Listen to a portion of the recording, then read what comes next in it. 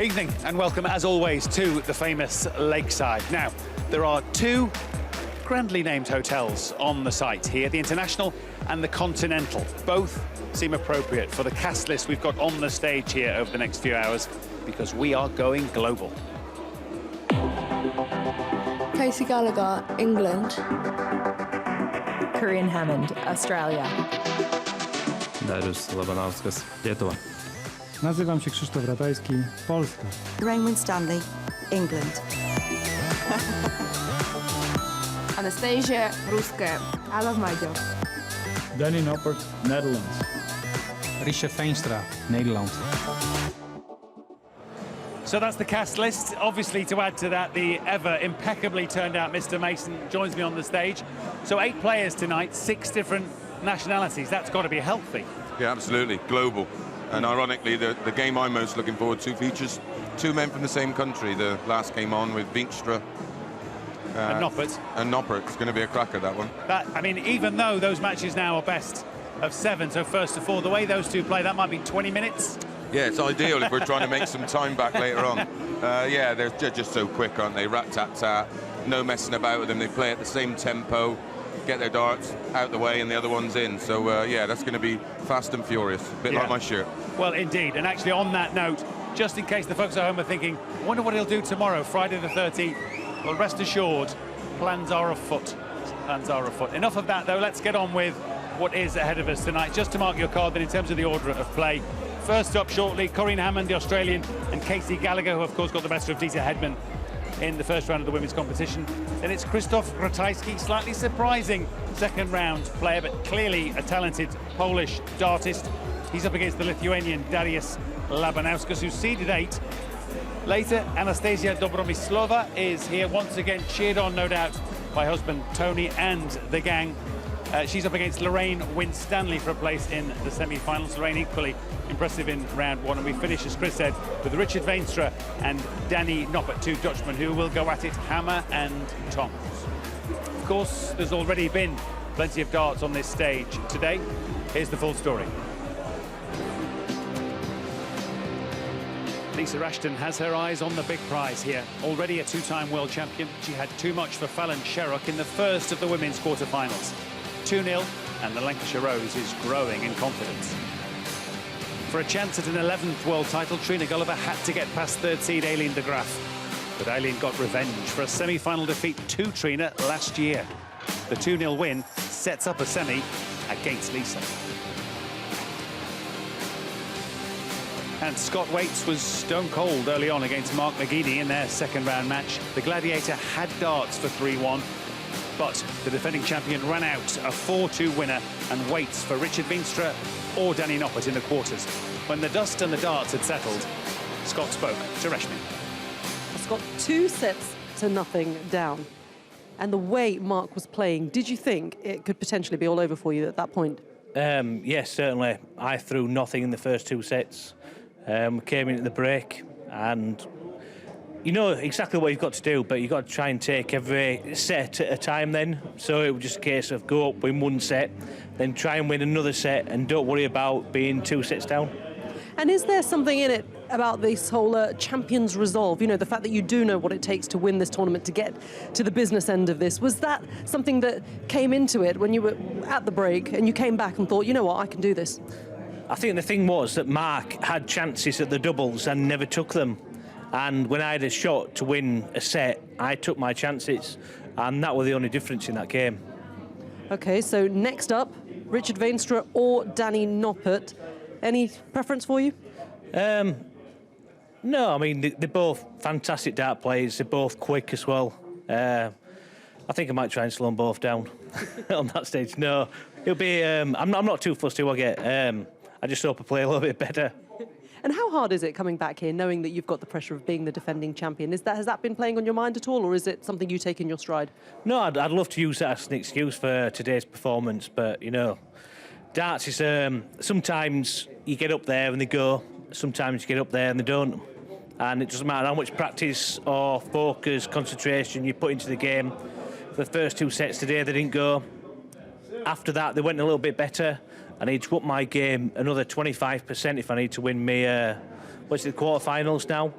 If I need to win my next game. So if I don't do that, you know I'm going to get beat. Well, you know what? You didn't get beat today. Really, really well done. Thank you very much, Ta. He got there in the end, Scott Waits, and actually it perhaps could and should have been a similar story to last night with Glendoran. He could have been 3-0 behind, and then maybe or 3-1 behind, I should say, but then would have been a long way back against Mark McGinney, but didn't quite get far enough in Mark front. finished the match how Scott started it, really. Yeah. Scott just didn't find anything, couldn't get going, and then he just slowly sort of built into his game and started to find a bit of scoring power. But yeah, Mark would be bitterly disappointed because he was just so close, and his game just went completely off the boil. And sometimes that happens. You start to probably think you've won before you have. So we've had a look at the progressive draw in the men's competition. I suppose 2 quarter-final places up for grabs still. You've got Scott Waits now awaiting the winner of the 2 Dutch boys that we've talked about, and then Ratajski or Labanauskas are well to be sorted out tonight. So you could make a case for a number of those still involved, couldn't you? Yeah. The way the tournament's unfolded, so difficult for Durrant and Waits to progress. Exactly, but with both of them now, they both feel that there's a bit of destiny involved because both have come through sort of relatively scary moments. And when that happens, we discussed it last night with Glenn, you tend to feel like it's a bit of a free roll, and the pressure's off. You know deep in your heart that maybe I should have been out. Yeah. Well, certainly Glenn. So yeah, but they all just seem to be right on the edge of producing something special, and then it's just not happening. But it will have to, because no one's sort of going to win this by just limping over the line. That's not going to happen. No, and indeed, perhaps it's not surprising that in the end the better players find that killer instinct when they're given the opportunity to win. Now, in some ways, the performance of the week, in lots of ways, was from a 16-year-old. So this in the World Youth Final, young Dutch player Justin van der Gouw, only 16, was far too strong for a 14-year-old from Scotland in Nathan Gervin. Now, there's been a lot of talk about Justin van der Gouw, only at 16, already talking about the new Van Gerwen and the coming force in darts. Well, for the first 2 sets today, his average was better than any man in the second round. Yeah, we've sort of known of him since he was 13, 14 years of age. He's already got people that work on the coaching side of the game with him and the mental side. It's one of those where he's not being manufactured, that'd be cruel, but there's no stone unturned with him. He's dedicated, he loves the game, and he's some player, and he's winning tournaments in Holland, men's tournaments. He's touted to be the next MVG, I think. I know, and his mum was here today, and she was explaining that his dad was a darts player. His dad died when he was 6, and that lit a fire in him to want to, naturally enough, to follow in his dad's footsteps. Yeah, it's a fabulous story. If he carry the torch for his... he's a world champion now already, but imagine if he wins the men's one. It's quite a story. Almost could be a film. Yeah, 5,000 quid he won today for that World Youth Final win. Nice bit of pocket money. I think he's on for bigger things in the future. Well done to Justin, and of course to Nathan, who produced 14. Terrific performance just to make it to a World Youth Final. So that's all what's happened thus far. Now, as I said a few moments ago, our first live match tonight, Corrine Hammond of Australia and 20-year-old Casey Gallagher, who is here courtesy of a tremendous win over the world's #1 seed, Dieter Hedman, in round 1. Here's how that unfolded. 3 times she's reached the final here at Lakeside, but she's yet to get her hands on the trophy. Casey Gallagher, who was first here as an 18-year-old, she's yet to win a set on the Lakeside stage. For a 1-1-4. That is a class finish. Double 4 now. Massive pressure on it. And she's passed. And Dieter Hedman is just 1 leg away from victory. Another chance at double 1.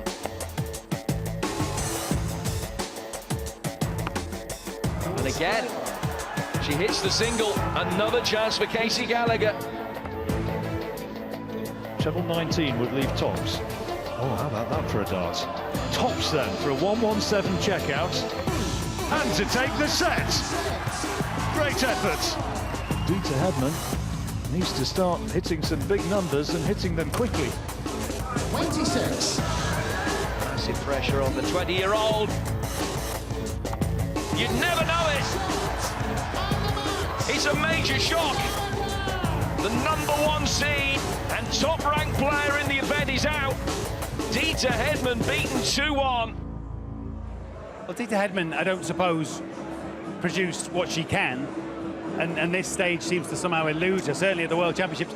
But all credit to Casey Gallagher at 20, the bottle she showed to stay in and then win that match. Yeah, and she did it the hard way, a set down, and it must, the 1-1-4 that Dieter took out to win the first set, that must have, you know, been a real blow to her, and she just responded how she does in floor tournaments. I mean, the women players think highly of her, they know what she's capable of, but it always takes a bit of time to make that transition from floor to stage, but she seems to have done that this week.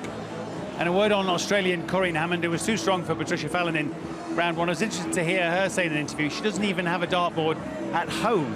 No. She sees it as a hobby, basically, but she's good at it. Yeah, a fair few players are like that. They like to actually go through the process of going out to practice rather than just that. You tend to sort of look at it for a while. You'll have half hour, the phone will go, or you end up doing other things. Yeah, so for some players that works. I always like to have one at home, but I didn't use it very much. Cuts both ways, the dartboard at home. Okay, well, we're not far away from our first live darts then. We need to get off the stage because we don't belong here. But the two ladies that will be with us shortly certainly do. Casey Gallagher and Corinne Hammond coming right up.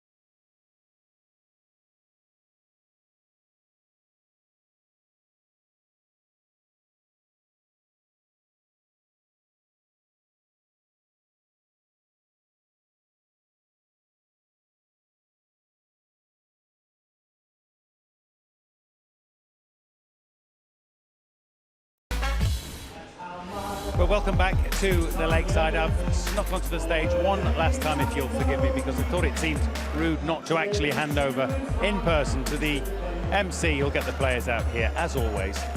Star of the show, really, the one and only Richard Ashton. Thank you, Matt. Ladies and gentlemen, on behalf of the British Darts Organisation, welcome to the 2017 Lakeside World Championships.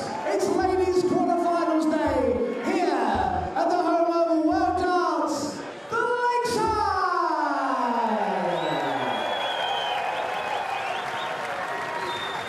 We now bring to the stage a former World Cup singles and Winmore World Masters youth champion,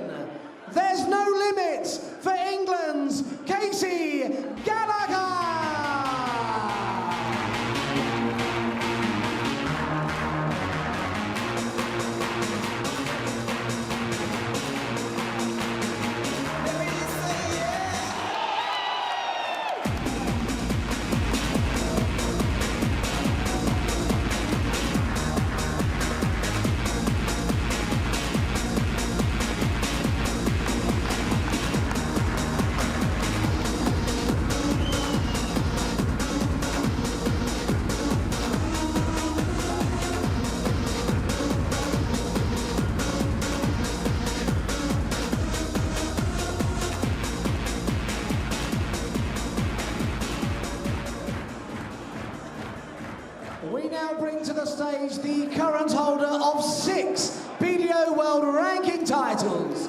She's the reigning Australian Masters champion. It's Corinne Hammond!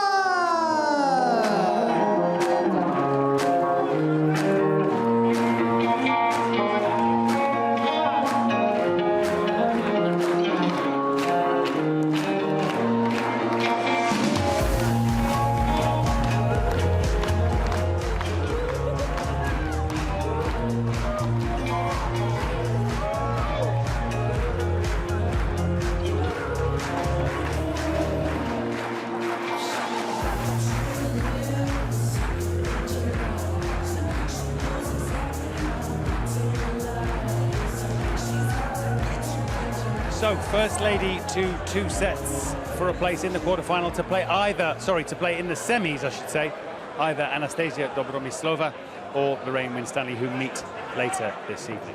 These two ready to get it on, as are our commentators for this first match, John Rawling and Vassos Alexander. Good evening to you. It's a cold, snowy night outside here in Frimley Green at the Lakeside, but as ever, a warm and friendly atmosphere inside. And this has the makings of a pretty even match, this first one.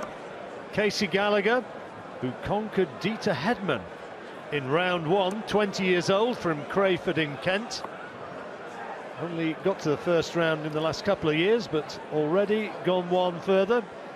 Corinne Hammond, come across from Australia, and Corinne quoted at even money for this one. Casey Gallagher slightly odds on, 5 times the Australian Masters champion, 6 ranking titles and 33 in all, Corinne. And beat Patricia Farrell to get to this stage of the competition. And as you've heard, the winner of this to play either Anastasia or Lorraine Winstanley, who are in action a little bit later on tonight.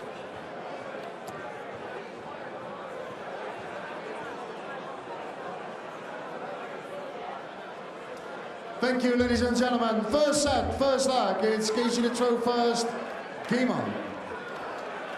And as Matt mentioned, it's the first two sets through to the semi-finals.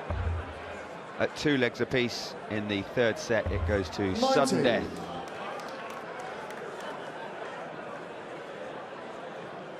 Corinne been the #1 in Australia for a while.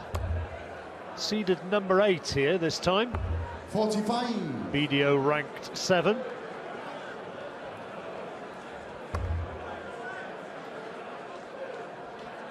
One time they met in 2016. Look at this for Casey.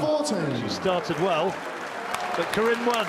Beat Casey 3-1 in the Isle of Man Open.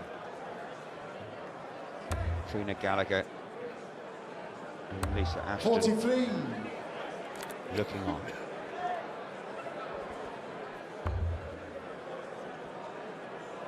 Casey Gallagher throwing now. It's her 3rd time at the 55. World Championship. Sheriff in the background as well. Thought Lisa Ashton looked good this afternoon rather. Very, very sharp. She's going to take an awful lot of beating. She's the favourite to win this title. And with Dieter Hedman and now Trina Gallagher out of it, she's looking more and more a firm favourite to win the title she won in 2014 and 2015.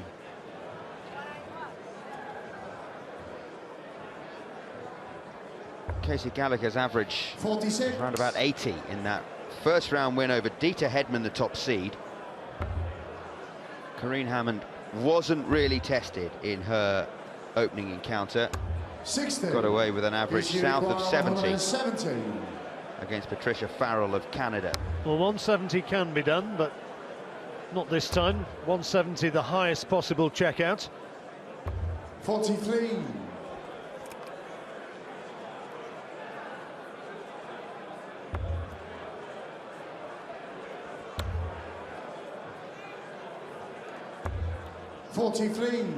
Casey requirement 127. Treble 19 for bullseye, doesn't need it. 55. So 270, she's a long way back. So important in this short format of the women's competition that they make a good start. 41. Lose the first set, Issue requires it's a 72. huge task to turn it over.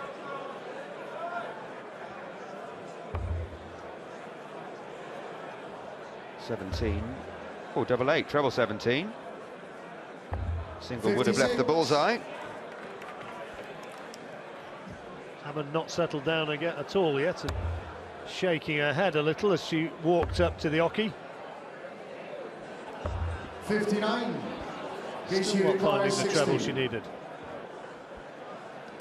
So another shot at double eight to win the first leg for Casey Gallagher.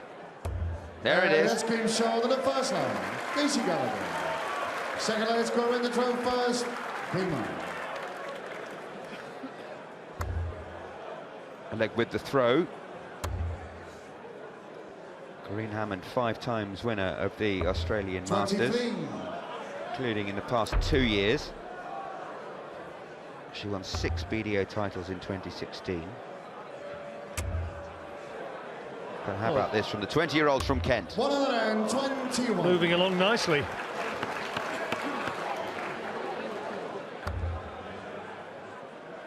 Casey struggled in the early stages against Dieter, but the further it went, the stronger she looked.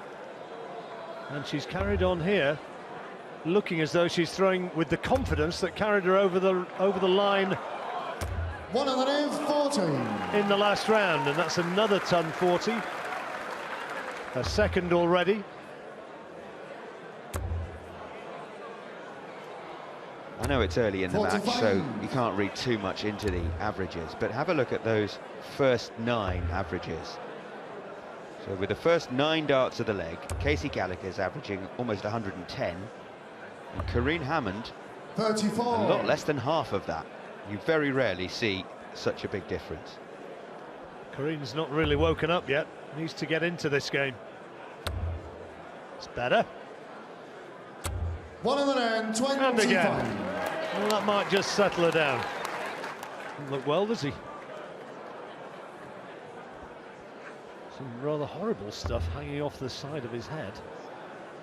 I really do hope for his own sake that was fancy dress, otherwise perhaps get the paramedics in. 100.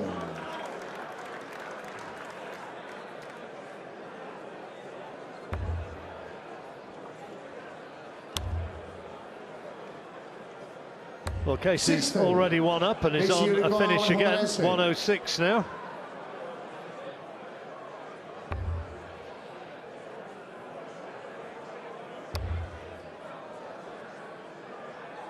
Fifteens or 19s here. 23. I rather put the kibosh on that, didn't I? 56.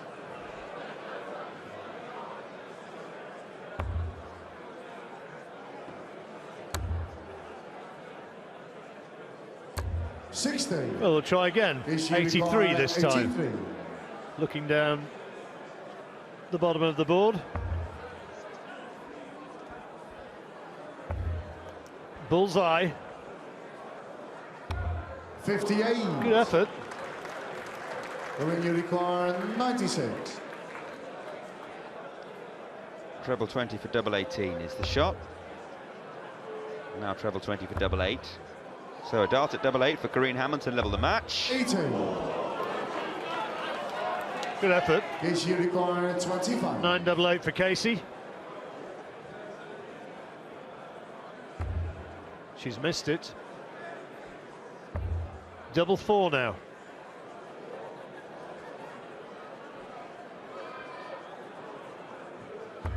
$17. No. Ring you require 16.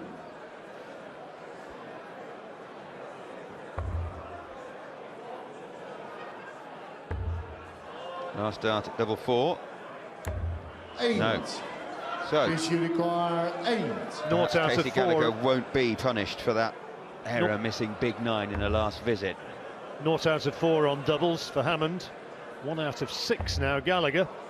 And adding. 4. Ring you require 8.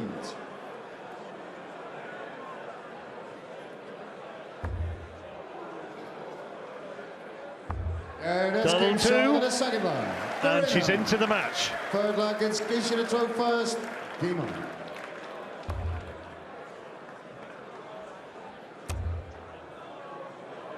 She is hammering these treble 20s early in each leg, so there she goes again.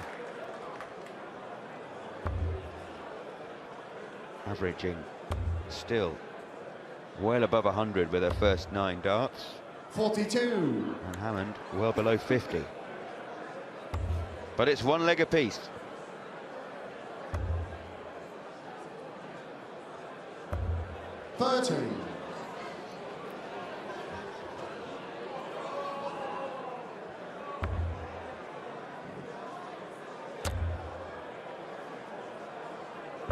$99.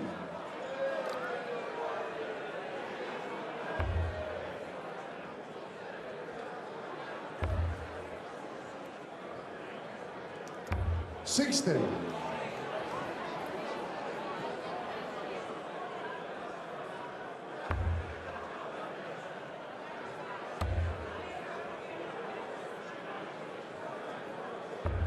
$42. She just can't get her scoring boots on.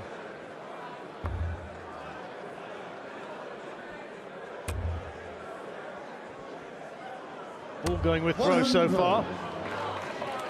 And Casey Gallagher looking in a decent place again here.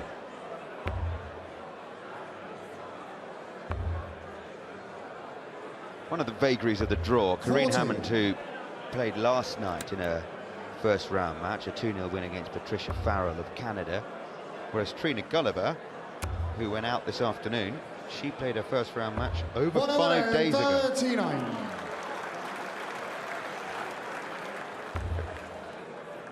22-hour turnaround for Corinne Hammond, more like 120 hours for Trina.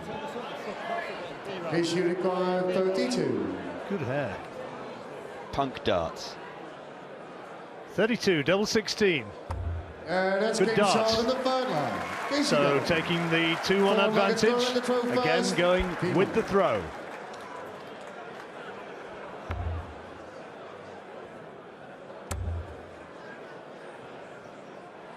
$100. And the finishing problems of the last leg forgotten.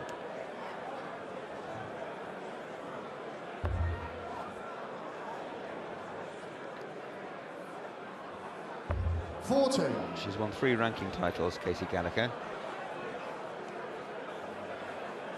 Still early in her career, of course. She was a very good junior as well. Numerous 45. Junior titles.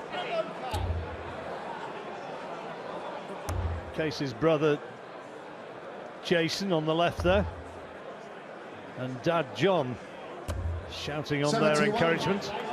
There they are again. Scott Mitchell watching on as well. A lot of the players who've been put out of the tournament choosing to stay on and watch the action right through the weekend.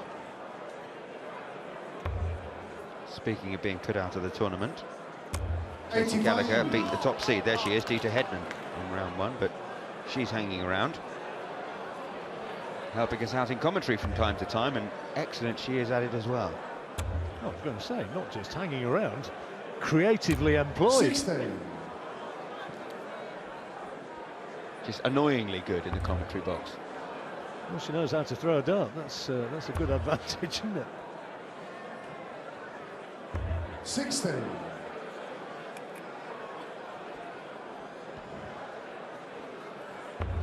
Again, not much between them here. Advantage Hammond on the throw. Could do the treble. 81. Good dart.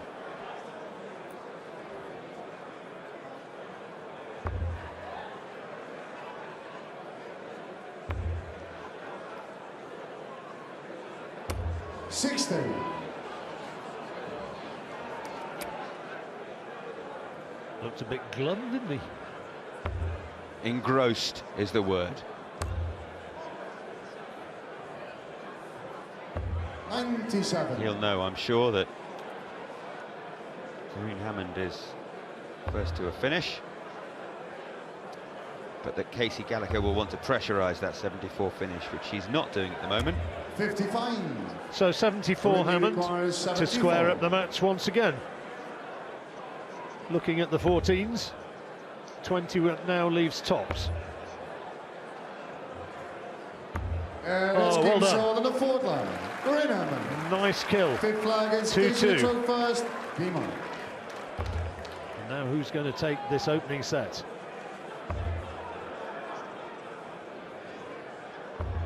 .46. Well, that's not a good first visit. And the 20-year-old from Kent. What can the Newcastle, New South Wales resident respond with? Well, she can respond with a ton 40, which is her first of the match.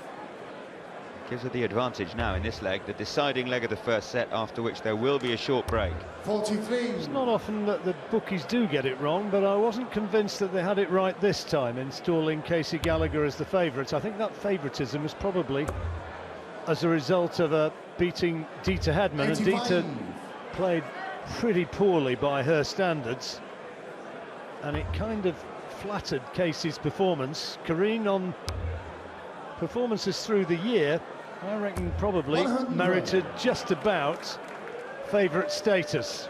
Well, we'll see now, because they're coming towards the business end of this opening set. Hammond has effectively, oh, that's unlucky, effectively taken the throw. 80. That's a great last dart after the disappointment of the second bouncing out.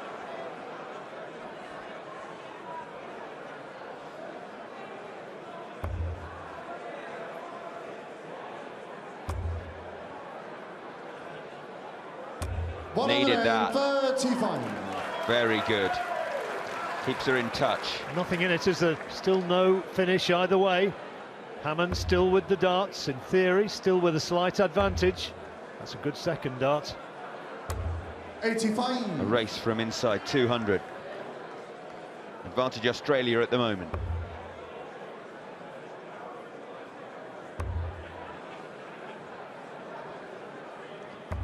So lining up now for the sets. 111 is the ask for Corinne Hammond. How's Corinne going to do here? Just the one. Treble 20 would have given her the bullseye. Now she's got to wait and see 39. what Casey Gallagher can produce. 133.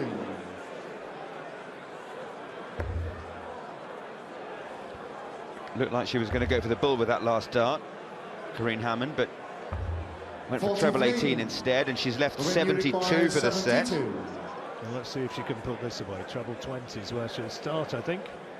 Well, maybe not. Goes the 16 route. Another one of those will leave her on tops. 37. This unicorn 90.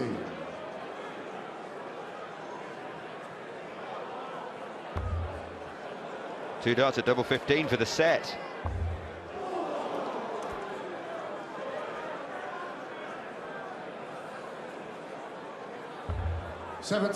Well, she hated that 15. 35 then. Whose nerve's going to hold? Gets the 3 for double 16. Double 8. Oh, grazed the wire. This unicorn 12. These are big darts, important darts in the context of the match. Double 6. Double 3 now, right at the bottom. 10. Corinne, you require 16. Corinne again with the double 8. Yeah, and at last puts it away. Hammond takes the opening set. So important in this short format, first to 3, to get the first set in the bag. Casey Gallagher lost the first set against Dieter Hedman and came back. Well, she's going to have to do the same again if she's going to make her way through, because as they leave the stage, Corinne Hammond leading 1-0.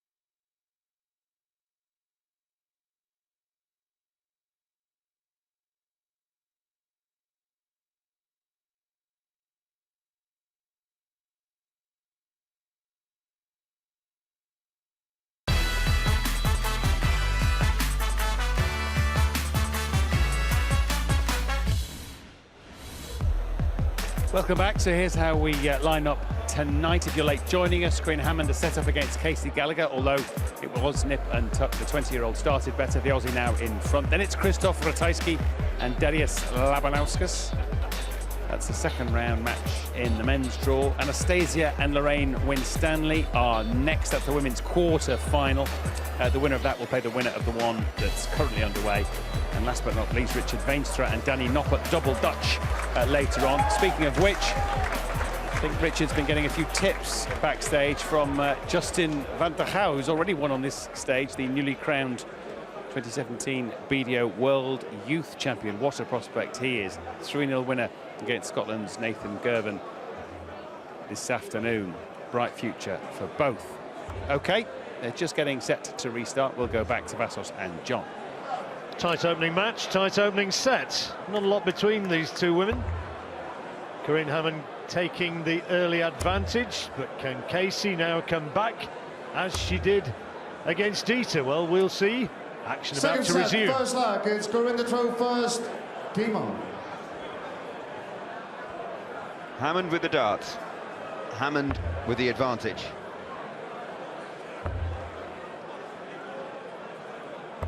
.58.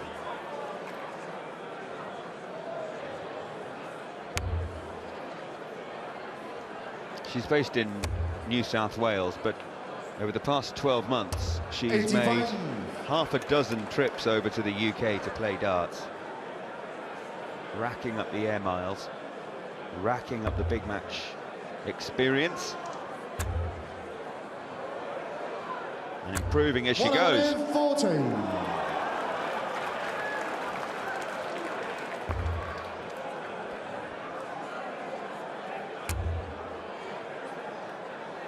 An Aussie who came close to the title with Simon Whitlock, beaten by Mark Webster in 2008.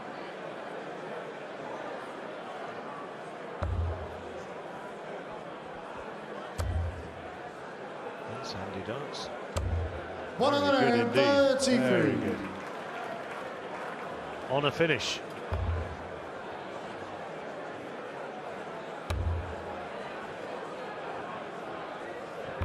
.45. When you require 170. Two treble 20s and a bull. Only way to go. Gallagher is way back. 60.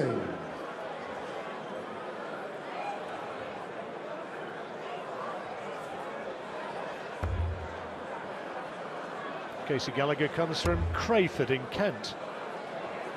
Petrol heads among you out there will remember the old Crayford conversions. Used to be able to get convertible Ford Corsairs and that sort of thing.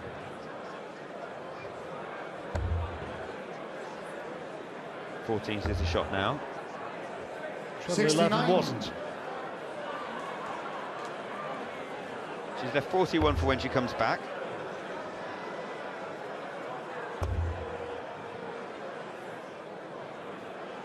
.97. When you require 41. To hold her throw, with Casey Gallagher back on 188. There's the big 9. Double 16 just missed, but double 8, small adjustment. 33. Casey's a little way back, just gone off the boil at the moment, having started well. Needs more of that. Okay then. 140. Well, that rather changes the template.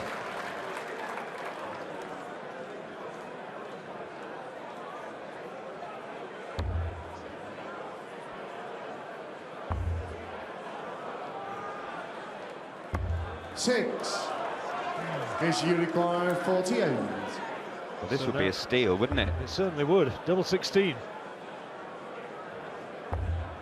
Well, we just missed by a fraction. And in it goes. Brother and dad celebrates. And Casey breaks the throw, having looked right the way through the leg as though she was going to lose. I don't know if you remember halfway through the first set, we showed you the averages with the first 9 darts, and Casey Gallagher was something like 110, and Karine Hammond was something like 48. Well, look at that. They're almost the same now. 45. Scott Mitchell.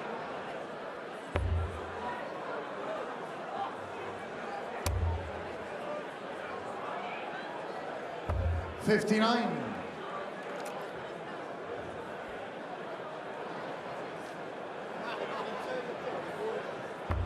Rather hairy nuns. Nuns on the lash. 140.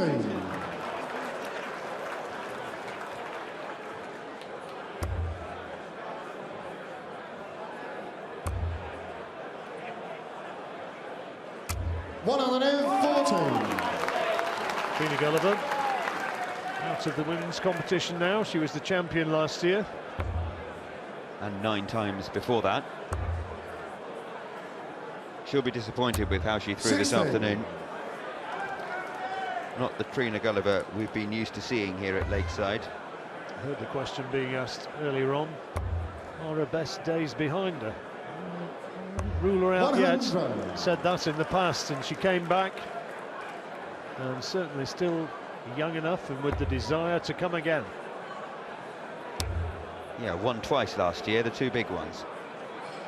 The world title for the 10th time and the World Masters title for the 6th time. She just had a bad day at the office, losing to Eileen de Graaf. Great first dart.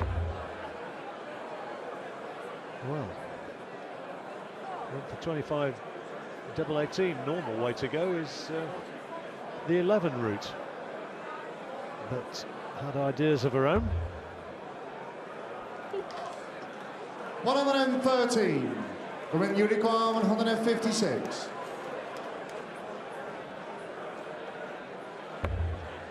Good dart. Another one for double 18. Brilliant double 18. 138. Good effort. Unicorn 8. But did she need it? Because this is for a 2-leg lead. That's King Shaw in the second leg. Casey Gallagher. Third leg is Corinne the Trove first. Psyching herself up, Casey Gallagher. That would have been one of the highest checkouts in the history of the women's sport here at Lakeside had she done that. But it wasn't to be. 160 by Anne-Louise Peters, the best.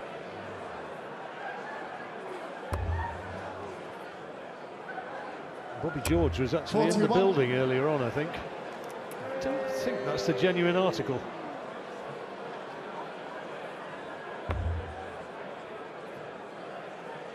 All they need is the real one to join them, and they'd have quite a table there.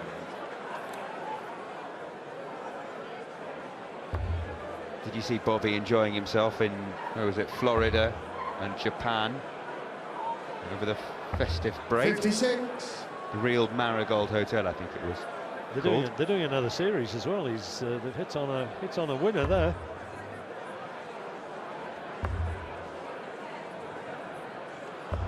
$59.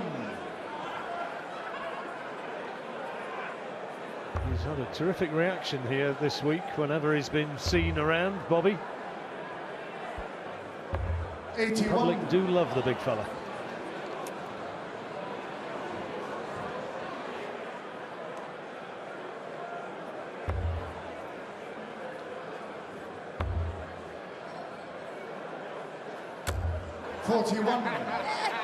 They spend some time here, don't they? All the way over from the US of A. Kiss. 9. Should have been here a few years back when Christian Kist was competing.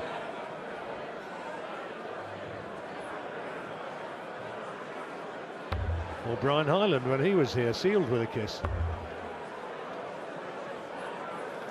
85.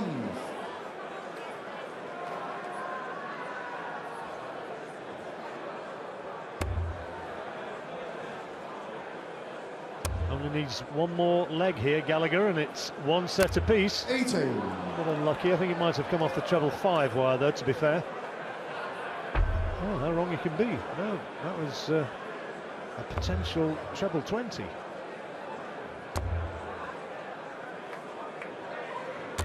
Good darts.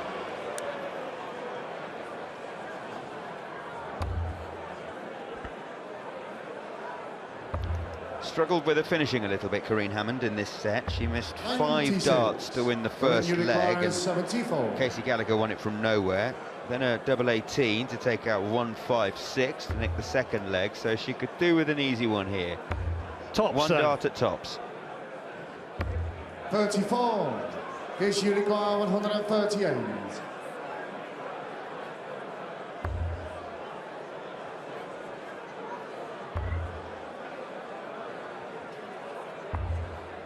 $63.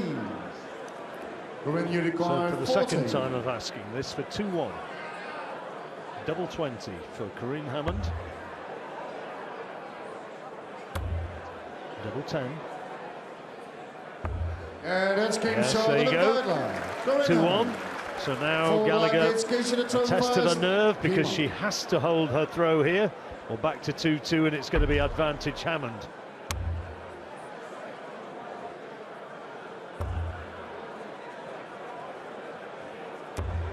$28. Well, that's a bit of a shaky start.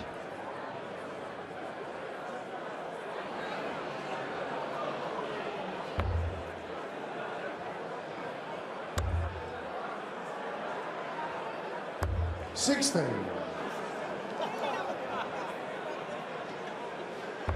Oompa Loompas. Always welcome at Lakeside. 96. As is Fallon Sherrick, former finalist. Beaten by Lisa Ashton this afternoon. Ashton de Graaf in the semi-finals. These two, Hammond and Gallagher, playing for the right to meet Anastasia Dobromyslova or Lorraine Winstanley. They play later tonight here on BT Sport. Anastasia the favourite to win that 81. one. Lorraine was expecting husband Dean to be down to cheer her on. Whether or not he's been held up in the snow, I'm not too sure. Good darts. Gallagher throw under a bit of pressure.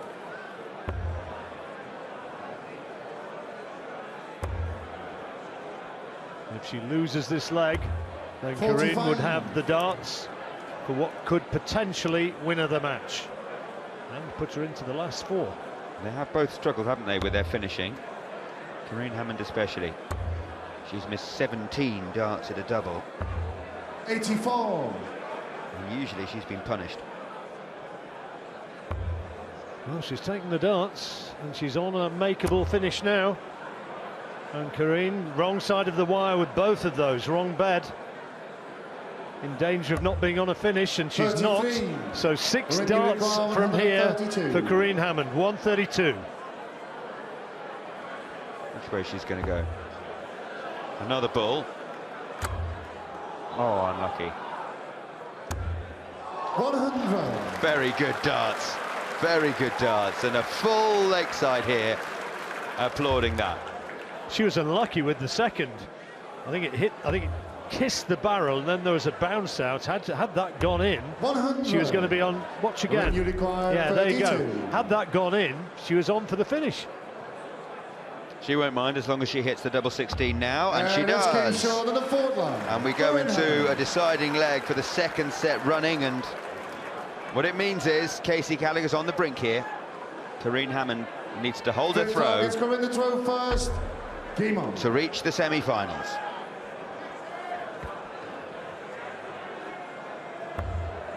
Australian, the favourite to win. Good start, a bit unlucky with the second. How about that?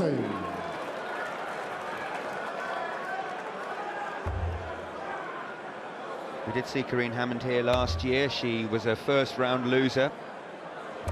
58. She's already bettered that by reaching the quarterfinals. Can she go one stage further by winning this leg and reaching the last 4? Well, it's looking handy, pretty good, isn't it? isn't she? It's looking good. 150. A sixth 140. And a second in a row to start this leg, potentially the last leg of the match. Clear daylight between Australia and Kent. Now trying to set up the finish. 2:21 they ask. Great first start. Finding quality darts just when she needs them. That's a little bit unlucky. A bit of a sideways glance to confirm the point. 126, not the worst checkout in the world. Options on the 19s. If you miss one treble, you can hit a single 19 and still have a go for 50. A bullseye. When you require 126. I hate to say it, I think Casey has gone here. Body language isn't great. Treble 19 she wants for the bullseye.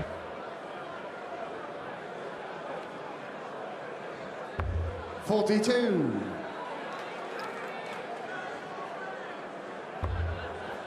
Just 58, 45 and 50 in 3 visits so far in this crucial leg from Casey Gallagher. That's a lot better, but is it too little too late? Possibly so.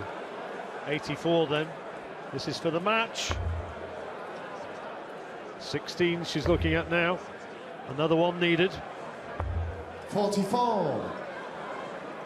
Well, she's left herself on tops.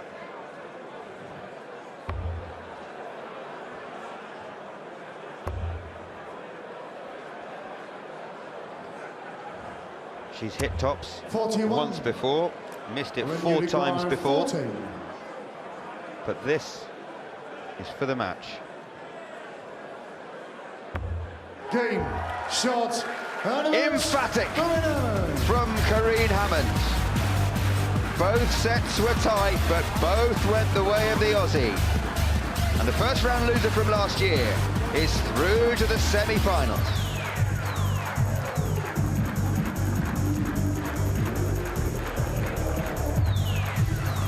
Well, both sets were close, but Corinne Hammond gets the job done by 3 legs to 2 in each set to end Casey Gallagher's interest after beating Tisa Hedman. It's Corinne who's through to the semis.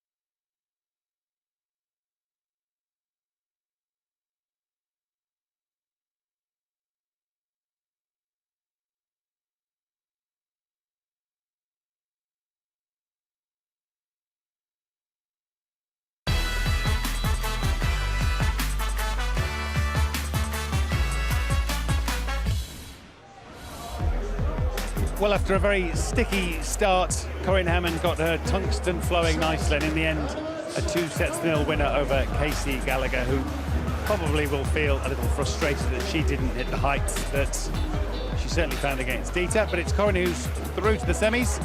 She's downstairs with Reshmin. Yeah, thanks, Matt. Corinne is here. She is relieved, but you're not that happy, are you? Look, I'm definitely happy to have the win, but I'm not so happy in the way that I played. As I'm sure Casey's probably not happy with her performance either. I actually feel like I probably played better yesterday, but, you know, all that aside, I am really happy to have the win. Were you just not reaching top gear, or was it that Casey put you under a lot of pressure? It was probably I felt a bit of both. I felt a lot of nerves, which I didn't have so much yesterday, and I just felt that it really wasn't getting where I needed them to go. I mean, obviously I had a few good darts, but yeah, not as many as what I would have liked. You were out in the first round last year. You're throwing for a place in the final tomorrow evening. That is a pretty special feeling, I imagine. That is really exciting. It's like, oh my God, the semi-final. So yeah, look, I am absolutely stoked to be where I am. Yeah, couldn't have asked for anything more, really. So you'll be keeping a close watch on Anastasia and Lorraine, because you're playing the winner. Yeah, that will be interesting, and I think that they're going to have a really great match, and I know that whoever comes out the winner, it'll be a really tough game that I'll have on my hands. Definitely will need to improve my performance. Well, we're wishing you luck for that one, but of course, very well done for today. Good to talk to you, Corinne. Ta. Is there a more Aussie word than stoked? She is stoked, and quite rightly. And I know what she's saying. She can play, and probably will perhaps play better in the semis. Yeah. But considering how she started, how poorly she started, it says something that she found a way to win. Yeah, she just stuck about and waited for Casey to make those mistakes, which she did. It was, you know, both sets 3-2, very flattering scoreline, but at those crucial moments, she just seemed to hold it together a little bit better than Casey, and maybe, you know, she's a little bit older, a little bit more, maybe not as experienced, but she's, you know, she's probably won more and played more sort of clutch type games like that.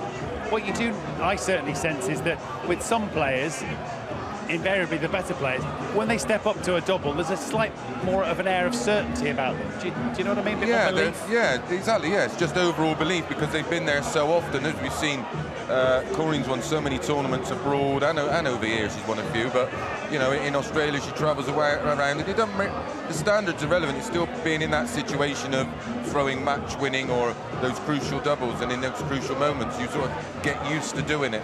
You know, and although saying that, not at Lakeside, you know, we've seen so many good players already this week just not handle the occasion because they've not experienced that stage before. I'm sure some disappointment for Casey, but she's only 20. She's already beaten Dieter this week. That will give her, when the dust settles, a lot of belief. Oh, absolutely. That's a massive sculpt for her. You know, #1 in the world, the best player in tournaments this year is Dieter. So she'll take so much from that, and it's just a learning curve for her. She's got the game. She's got a lovely action, lovely release, lovely direct throw. She's got to learn her trade, and unfortunately that just doesn't come through practice. It's moments like that. The darts continues, of course, here at the Lakeside until Sunday night's men's final. Before then, though, BT Sports Score, as always, has the full story of the Saturday afternoon football picture unfolding, with Mark, Jules and guests who join them at 2:30 on Saturday afternoon for the Score. So, from the ladies' semis in prospect to the men's draw, this is how things stand in one half of the draw. The quarterfinals starting to take shape. Adams and Hughes and Glenn Durrant, who just got it done against Paul Hogan last night, awaits either Krzysztof Ratajski of Poland or the Lithuanian 8th seed Darius Labanauskas. To find out a little more about both of the two players that will be with us shortly, we've got Richard Ashdown to, as ever, have a little fun, if you know what I mean.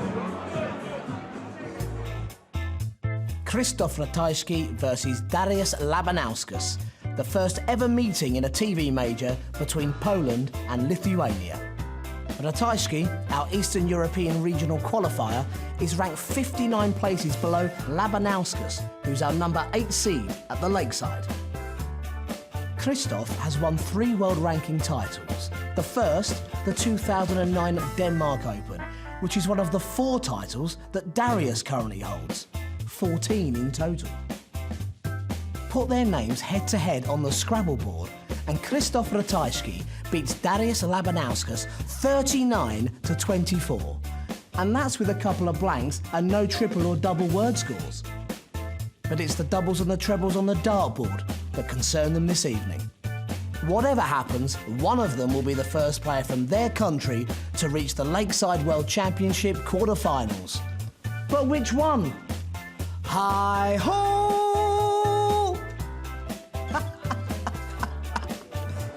I just wish we could get Richard out of his shell a bit more. Yeah. He's so shy, you know. He's so Maybe if you wore reserved. one of your shirts, he'd come alive. I think I'll get him one next year for Christmas. Yeah, extra small, just marking card. Let's talk about the two players, because as he rightly says, the first one from either country to get to a quarter-final, the winner will be. Now, Dariusz, I guess, must start as favourite, although a lot of his tournament wins have come in, shall we say, far-flung places. He's seeded 8 for a reason. Yeah, exactly, yeah. He knows how to win. He's won 14 ranking events. I don't care where you play him, if you win a ranking event. And they both won the Denmark Open, which is, you know, one of the bigger opens that, you know, the majority of the top sort of 20, 24 in the world would travel to. So, you know, that takes some winning. And I was really impressed with Krzysztof in his second match. I thought he threw really, really well. Well, the fact that he's come through 2 matches has already presumably given him a lot of self-belief, and he's got that he's quiet air about it. It's not very demonstrative, but he gets on with it. Yeah, they're both very much like that. Yeah. You don't see a lot of them about here at the bar or, you know, out in the crowd. They just keep themselves to themselves and practice hard. No, absolutely.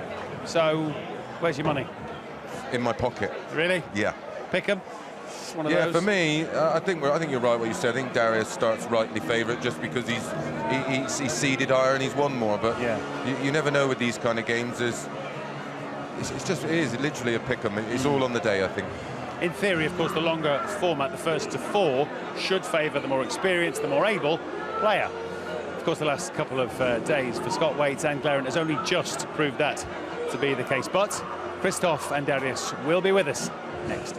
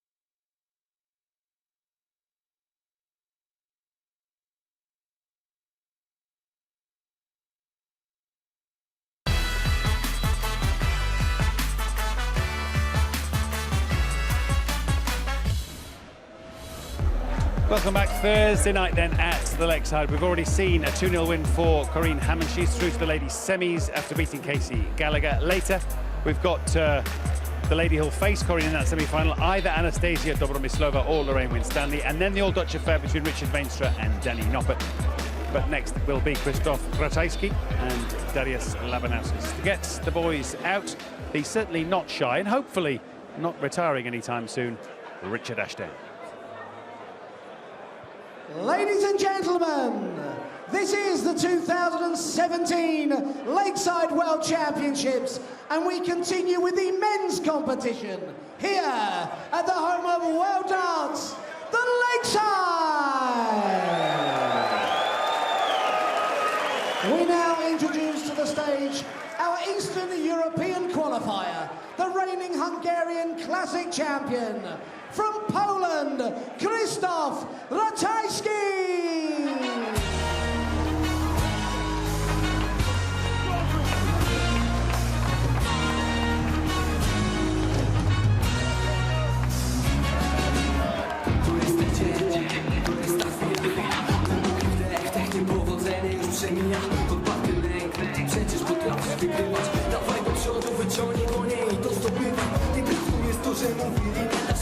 Nieprawdą jest to, że nie może zostać wygranym, nieprawdą jest mówienie marzeń, nie osiągniemy, bo to jest w twojej głowie, to od ciebie zależy. Potrafisz wierzyć, potrafię, więc dalej walczę. Założenie, że każdy powinien mieć szansę. A gdy walczysz, pamiętaj, razem staniemy, jeśli nie tym razem, to powalczy się następny. Nie pierwszy raz mówię, że wiara daje wsparcie, a wygranym jest już ten, który istnieje na starcie. We now introduce the current holder of 4 BDO World Ranking titles, 4 times a Lithuanian Open champion. It's Lucky D, Darius Labanauskas.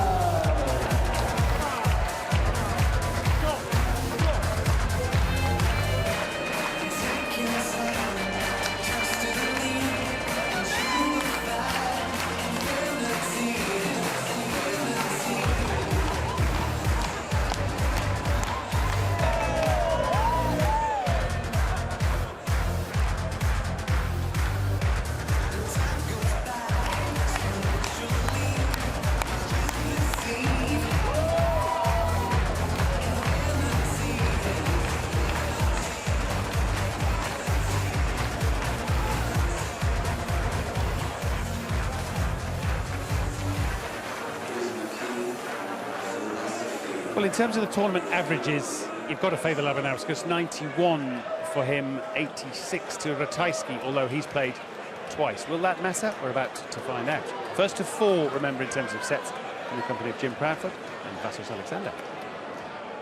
So who picked this one then as a potential second round match when the draw was made? Poland against Lithuania for a place in the quarterfinals to play the top seed from the northeast of England, Glen Durrant. Krzysztof Ratajski had been here once before in 2009, but it's fair to say only this year has he been on and stuck on our radar.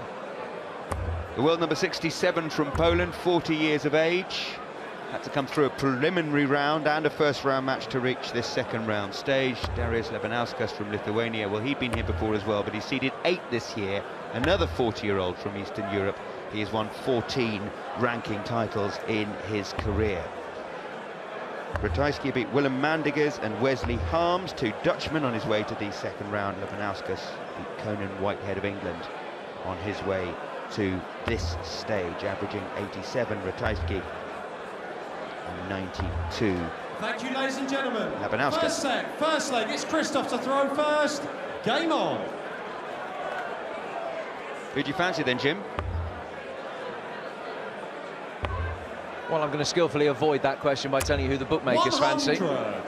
And that's Labanauskas, who is 3-1 on. He's not the hottest favourite of the night, but the pedigree that he's had in getting himself up to 8th in the BDO rankings, as opposed to Krzysztof Ratajski, who's outside the top 60, has clearly impressed the bookmakers enough to install him as a very warm favourite. 3-1 on he is.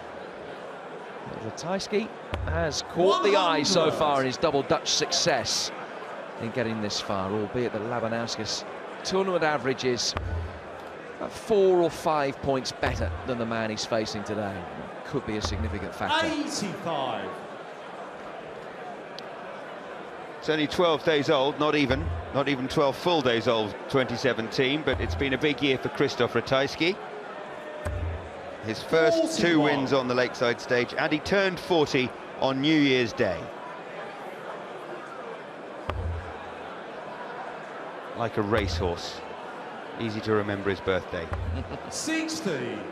All racehorses are officially born on New Year's Day.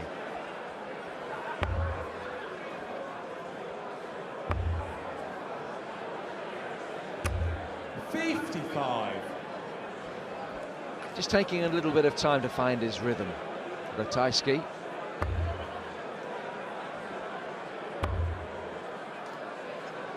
Labanauskas looks across to the 18s. The man on a finish after their first 12 darts of the match. 60. As with all second round matches, it's the first to 4 sets through to the quarterfinals, all of which are played tomorrow. 140. And just ask Glenn Durrant, it isn't over until it's over. Already pressure on Ratajski. Labanauskas will come back with a look at 60 here to win first leg of the match against the throw. Single 20 leaves him tops. Double 10. Game shot on the first leg. Darius Labanauskas. Much better dart at double 10 than it was at tops. Darius to throw first. Game on. So he's already got the break of throw.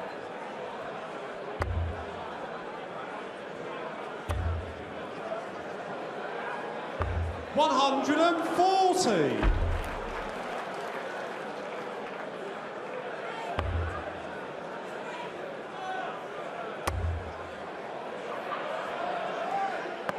$139.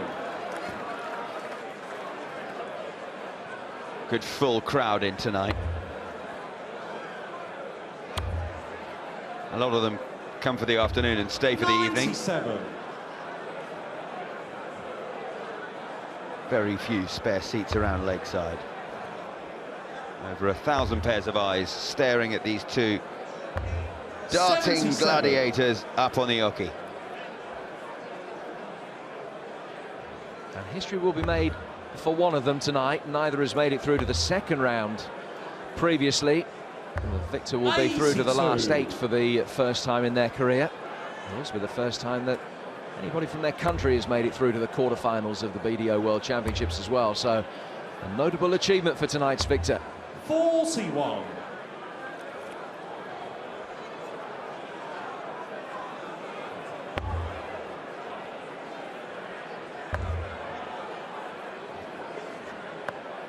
$58. And Labanauskas again, first to a finish.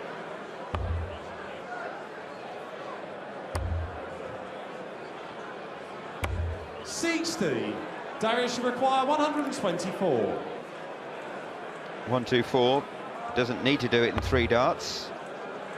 But treble 16 and double 8, and he will do. Oh, tops his left. Pretend you meant to. 104.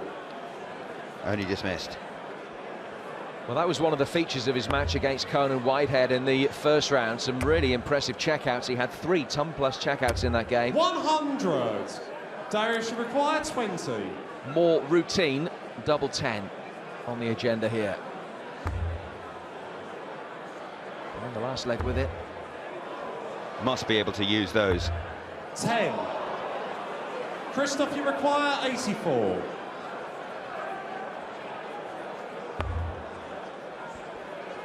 $14 for Bull. Double 11 after that treble.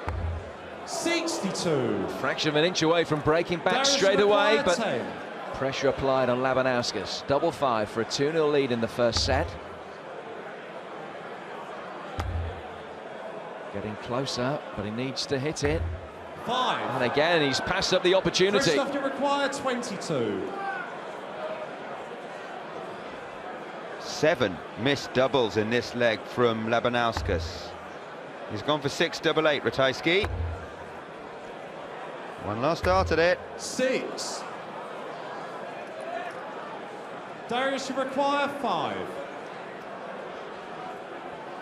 Leg that has epitomised the early nerves for both players. Double 2 now. Double 1. 3. They're finding it tough to close it out. Christoph, you require 16. Game shot on the second leg. Christoph Ratajski. Third leg, it's Christoph to throw first. Game on. An immediate break back for Ratajski. Labanauskas absolutely livid with himself. 97.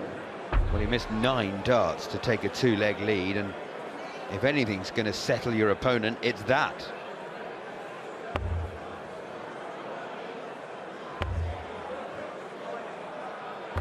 $140. Finishing in stark contrast with what we saw in that match against Whitehead. I talked about the 3 big checkouts, but he was really accurate as well. He only missed 13 darts at a double in the entire match. He's already missed 10 in this match. It's given the Oompa Loompa something to think about.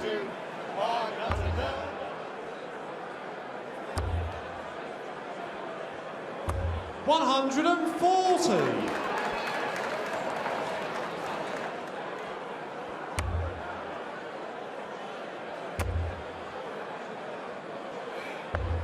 Yeah, 43 was his checkout percentage against Whitehead. It's 9 against Ratajski for this man. Darius Labanauskas, our 8th seed here.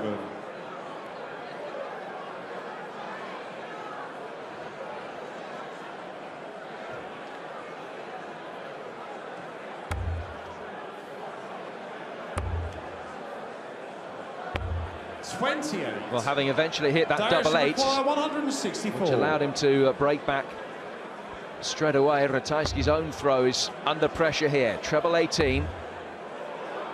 Would have left ball. Well, Ratajski back on 237. He's elected just to lay up short instead. 44 left. 132.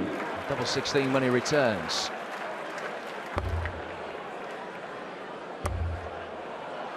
That's for the first maximum. 120. Bounce out instead. Darius should require 32. For another leg against the darts.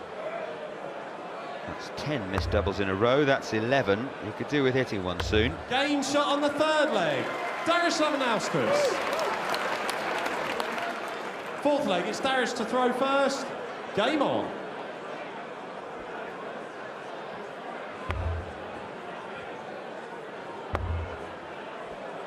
This is better. 140. 5 ton 40 pluses already for Darius Labanauskas. 99. Got himself up to 8th in the world rankings. He's played a lot of the Eastern European tournaments, as you would expect. He's a very good record in those. 57. Prolific player on the tour. He certainly has benefited from playing some of his darts in tournaments 96. where many of the big hitters don't feature so regularly. But he did reach the quarter-final of the World Trophy recently, and he was edged out by Darryl Fitton in a deciding leg in that. 100.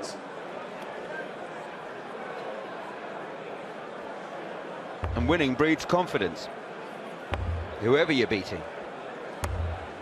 53.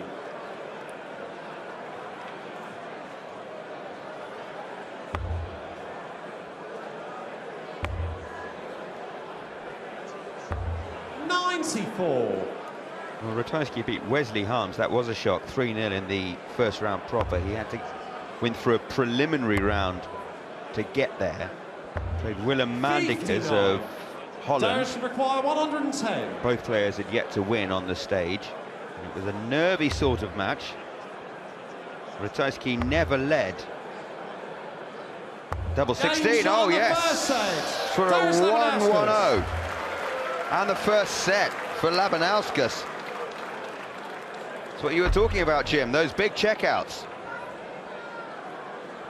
His fourth ton-plus checkout of the Second week. set, first leg, it's Darius to throw first. Game on. Only 5 sets of darts, that's an impressive return. Gives him the advantage, a 1-0 lead, and the set of darts against the throw as well. So I was just talking to you about that Ratajski-Mandigas match. First time Ratajski led that was in the 7th leg of the deciding set.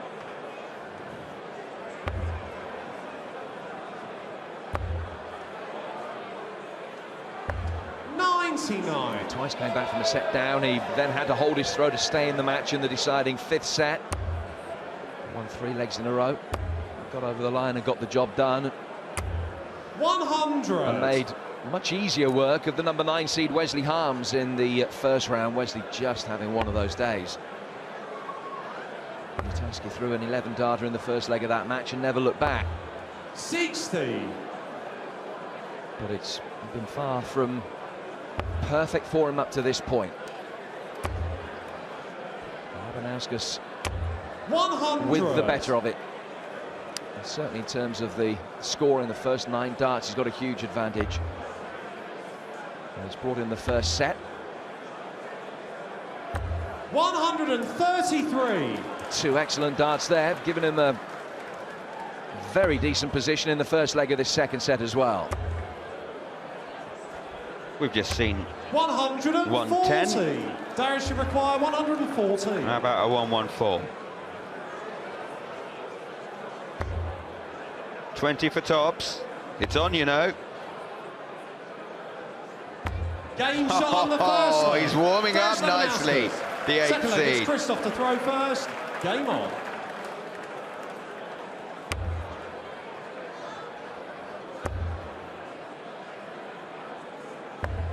$59. 110 and a 1-1-4 in this match already for Darius Labanauskas. 89.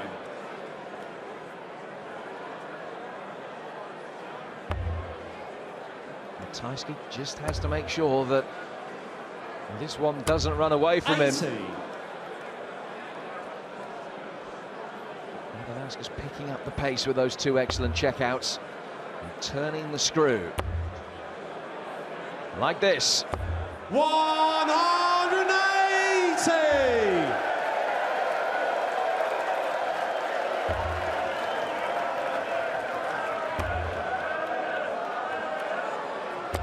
100. First of the match, just his 3rd of the tournament.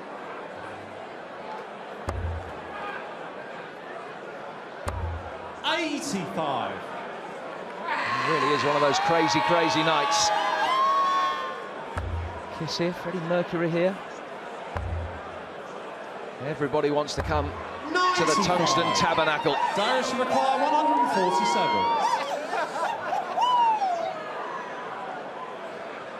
How about a 167?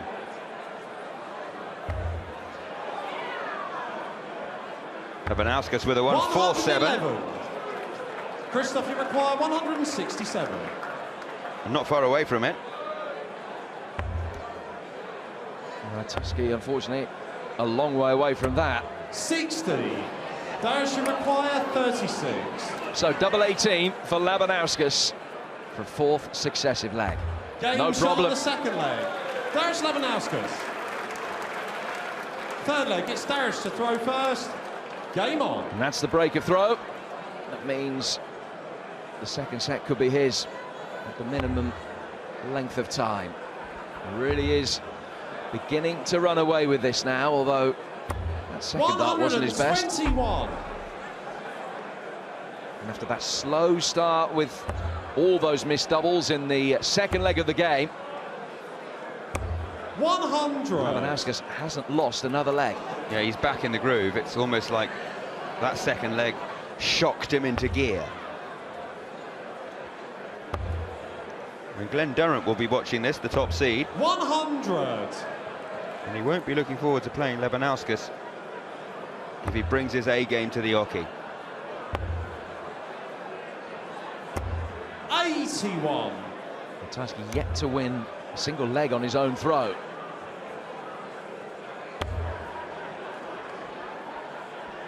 It's just very neat and tidy from Labanauskas, isn't it? 100. 1-2-1, 100, 100, 180 left after 9 darts. 60. And despite that very poor second leg, average killer sort of a leg, he's averaging almost 92. 92. Well, he's remarkably consistent. Well, he's going at pretty much exactly the same rate as he did in that first round match against Whitehead. 60. Darius should require 88. Ratajski's game just a little bit ragged at the moment. 88 finish here for Labanauskas. 2 darts at tops for a 2-0 lead. Game shot on the second set. Darius Labanauskas. And it's all been very, very routine for the man from Lithuania so far. Dropping just 1 leg in 2 sets. Couple of excellent ton-plus finishes as well. And Darius Labanauskas is halfway through to his first ever quarter-final. He leads Ratajski 2-0.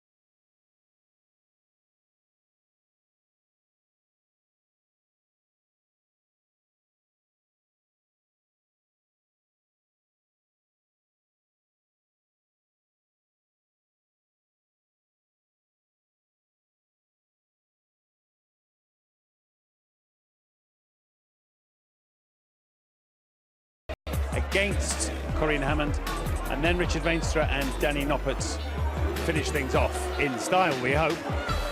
But when we look back at the story of this match so far, Chris Mason, Labanauskas with a 110 to sort the first set out, and since then he's really got stronger, and Christoph's withered on the line. Yeah, he's more or less sort of replicating his first round performance. He's 92 average, which was sort of thereabouts in his first round game, where Ratajski has just not showed up. Just the 1-140 in the match so far in 2 sets played. So yeah, this is a must-win set, game on, game over scenario again. It's hot in here tonight in every sense, livelier than a Chris Mason top half, if you know what I mean. Back we go to the commentary box. Well, Matt, I wouldn't quite go that far, but I understand the point that you're making. Thank you, ladies and gentlemen. Third set, first leg. It's Christoph to throw first. Game on. Needs a reaction. There's Krzysztof Ratajski, the 40-year-old from Kamieniec, between Warsaw and Krakow. 43. And he needs to start hitting ton 40s, as Chris Mason just mentioned there. He's only had the 1 in the game so far, just hasn't been able to do himself justice in the biggest match of his life. Unlike this man. 140. Polish darts fans would have been hoping that the break signalled a change of fortune. Sometimes there can be momentum switches. Breaks after 2 sets. And that will help the Ratajski cause. That'll make him feel a whole lot better. Just the second of the match, his first. And his 6th on the Lakeside stage this year.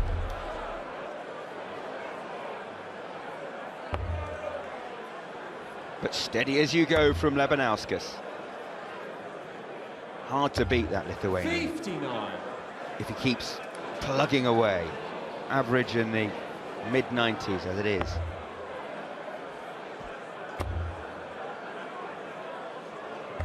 $131. And an excellent cover shot as well.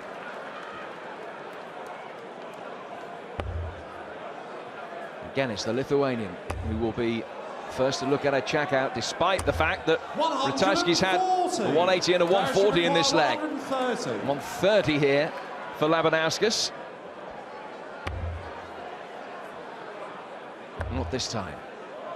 He doesn't miss by much when he misses. 40. Christoph, you require 79. Double 11. Good adjustment, great adjustment. Krzysztof Ratajski. Second leg, it's Darius to throw first. Game on. Now Ratajski takes the first leg of the third set, the first time that he's won a leg with the darts. Hold of throw, confidence booster. Potentially to bring him back into this game.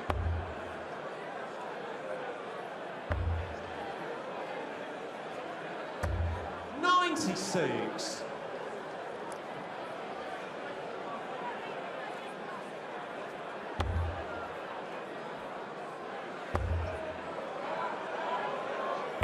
$140.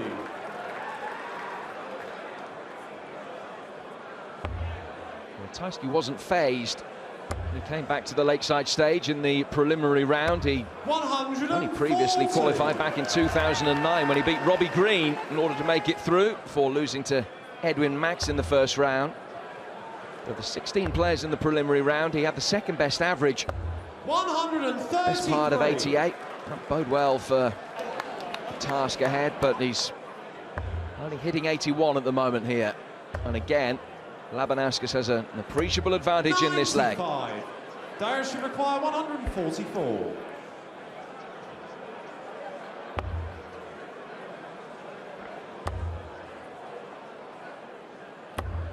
$60. Christoph, you require 170. Go on then, Christoph. Would have been worth $5 if he could have pulled it off. 55. But somehow you feel, with the 167 in the first leg of the tournament, it's written in the stars that that will be the high checkout from Glenn Durran. Double 11 he's left to level the set. 62. Christoph, you require 150. Treble 19 is his first target here. Treble 20 will leave double 18. Labanauskas instead comes back. Darius, you require 22. Both men on 22 here. Labanauskas looking at the double 11.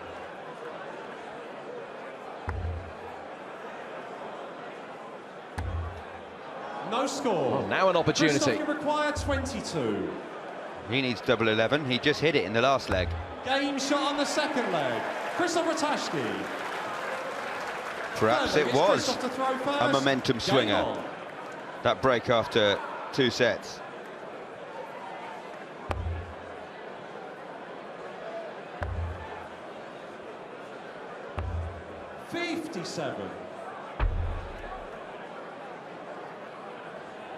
You refer to Glenn Durrant winning the first leg of the week with a 167, which still could earn him $5 grand.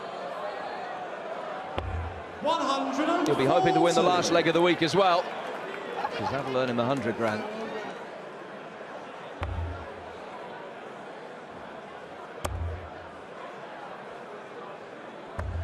$97.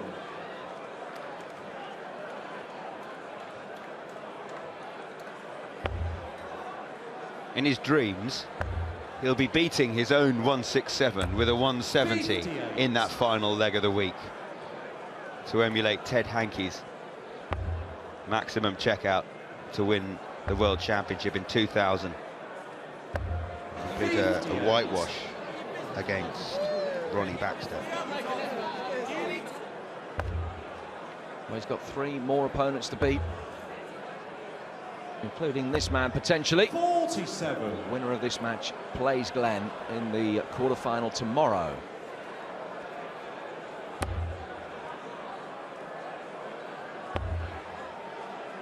But Ratajski giving a better account of himself now. High scoring beginning to come. While we're talking about money, the prize money really does jump up between Friday and Saturday. Quarter-final losers take home £6,500. Semi-final losers £15,000. The runner-up wins 35, and as you say, the champion wins 100.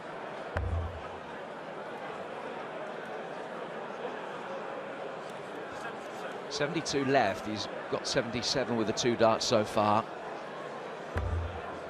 113. Around the houses, but he's left himself a shot at double 18. No finish for Labanauskas, so Ratajski, having lost the first 2 sets and taken just 1 leg in the process, now has the opportunity to halve the deficit. Christoph, you require 36. First dart at a double in this set in 8 attempts that hasn't been at double 11. No score. So frustrated with himself that Darius, chance was passed up. 80.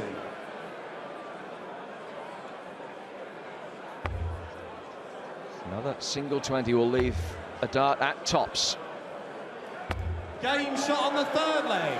Darius Labanauskas. Set darts miss by Ratajski. Will that 4th prove leg, to be Darius costly? To throw first. Game on. That was a leg against the darts. Break back in this 3rd set. 140.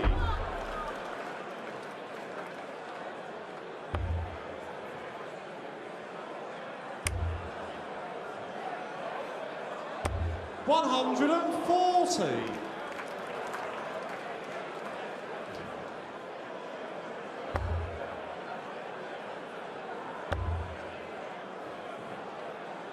$174. 174. Called with glee by referee Charlie Corstefin. His first 174 of the week. 58.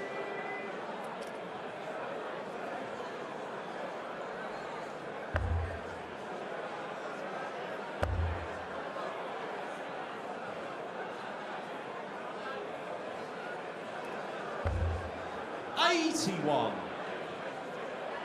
Set himself up beautifully there with the 140 and the 174 had Labanauskas. Hence the look to the heavens when he only got 81. 79. But in a great position for his second successive leg to take this third set to a deciding leg. He likes these.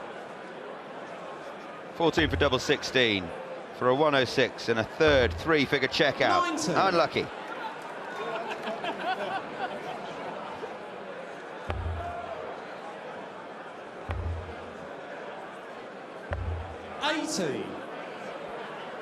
Darius requires 16. So this is to level the third set at 2 legs apiece.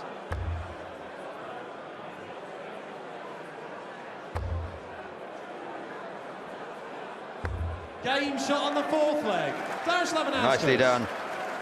Fifth leg, it's Christoph throwing first. Christoph throwing first. Christoph, how's your nerve? Cannot afford, you would imagine, to lose this leg. But what a good start. 180! What a good start. His second of the match. And the magic number 9 appears next to his name. 46. I think we'll start getting excited if he hits that again, to be honest. 97. Well, there was the extraordinary boys' final earlier today. Justin van der Houw, a 16-year-old Dutchman, won that. There was one leg where he threw 5 perfect darts at the beginning of the leg. 100. If you haven't heard about that game, he beat Scotland's Niall Girvan comprehensively. Niall, only 14 years of age, really did himself justice, but just came up against somebody who I think has the potential to be one of the greats. He averaged 88 in the final. He was only 16 years of age. But this crucial deciding leg. Christoph, you require 144. Ratajski in pole position here. Another treble 20. He'll come down for 16s here. He is going to come down. 96. Nice use of pole position, Jim. Genuinely unintentional as well. 58. Christoph, you require 48. Under no pressure at all to hold his throw, win the set, halve the deficit. There they are, the 2 16s that he needed so badly. Labanauskas will be kicking himself that he didn't put Ratajski under pressure. Suddenly we have a game on.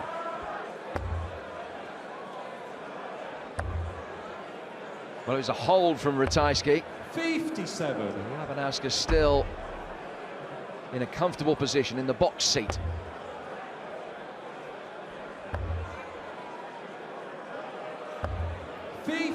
Not just the fact that he won that set, it was appreciably the best set of darts that Ratajski has thrown.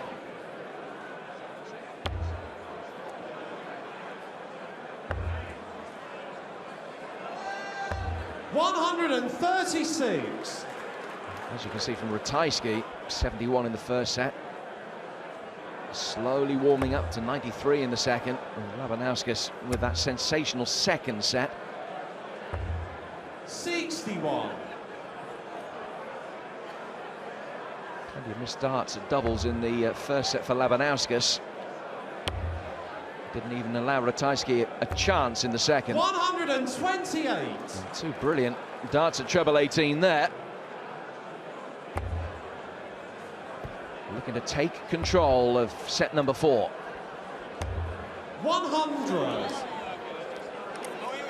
Oh, lots of lipstick on show there, and that's what Labanauskas is aiming at on the dartboard. Not anymore. Big 20 to leave tops when he comes back.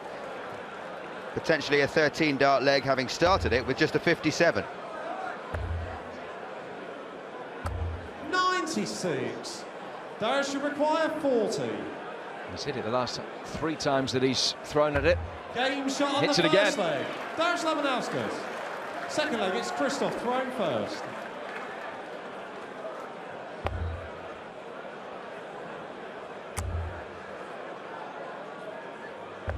$137.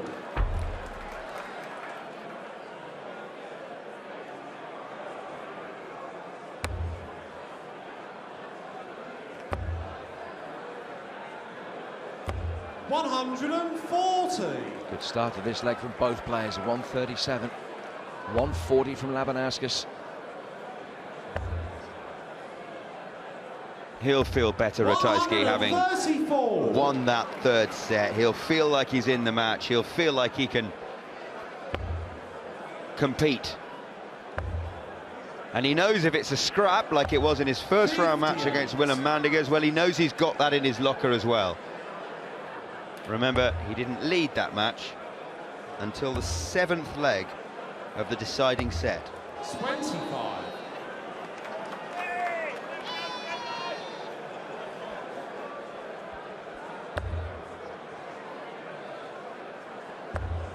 Quality of the cover shots has been quite sublime. 171. As good as a maximum for Labanauskas. 85. Darius should require 132. So here's an opportunity again against the darts.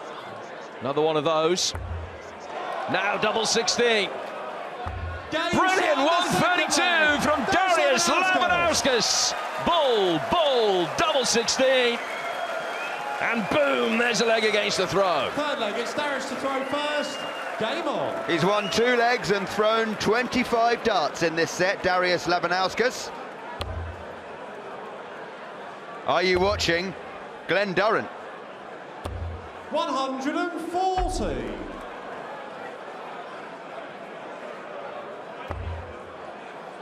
Three-ton-plus checkouts in his match against Conan Whitehead. 3-ton-plus checkouts in this one as well.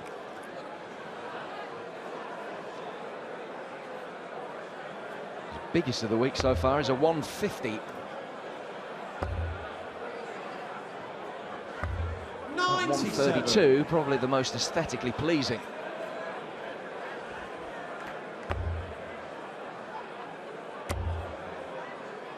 David Van Balen, you may remember, also hit a 132 earlier in the week like that. You've got to love a bit of bully.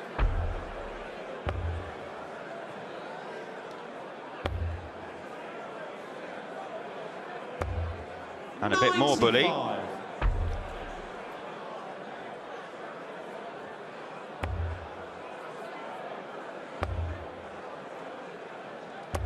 81.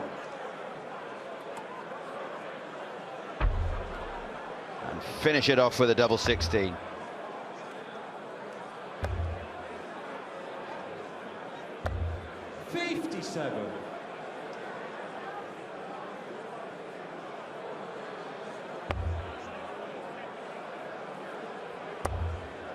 Well, he may have hit the 132 like Van Balen. He'll be hoping that it doesn't end up like that match did. And Davey losing a big lead in that match. On a check out here. 19. Oh, missed the single 19. He's missed the board. 76. Careless. 146. Will he be punished? To stay alive in the set, needs to start this with a treble 20. Has done.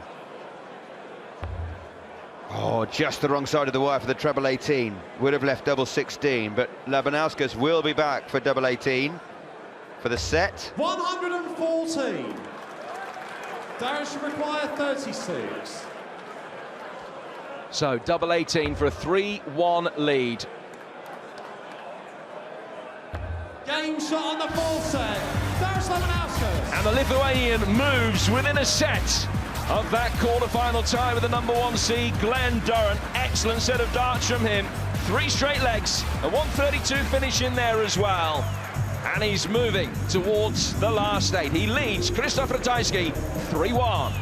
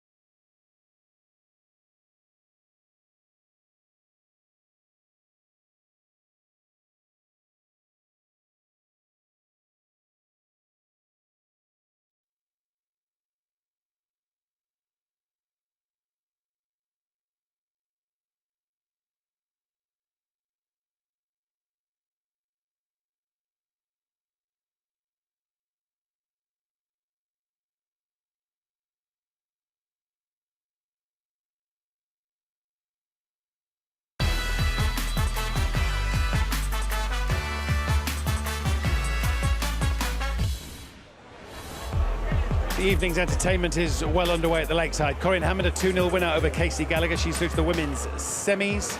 At the moment, it looks very much like Darius Labanauskas, who will be through to the men's quarters. 3-1 up, of course, looking for one more set. Then it's Anastasia and Lorraine Winstanley. Both of the darting husbands, I gather, are in the house.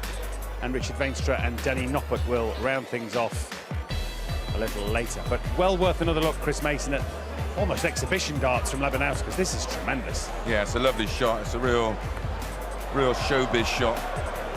Obviously, mathematically, it's the way to go, because you hit a 25, leaves you 107, so it gives you options. And he had a lovely lie there on that first dart on the ball. It was an open target. Still difficult, but yeah. And actually, that shot of Ratajski, although he doesn't give much away, he's a bit of a poker face. He just sensed there was a bit of a punch in the goalies. Yeah, you know what I mean. Yeah, exactly. Yeah, it was a Perhaps tough. I should say the gut. Yeah, it was a tough one to swallow. But he's he battled there for a set, took his chances when he was giving them, but Darius back to normal service. 3-1 and counting. I'll just amend my language as we go back to the commentary box. Game on. Well, Paul Nicholson's just joined us in the commentary box. He'll be with you for the last two matches of the evening here on BT Sport, and we reckon that last set from Darius Labanauskas might have been the set of the tournament so far. Averaging 107 in the second set, but he took an average of 14 darts to win those three legs in the fourth set, and another average of 107.4. Not bad, is it? And it did include one of the most eye-catching legs of the tournament as well, that second leg.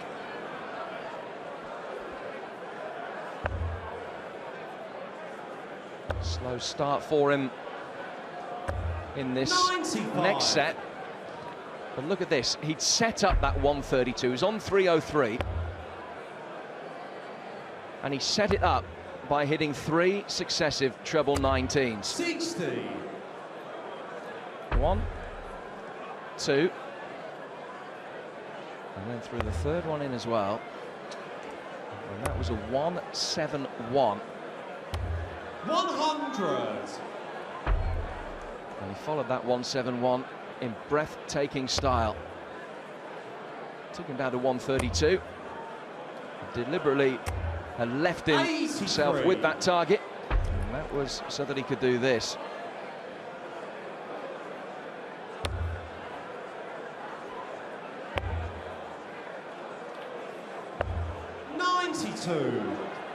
Bull, and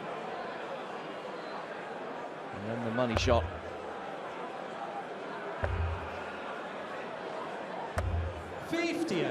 Darius should require 156. That was the double 16. 303 in 6 darts.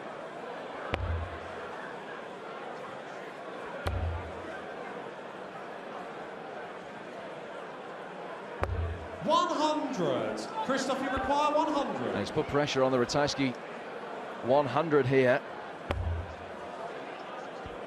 Treble 16. Double 16. 68. Darius should require 56. 16 for tops. 2 darts at it to move to within 2 legs. Shot on the first leg. Darius Labanauskas. Second leg, it's Darius to throw first. Game on. It's mighty impressive, this, from Darius Labanauskas, the 8th seed. His overall average is around about the 92-93 mark. 100. But for some poor finishing in a couple of legs, especially the second one of the match, when he missed 9 darts at a double and lost it. 100. It's been one-way traffic here.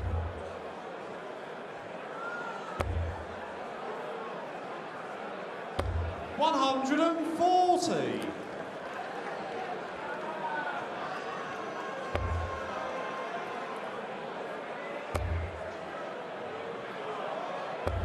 $135. 3 trebles. But the third one, not the one that he wanted. You actually feel he needed that maximum just to get himself going, to get the crowd on their feet, get some adrenaline pumping. 40. 41. Must be very dispiriting for Ratajski, having won the third set on the deciding leg. He's just lost 4 straight legs, and he's only had 1 dart at a double in amongst all of them. 99. He has got himself onto a finish. It just goes to show that frustration from that previous visit where he got the treble 5 rather than the treble 20 could be important, especially after Labanauskas leaves himself a shot at tops. 167, a chance that he hasn't been able to take. 57. There was anger in that last dart from Ratajski. Labanauskas lines up double top again. It's a very, very good marker. Bent the wire. It's gone the wrong way. Needs to come down a bit. No score. Christoph, you require 110. 110. Shot that he has to make. Gets the treble 18 to leave double 18. 76. Fraction away. Unlucky Christoph. Darius, you require 40. Rueful look as Labanauskas Game lines shot, up the tops, second leg. hits Darius tops, Labanauskas. and Third moves leg, it's Christoph to throw first. inexorably, Game you feel, on. towards a quarter-final with Glenn Durrant tomorrow. 177. Time for the big scores for Ratajski. Needs to win the next 3 legs. And even then, he'll still find himself behind. 60. Loses any of those legs, and he's thrown his last darts of the tournament. Yes, 3 legs in a row, then after that, 2 sets in a row.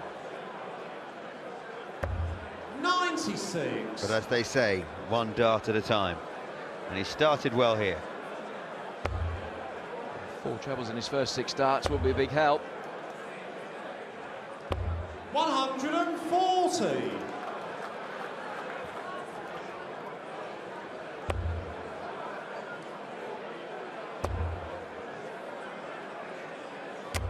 100.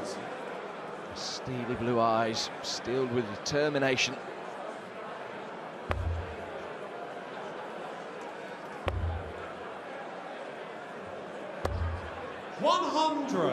Christoph, you require 128. 6 darts from 128. Must do it in those 6 darts, you feel. Bullseye is left. 96. Didn't go for it. Just laid up short with Labanauskas back on 201.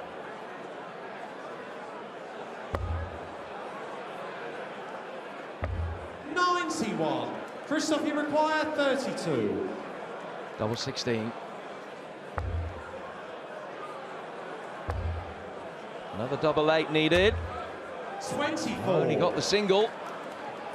So an opening for Labanauskas. These are match darts. He hit a 110 to win the first set. Treble 20 for double 16. No, so another chance for Ratajski. 86. If he doesn't hit a double here, you fancy he won't be back. But he has. Christoph Ratajski. 4th leg, it's Darius to throw first. Game on.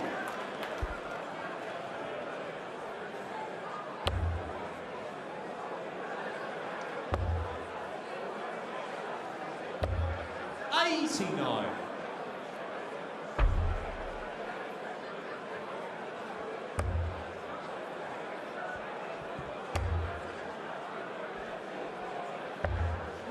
That was just a hold of throw for Ratajski. Now he has to break. And that third dart hitting the treble has been absolutely crucial. 41. Well, no troubles there for Labanauskas, so potentially an opening for Ratajski. Ton 40 here or so would make it interesting. We have seen people stumble with a finishing line in sight. most notably, of course, Paul Hogan last night.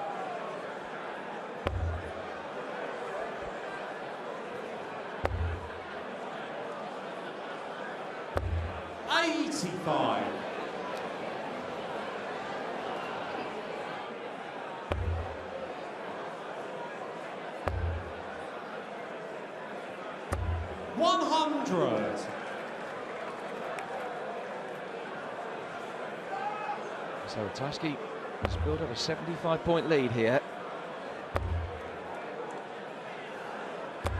100. Labanauskas still not on a finish. Ratajski set himself up with an inviting 3-dart checkout. 99.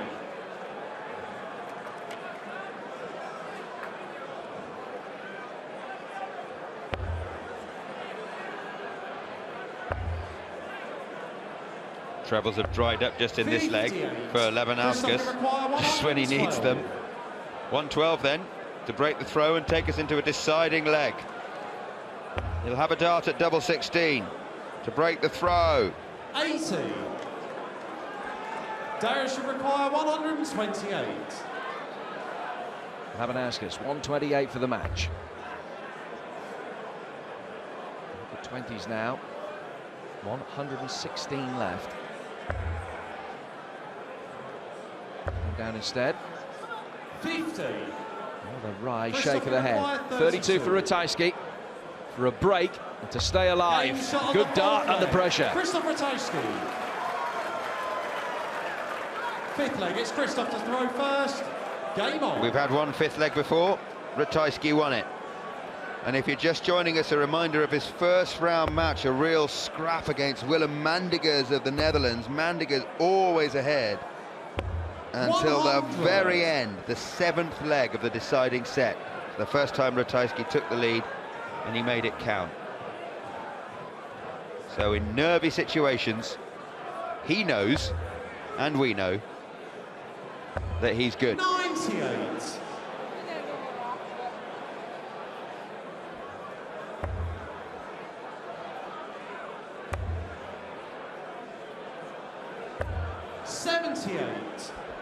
But the bottom line is he has to win this leg.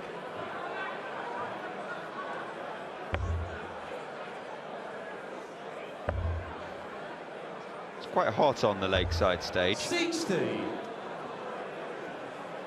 There you go.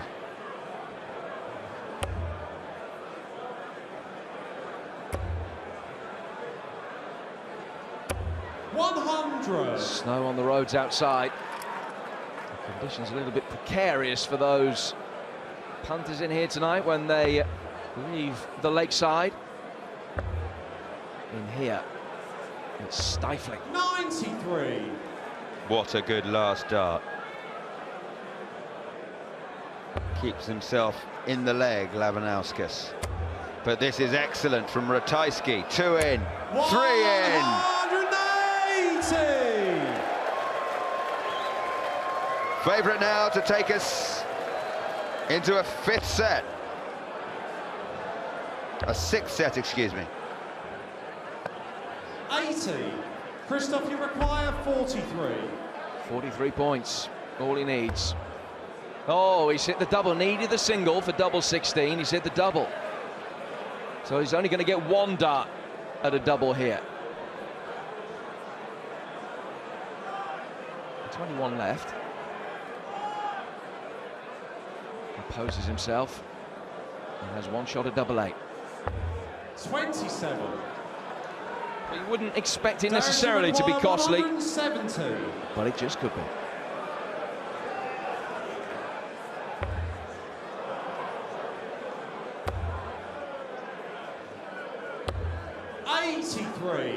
Christoph, you require 16. To win the set. Game shot on the 5th set. Christoph Ratajski. How about that? Labanauskas still favourite, but.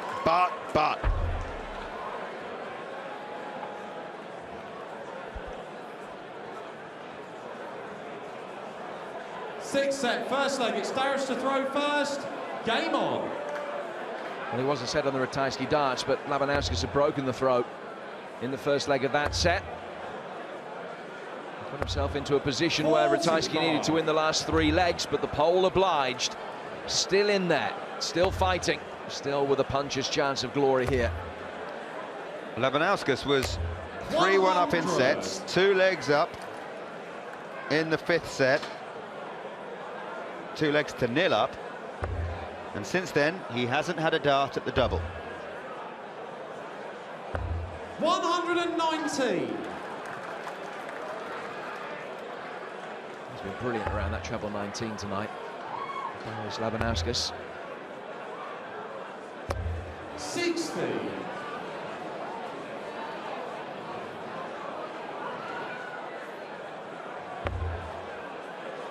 Actually has really captured everybody's attention. These 2 Eastern Europeans slugging it out. The standard has been high. Who will it be that can set up that quarter-final tie with Glenn Durrant? 85.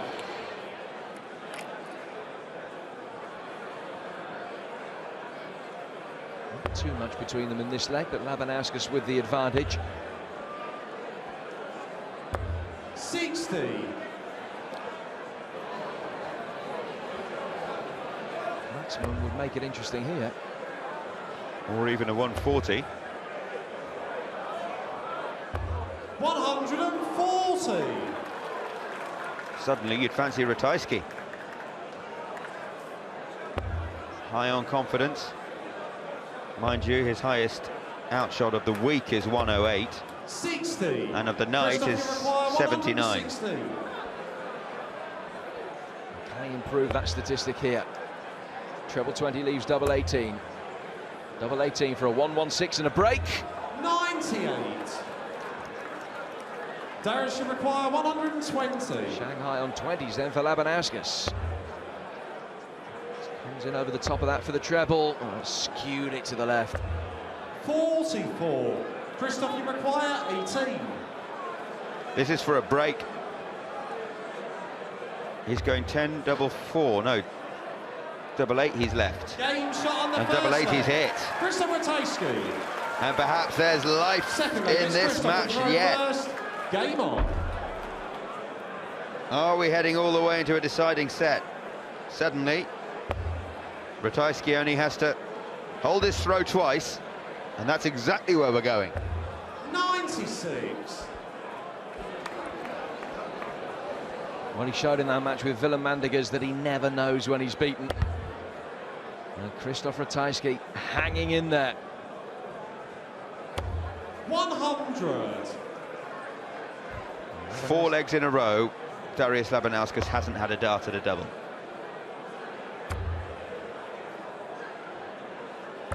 78.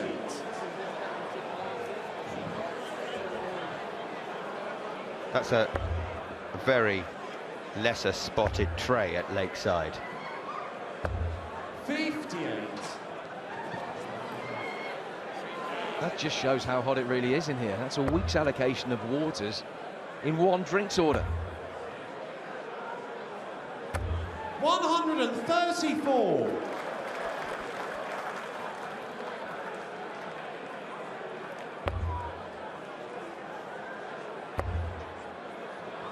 He needs this. 125.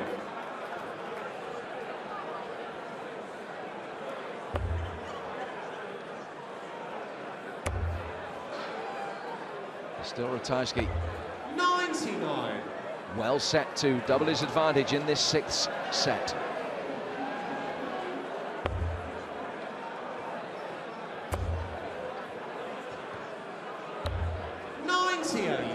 Christoph 94. 94. Treble 18. Now treble 20. Double 8. 78. Darius should require 120. Shanghai on 20s. He's done the hard one. That's the easy one. Now tops. Game shot on the second leg. Darius Labanauskas. An immediate break back from Darius Labanauskas. And done in style again. Another ton plus checkout, 120 this time. His fourth ton plus checkout of the match.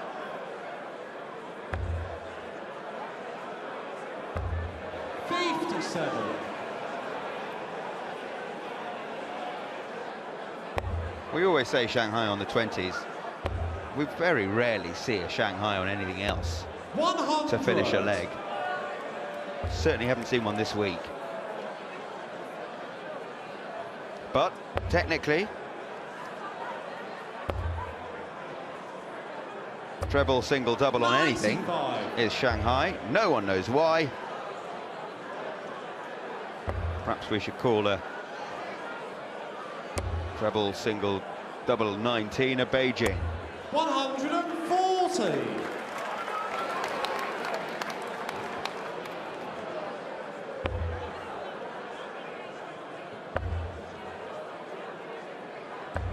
.96.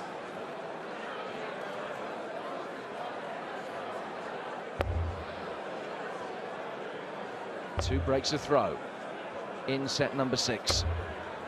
95. Another one here isn't inconceivable. Ratajski can't finish 166, but he does have a sizable advantage after 9 darts apiece. He has effectively taken the darts back here.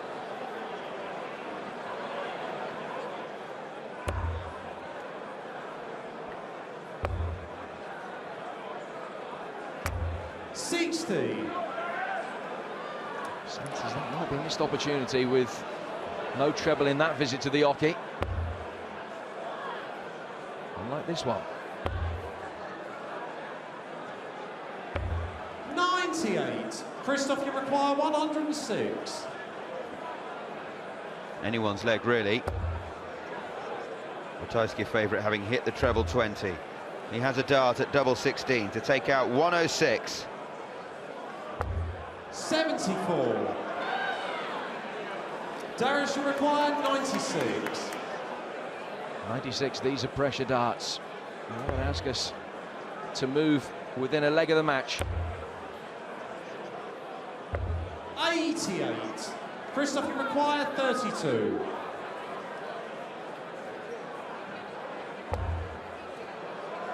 On the way with the first. Game shot on the third leg. Christoph Ratajski. Perfect adjustment from Ratajski with the second dart. First. Game on. And all of a sudden, he has darts in his hand. If he can hold here, he's got it back to 3-3. Well, well, well. Since 3-1 in sets and 2-0 in legs, Darius Labanauskas has had one dart at a double. And he took out Shanghai 120. 58. You can see it again there. His scoring has deserted him.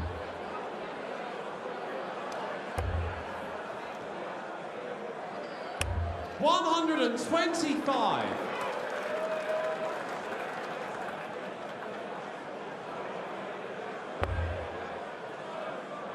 Come on, he says to himself.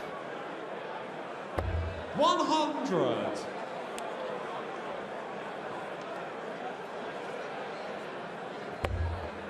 Labanauskas had a fast start to the game. Good scoring in sets 2 and 4 particularly. It has just gone south for him. That 107 average in set number 2. 43.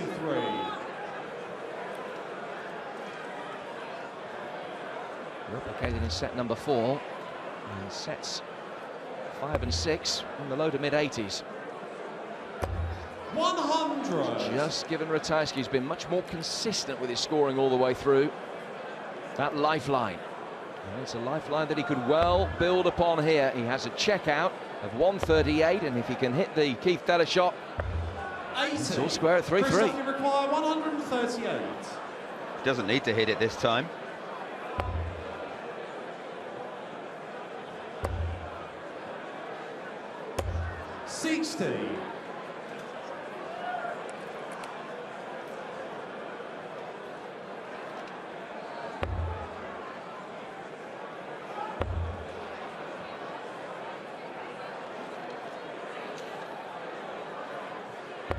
100. Christoph, you require 78. With Labanauskas waiting on Shanghai. 2 darts at double 12. Game For the set. set. Christoph Ratajski. And to level the match at 3 sets apiece, we are going all the way into a deciding set. Who's your money on?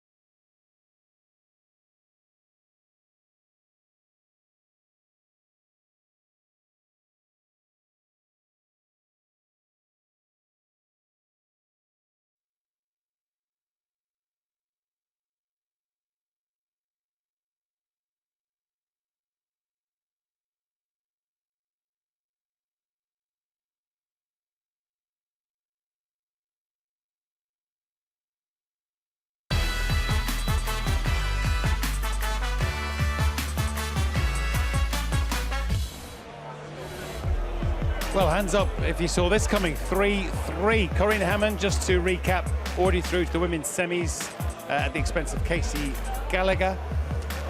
When we get past Christoph and Darius, it'll be Anastasia and Lorraine for the right to play. Corinne in the women's semis. They'll be with us in a while. And then it's Richard Veenstra and Danny Noppert to sort out who goes through from those two Dutchmen to the men's last 8. So, Chris Mason, things have changed since last we spoke.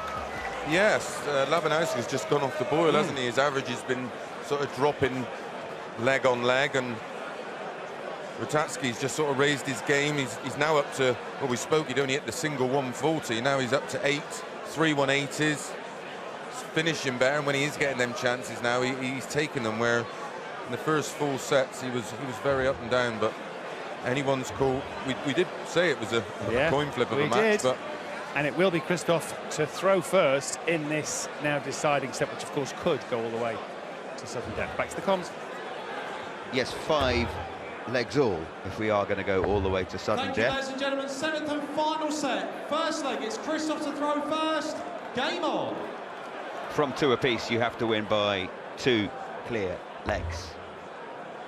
And if we do go all the way, then they bully up to see who throws first in the deciding leg. But 140. First things first, that's an excellent opening visit from Christoph Ratajski, who's come back from the brink.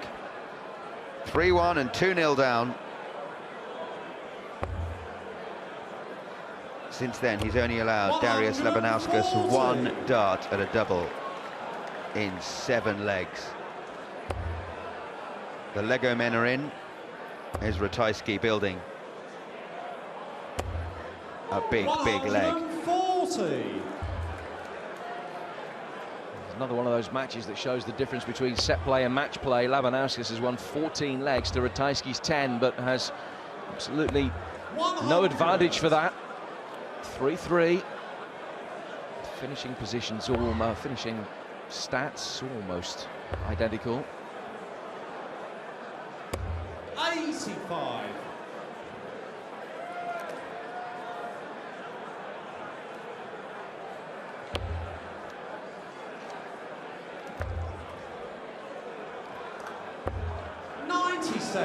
Skara, 136. who's Darius Labanauskas' mate, travels with him from Lithuania. 60. Darius should require 164. I wonder. Nope, can't be done. So Ratajski will have a chance to move ahead for the first time in the match. 92. Christoph, you require 76. 76. Double 8. Can't afford to miss these opportunities here. 60. Missed that one. Labanauskas now is 72 for an immediate break at the beginning of the deciding set. Tops for the break. 32. Both men have had their chances. Double 8 here for Ratajski.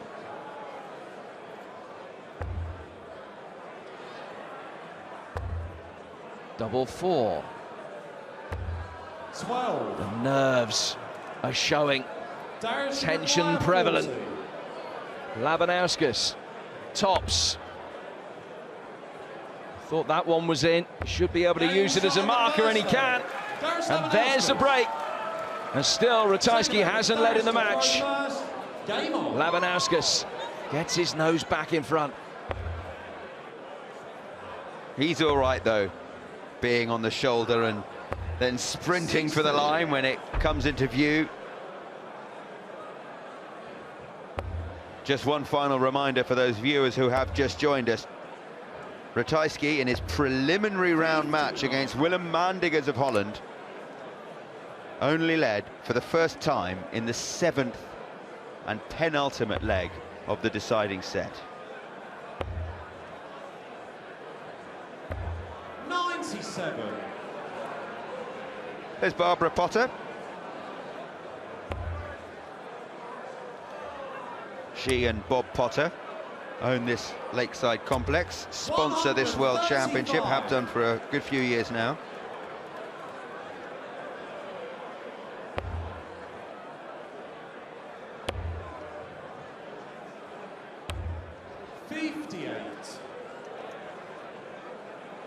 Just a little bit erratic from Labanauskas. Done the hard heavy work visit with the here. break. 140.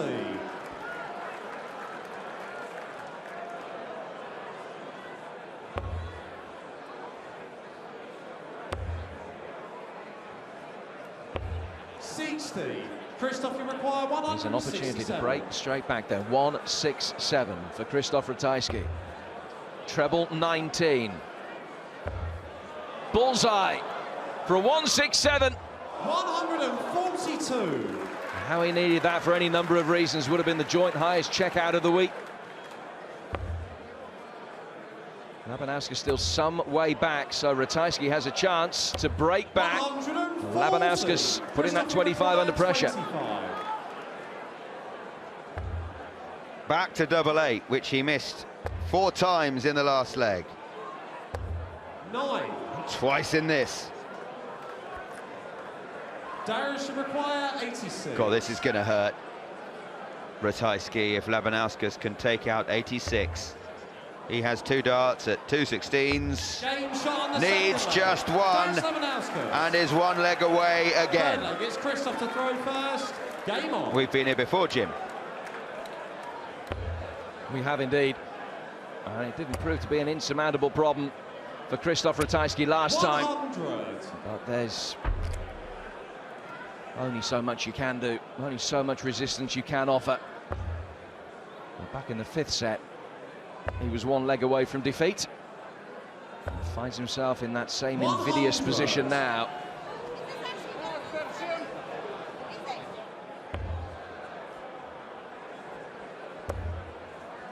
Suddenly I'm hungry.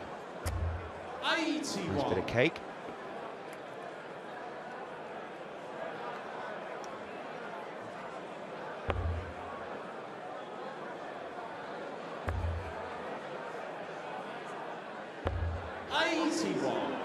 That first dart was perfectly positioned just to follow it in. The second one fell short. The third one too high. So nothing to separate them in this leg. Ratajski with the darts and a lead of 99.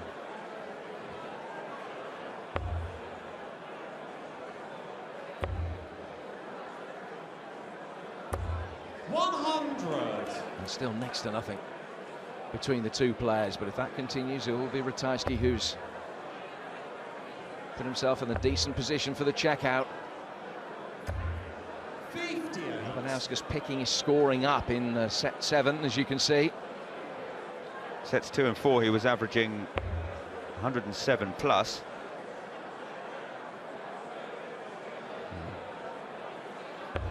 Can he find a treble with this last dart to leave himself 120? 60. Well, Ratajski's furious with himself because he's left himself on a bogey number. He's on 221, hit 58. Leave himself on a bogey.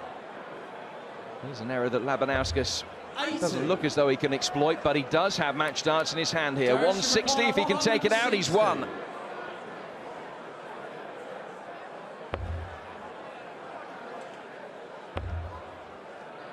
So 60. Ratajski with 83. 2 darts at double 16. Oh, back to that double 8. It hasn't been his friend this set. 75. Darius should require 100. And now it's 100 for the match for the man from Kaunas. Tops, 2 darts for the match. Game, shots, and the match. Darius Labanauskas. Well, it was harder work for him than it might have been, but Darius Labanauskas makes it through to his first quarter-final at the BDO Lakeside World Championships. And I think that expression says it all. Pushed to the limit by Christoph Ratajski in a match that it looked as though he would win quite comfortably. Some brilliant moments in it, but he was on the ropes for a while as well. He's come back to win 4-3 and set up that quarter-final with Glenn Durran.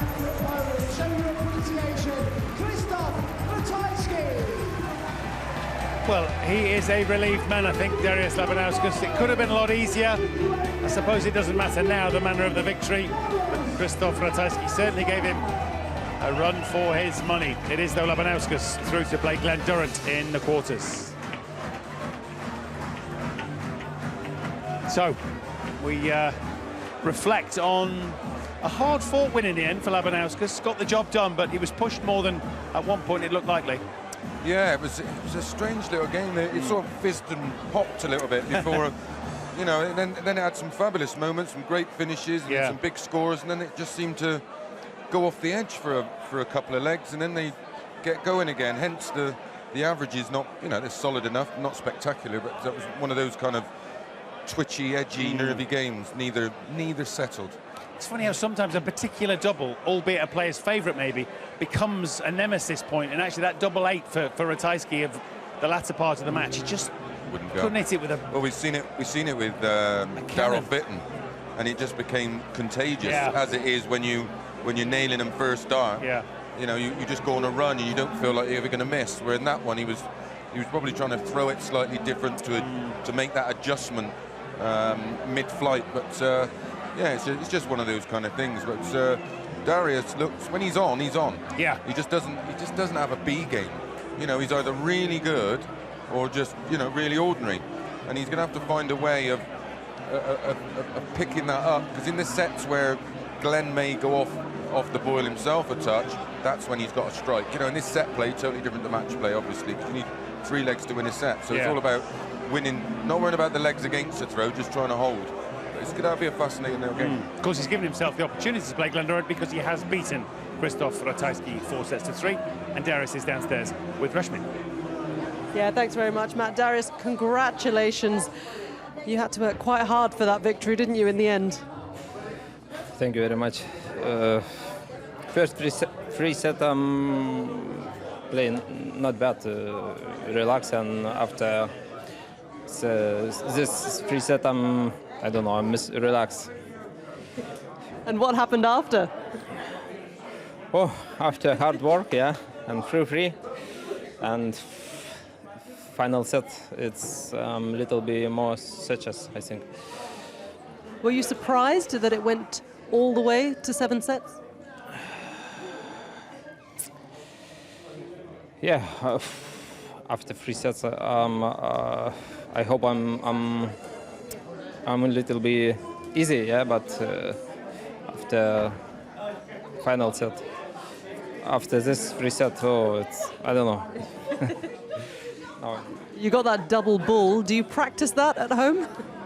Yeah, I'm always practice it bull. It's a lot time throwing home. I'm bull. Yeah, it's more game who you win. Yeah, it's. Okay, well, we can see it actually on the TV right now. Yeah. It was a great moment in there, in the arena. It looks easy. Was it easy?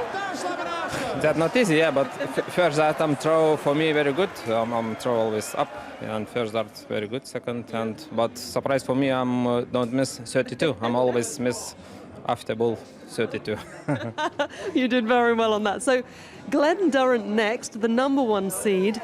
How tough are you expecting this match to be?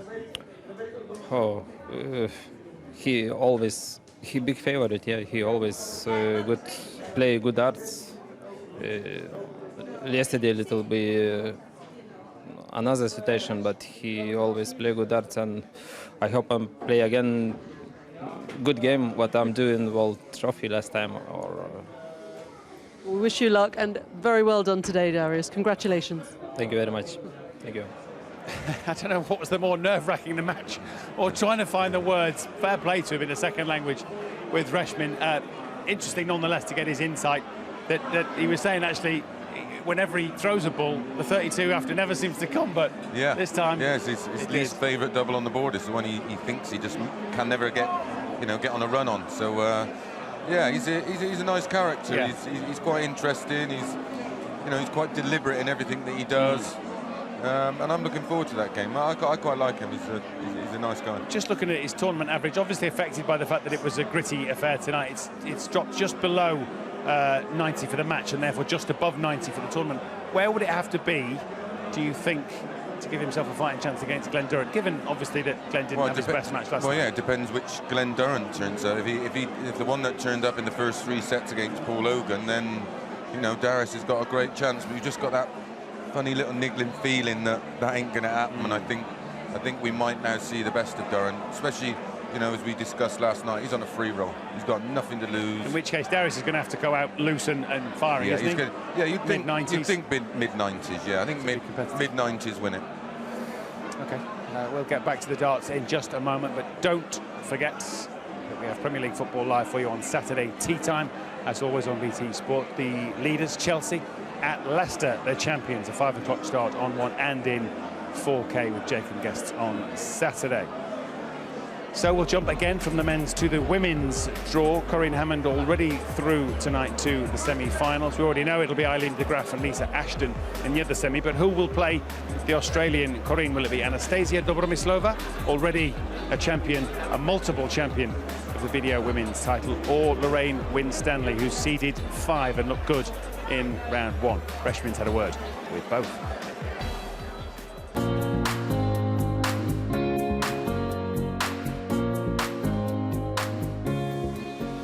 What a pleasure to be joined by Anastasia and Lorraine, 2 great friends who go back quite a while. Now, Lorraine, when did you first meet Anastasia?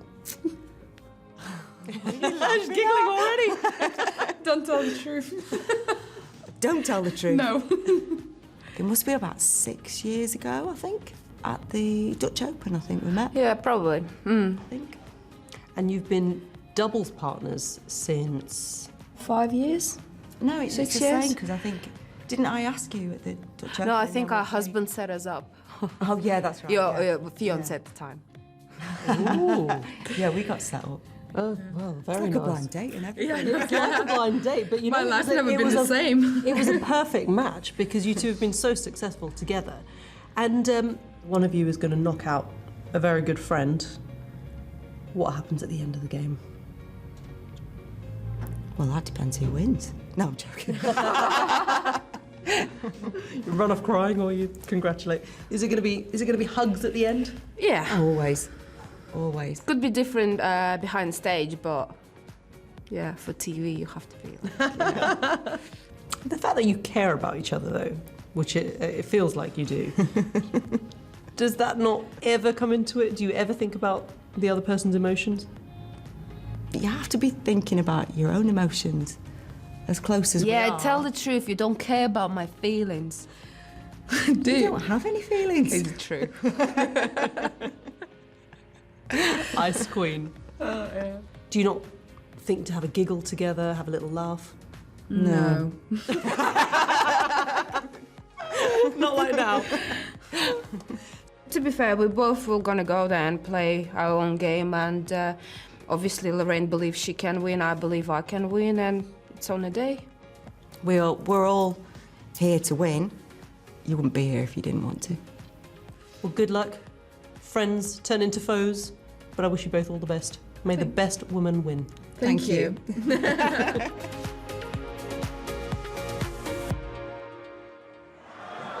Well, it's lovely that they're such pals. It just reminds me a little of Jamie Hughes and Jim Williams last night, where that friendship makes it difficult to kind of get the needle that sometimes you need. Yeah, Anastasia's Russian. Good point. Yeah, she's fierce. She's fierce. She has that ability to switch on and switch off. Yeah, you can just see the way she plays, her mannerisms. Yeah, she will. Might change when she's had her baby. Might soften her slightly, but yeah, at the moment she's got game. She loves to win, and you know she is here for one reason and one reason only, and that's to pick that trophy up. Well, I'm sure you're right. And obviously, she's done that before. Lorraine, though, has a decent record here, been a semi-finalist. Clearly, I don't know her, but doesn't strike me as a pushover type of personality. No. I mean, they're actually both capable of beating each other 2-0. You know, they both got that A game that's really rock solid. Both, whether it be county or in tournament play, have had big averages. I think it's just going to come down to doubles and a bit of composure in key moments. but there's a big difference in their averages. Only one game played, I know, but I think there's something like 10 points different in. I think Anastasia's 10 points in front. She is. Yeah, so that's, she is. You know, that's 11 actually. That's something that's going to have to change to make it competitive. But I just got the feeling this could be a match that we reflect on, very much like the Dieter Hedman, Casey Gallagher, the Eileen de Graaf games. You know, it's got that mix about it. And of course, it is pretty short format for the women at this stage of the competition, even at the quarter-final stage. It's a kind of race to 2 sets. If you get your nose in front, you can be hard to catch. So the women will be with us very shortly. Anastasia and Lorraine on their way here at the Lakeside after the break.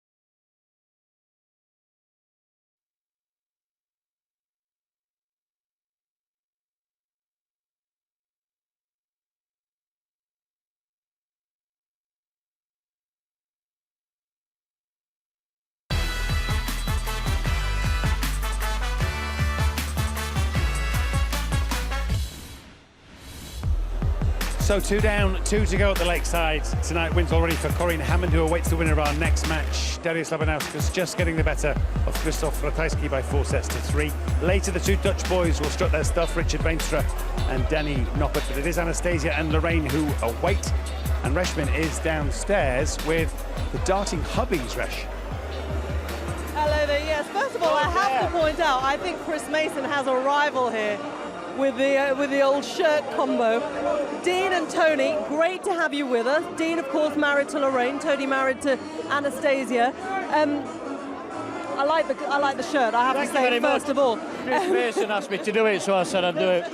I'm blaming Chris. You're looking good. Now, Tony, we heard a little bit about Lorraine and Anastasia's friendship, their great friendship. Obviously, they're doubles partners. How close are they, day to day? They're very close. They travel to most tournaments together. They room together. I think every single day they're texting and speaking to each other on the phone. I think she probably spends more time with Lorraine. She actually does with myself. Yeah, I agree on that. Definitely. It's a bit weird, isn't it? But we don't say anything. We're not allowed. Me and Dean are not that close. No, we're bag carriers. That's all we are. Yeah, you guys are just the bystanders, aren't you? Yeah, but we just come for the cola and the food. But, to be fair, you've both been up on that stage. Dean, when it comes to giving advice, is there anything you can say to these ladies? We've just had this kind of joke here to swap questions. No, because they've got to go up, they do it on themselves, you know, they only can throw as good as what they can do.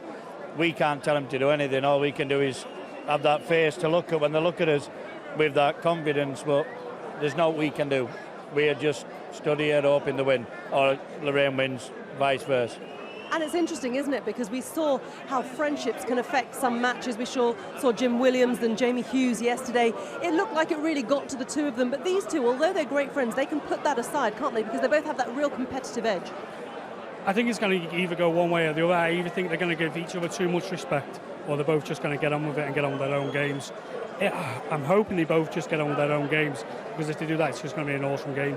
And you'll see a proper ladies match if they both don't give each other the respect on the hockey in terms of friendship-wise, but in darts-wise, I know they will give them the respect.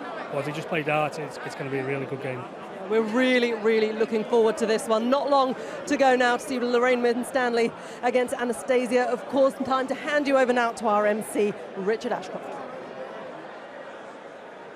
Ladies and gentlemen, this is the 2017 Lakeside World Championships, and it's ladies quarterfinals day here at the home of World Darts, the Lakeside.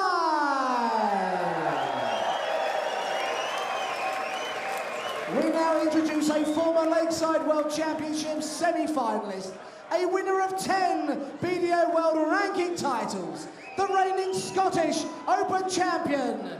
It's England's Lorraine Winstanley!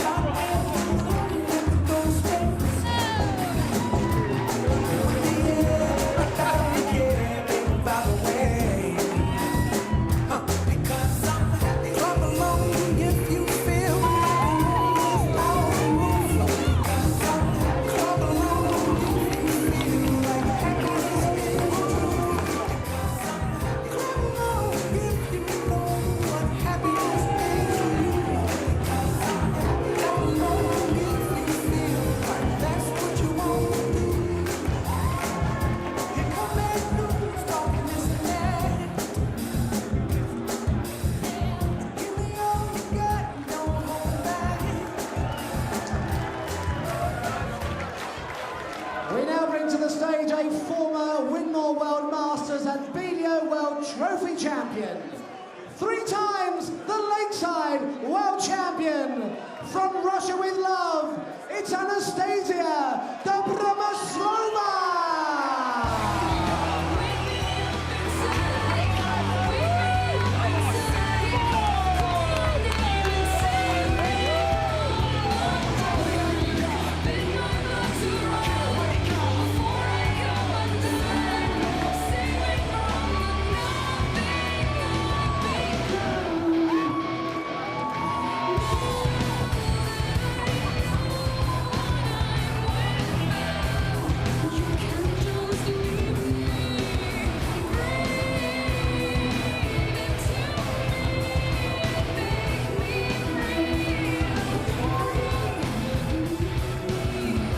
Well, two great mates, but there can only be one winner for the right to play Corinne Hammond in the semis of the women's competition. First to 2 sets. We're all set, as are the two boys in the commentary box. Paul Nicholson alongside Jim Proudfoot.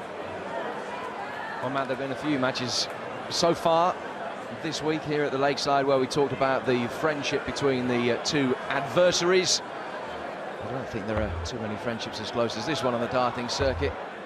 Anastasia Dobromyslova against Lorraine Winstanley. There are two former world champions left in the women's tournament. And here we see one of them. Lisa Ashton is already through. The other is Anastasia, three-time winner here at the Lakeside, hoping to regain her title after her last success 4 years ago. That year, in 2013, she beat Lorraine Winstanley at this stage of the tournament en route to glory. Lorraine herself, a former semi-finalist, hoping to emulate that last 4th place that she achieved in 2012. Well, Paul, you've played against mates of yours in the past, the likes of Mark Webster. Does it affect you? Does it give a different dynamic to the match? Unquestionably.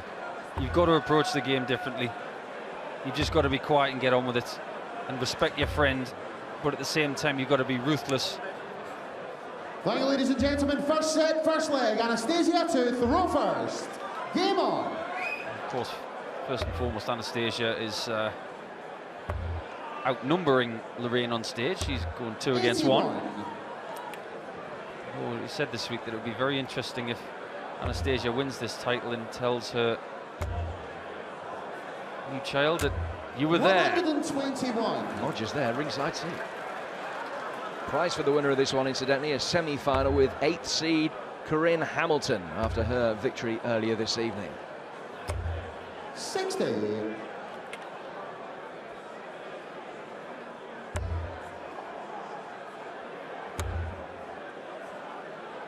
Speak to a few people about 55. Anastasia recently and trying to get an insight as to what it's like to be pregnant and playing professional sport. I don't remember seeing it in any other sport. 140. But it hasn't done her any harm. She won the Fender Masters recently, and I think that's just an incredible achievement. 5. Now she comes here in good form, Anastasia. She's won 6 ranking tournaments in the last year. That includes 2 of her last 3. One of those being the Fender Masters. Decided out.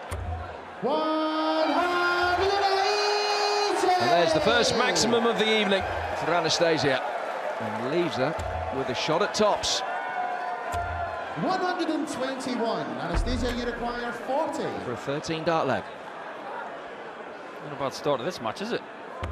Game shot. Very good indeed. Anastasia Dobromyslova. Second leg, Lorraine to throw first. That friends things out the window already.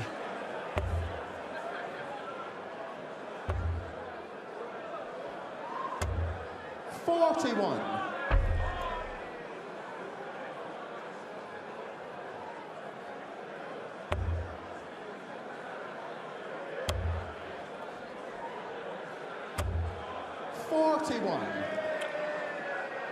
It's interesting to watch Anastasia's darts land in the board. Very flat trajectory. Likes to build them on top of each other. 123. As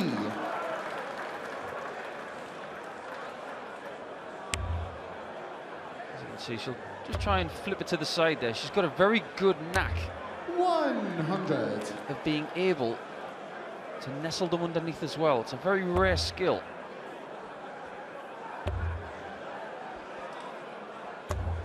81.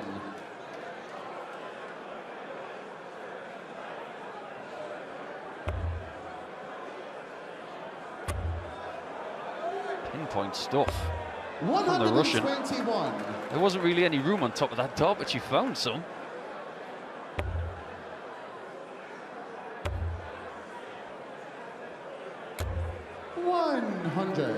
Anastasia beat Rhian Griffiths 2-1 in a deciding set in the first round. An average of 86 in that match. 140. But the darts in the early stage of this one at a different level. I believe if she was to hit this one, it would tie the biggest finish ever seen in a ladies' match at Lakeside, currently owned by Lisa Ashton. 41.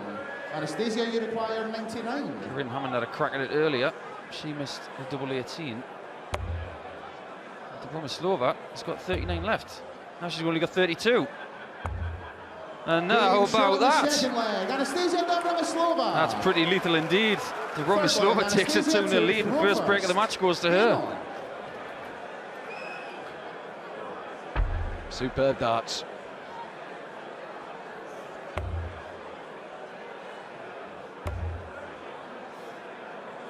Goes without saying that in any tournament you don't just want to get a W, but you also want to send out a message to your potential opponents later in the tournament about your ability, about your form. 41. That's something that Anastasia has been able to do. Dean Winstanley, Lorraine's husband, looking on. Dean, of course, a former finalist in this tournament back in 2011. 140. Is that really 6 years ago? Doesn't time fly? Time flies indeed. Tell you what is flying. Anastasia's darts at the minute. Her average is 26. quite good right now. First 9, not about 88, but her overall average is about 103. That says to me that she really is setting up the shots well. 105. Look at those, lovely, and it just flattens at the end, like carrying it to where it wants to be, and then it just kicks down at the very end, 79. allowing her to land them on top of each other. Lovely camera angle there.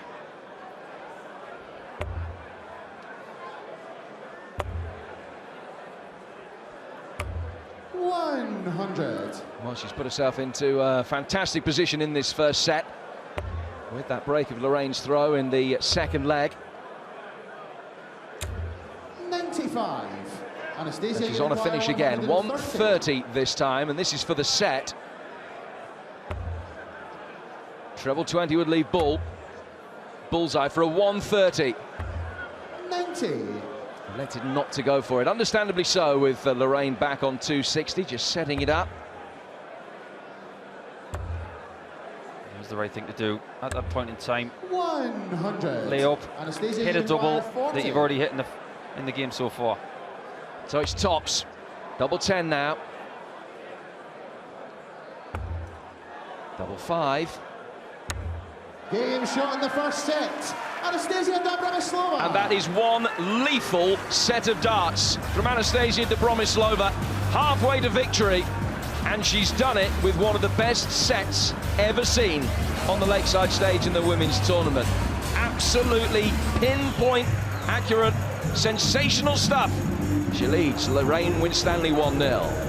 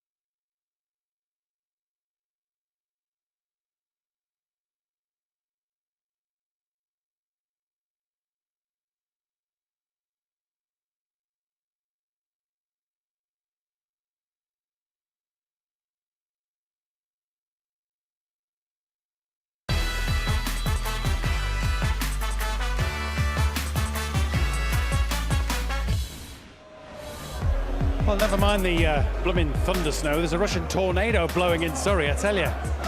Corinne Hammond, 2-0 winner over Casey Gallagher. She awaits, likely as not, Anastasia. Ratajski just edged out by Darius Labanauskas 4-3. The Dutch boys will be with us later. Veenstra and Noppert go head-to-head, but Anastasia is throwing some mean arrows at the moment. Lorraine Winstanley can do very little about it. In fact, Chris Mason, a quick look at the match stats, 98 plus overall for Anastasia. In fact, 8 points better than her first 9. Yeah, there ain't many players that could do anything with that, to be honest. It's but we've seen it before, as we've mentioned. We've seen her throw a similar performance in the Grand Slam, you know, when she beat Vincent van der Voort. Yeah. So yeah, very capable. I'm not shocked. Like I said, I've seen it all before from her, so it's just a privilege to see her playing that well on TV in this event. It's a great credit to the ladies' game. Absolutely. Anyway, back for Lorraine. Oof. Tough call as we go back to Paul and Jim. Thanks, guys. Second set, first leg. Lorraine to throw first. Game on. So Lorraine with it all to do in the face of some Dobromyslova brilliance in that first set. And let's just put a couple of things in perspective. The highest televised average in the history of the women's game is 98.85. That was in the World Trophy. Lisa Ashton did that earlier this year. Highest average in the 16-year history of the women's tournament here, 95.97. That was Trina back in the semi-finals in 2006. So Anastasia has a chance of this being a real record-breaking match. Absolutely right. And if you look at the statistics, it's very unusual to have a first 9 average a lot lower than an overall average. And that says to me that her 4th visit has been her best visit of the match so far. That's usually the one that you set up for the outshot and the shot at double. When you're doing that, you're putting your opponent under so much pressure. 26. You just feel the pressure that Lorraine's under right now.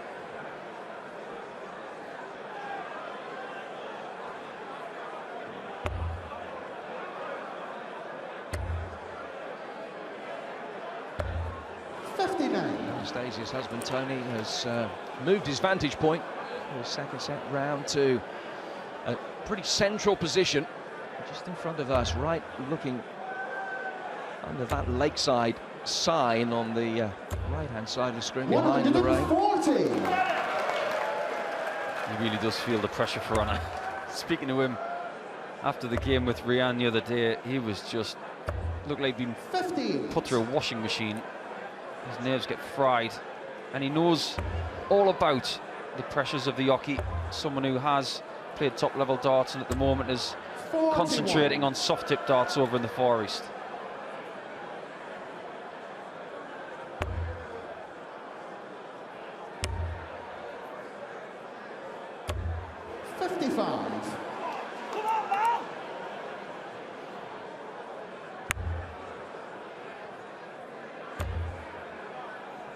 Good second dart from Lorraine, setting herself up with a finish as she looks for her first leg of the match.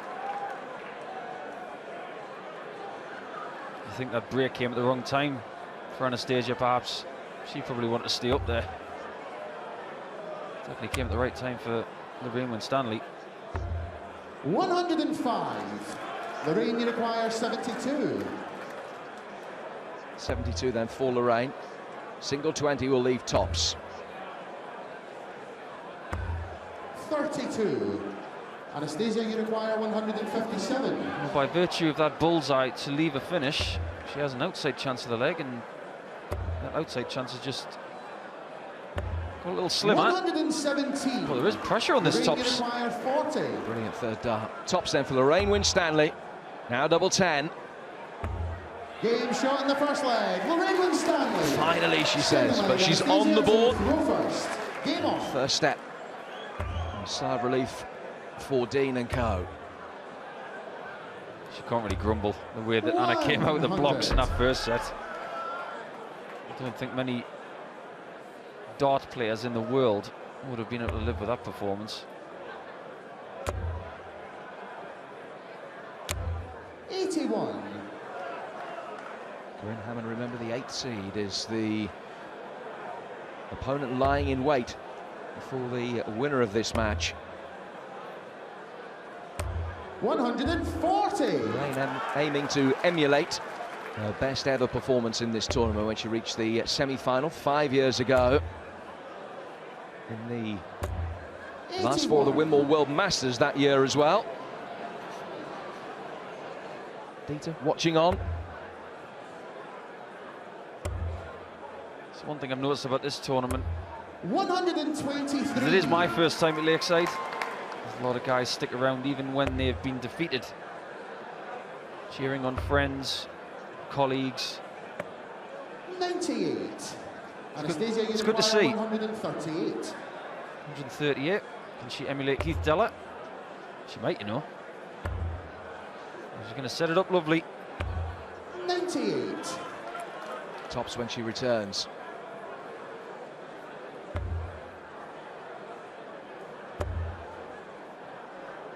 Having held her throw, 140. Lorraine knows she has to break Anastasia's throw at some stage in this set. Doesn't look like it's going to be in this leg. Game shot in the second leg. Anastasia Dobromyslova. But it isn't. Third leg, Really Lorraine to clean Noppert. shot at tops. Game on. You mentioned Corinne Hammond gets the winner, and she will be the only person in the semi-finals who's never been there before. Obviously, Aileen de Graaf has been there before, as has twice champion Lisa Ashton, who I was very impressed with earlier this afternoon. 57.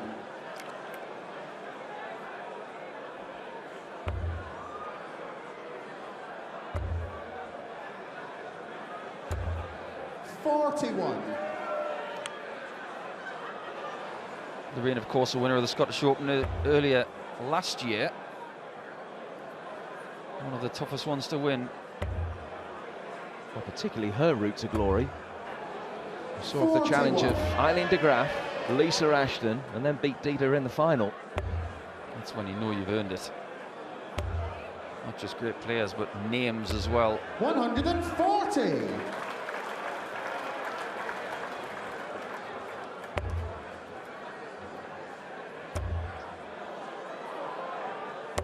$140.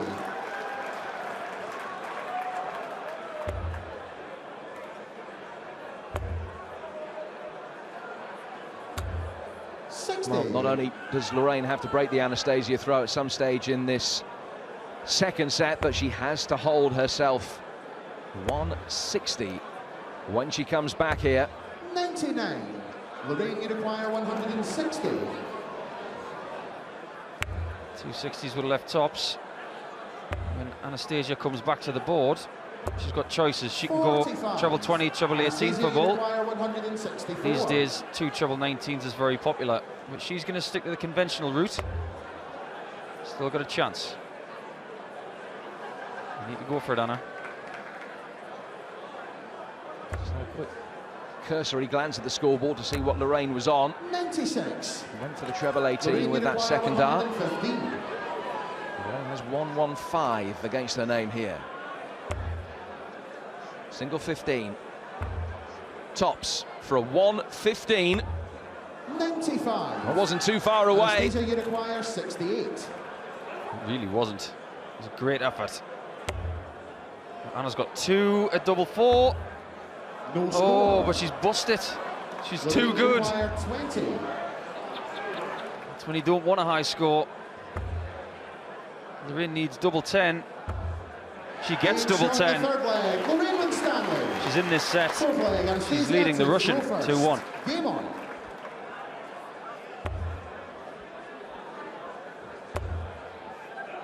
All the legs in set number 2 going 60. with the throw at the moment. 2 crucial double 10s hit by Lorraine within this second set. This is going to be her first maximum of the week. 140.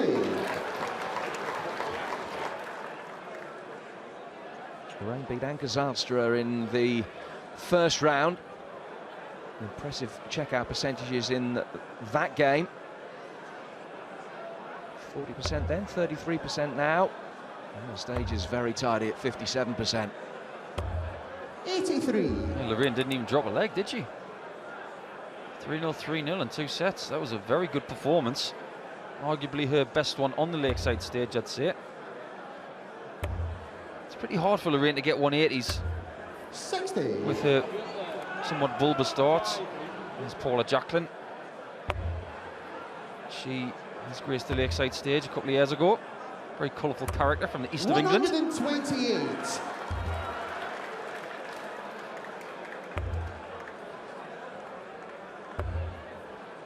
We've seen the 180s are very possible with 45. the shorter, bulbous type barrel. Dennis Harbour, he had a few in these couple of games. 100. His leg is on a knife edge though. Either girl could win.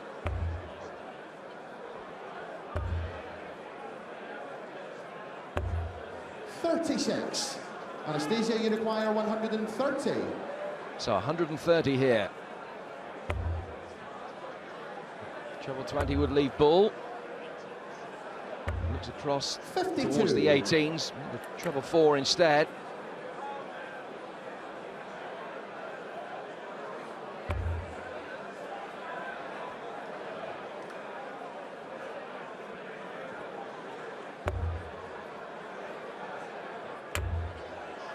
$22. Saw the look of fury on Lorraine's face with those two single ones. So 78 for Anastasia. Double 12.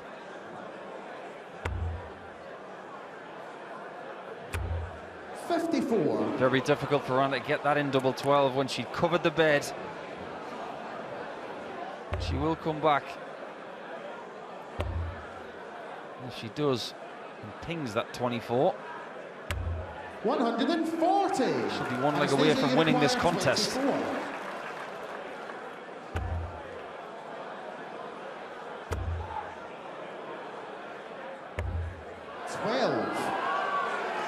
Some weight out for that third dart. 58. And that gives Lorraine a chance for the set. It's tops.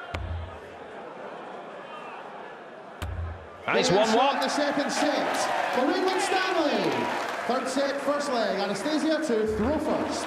Game on. Did you see the intensity on the face of Lorraine Winstanley when she hit the single? 100. The face was just, you're going to be hit. And I'm seeing in this tournament this year with the ladies more intensity from all of the girls.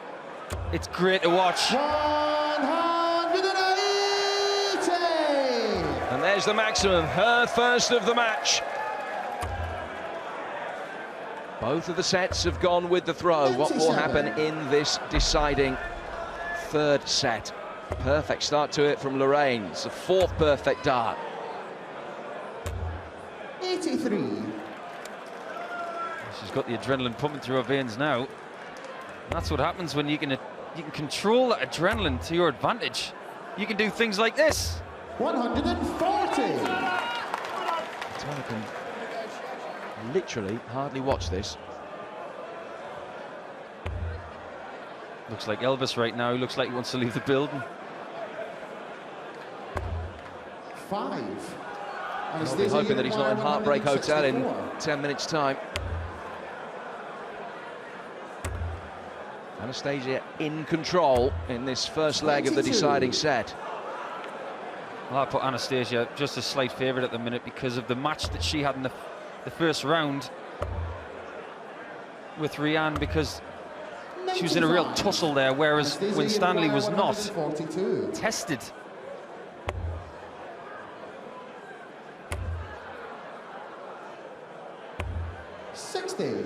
Lorraine, you require 138. 138, the old Keith Deller shot again.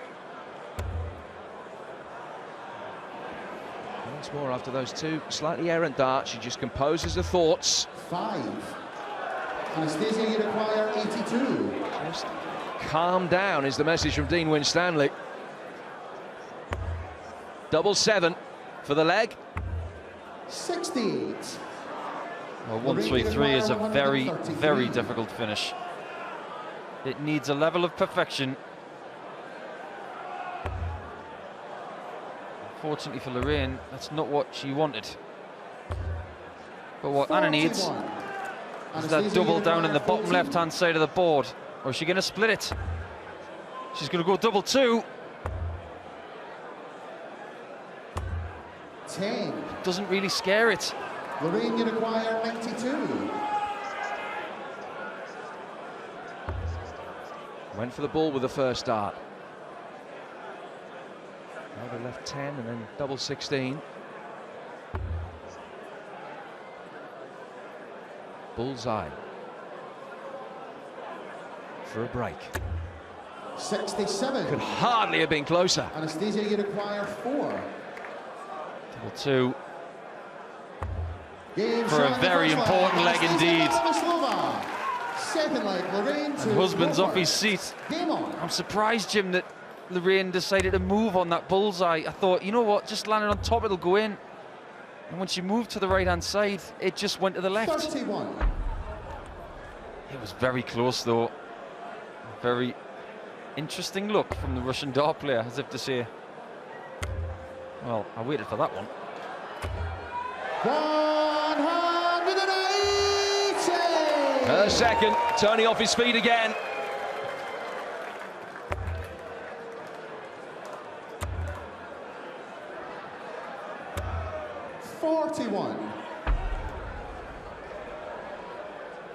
Yeah, beautiful use of the lie. If you look at the way that the third dart slides off the second 41. one, it helps it to go in the segment. If that flight was not there, that was going low, and she knows it. 83. Well, that maximum has given Anastasia the darts here against the Lorraine Winstanley throw. 60.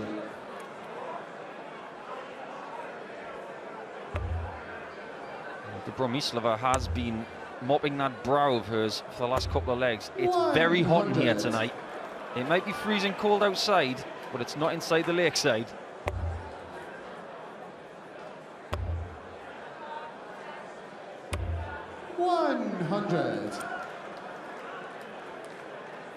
Moves to within 120 points of the break. Lorraine needs to hit the trebles.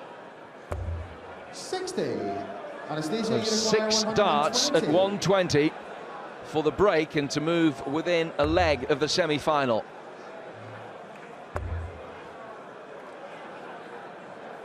Boy, we hate hitting ones when we've got 100 left.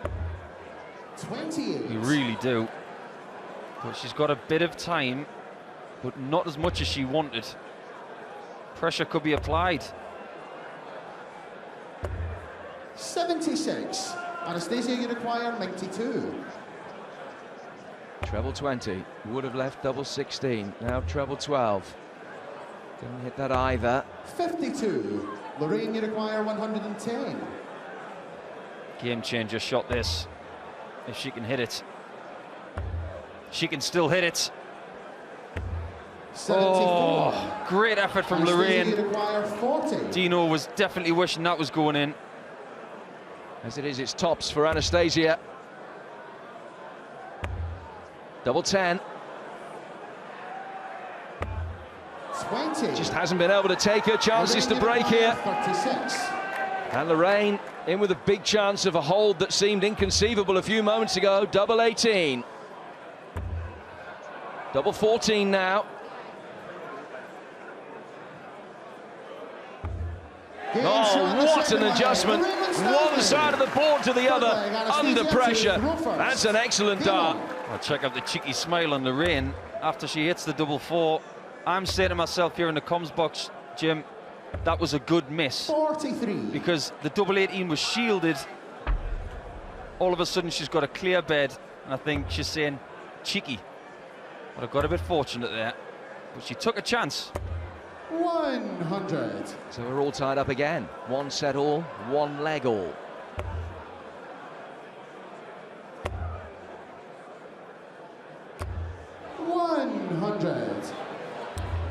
I can't pick a winner right now.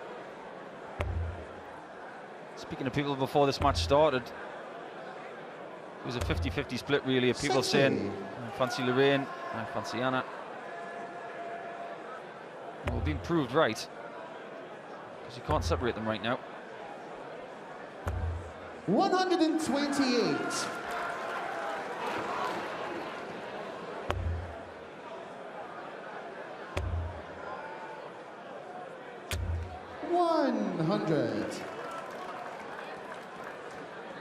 I bet these girls have been through so many battles like this over the last few years.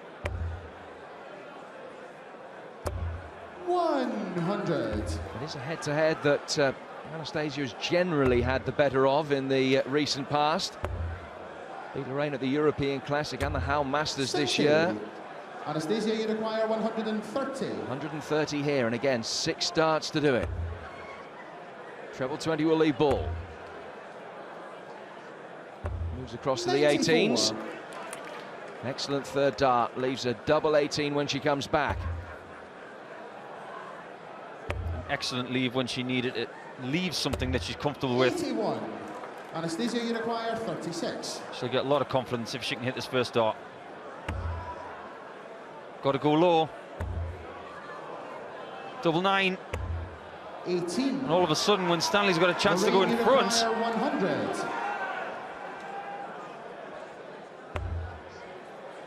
Great first dart, sets up tops. 60. She can't take the chance. What a chance it was. Tony still can't look. Single 10, leaves double 4. Game shot in the third leg. Anastasia Dobromyslova. Fourth leg, Lorraine to throw first. Game on. She edges closer. And that, like several of the legs before, it could have gone either way. Both players have missed chances really to get the job done by now. I'm really enjoying this match. I really don't want it to end. Averages have gone out the window. We don't care about those anymore. We just want to see who's going to win it. 140. Nerveless double 4 under pressure.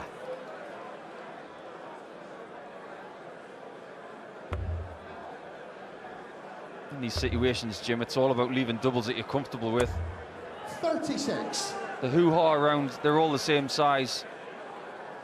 Put someone in this kind of set and they want their favourites.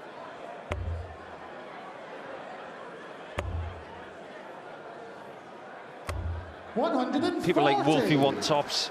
I know Scott Waits wants double 18. I was always a 16s guy under pressure. Give me 10s and I would crumble.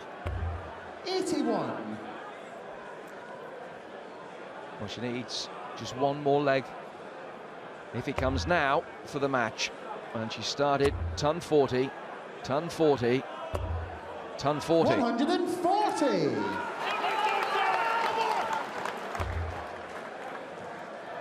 What a leg. Under pressure. Just like Trina's first round match, she needed a good leg and she pinged a 13 darter in the last leg of the match. Anna could actually eclipse that. 74 left. Treble 14's the shot. Double 16 for the match. 49. Well, she will be back.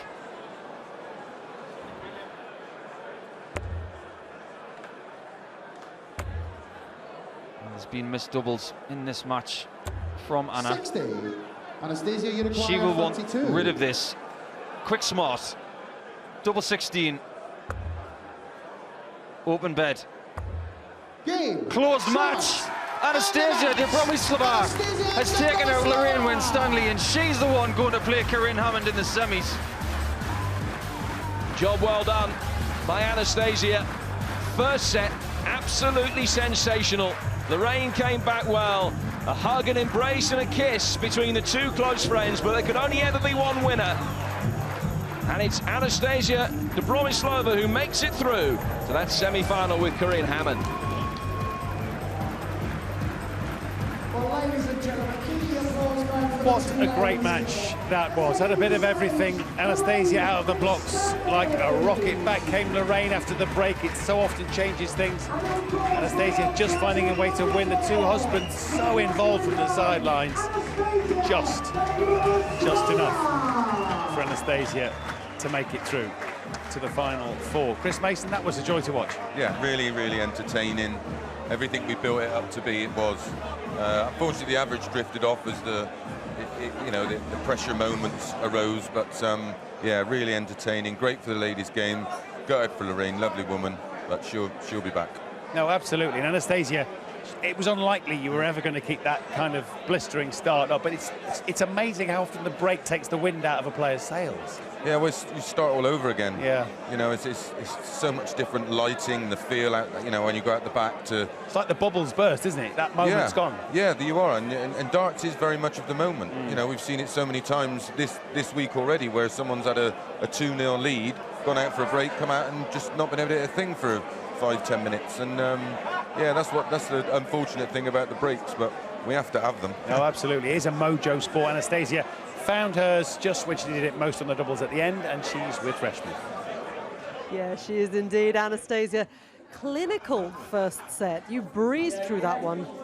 Very difficult second one, of course. Well, yeah, it's always the catch, isn't it? And yeah, Lorraine played so well, and I was like, oh no, please don't. And yeah, third set, I really had to dig in because I know she was practicing well, and I've seen what she can do.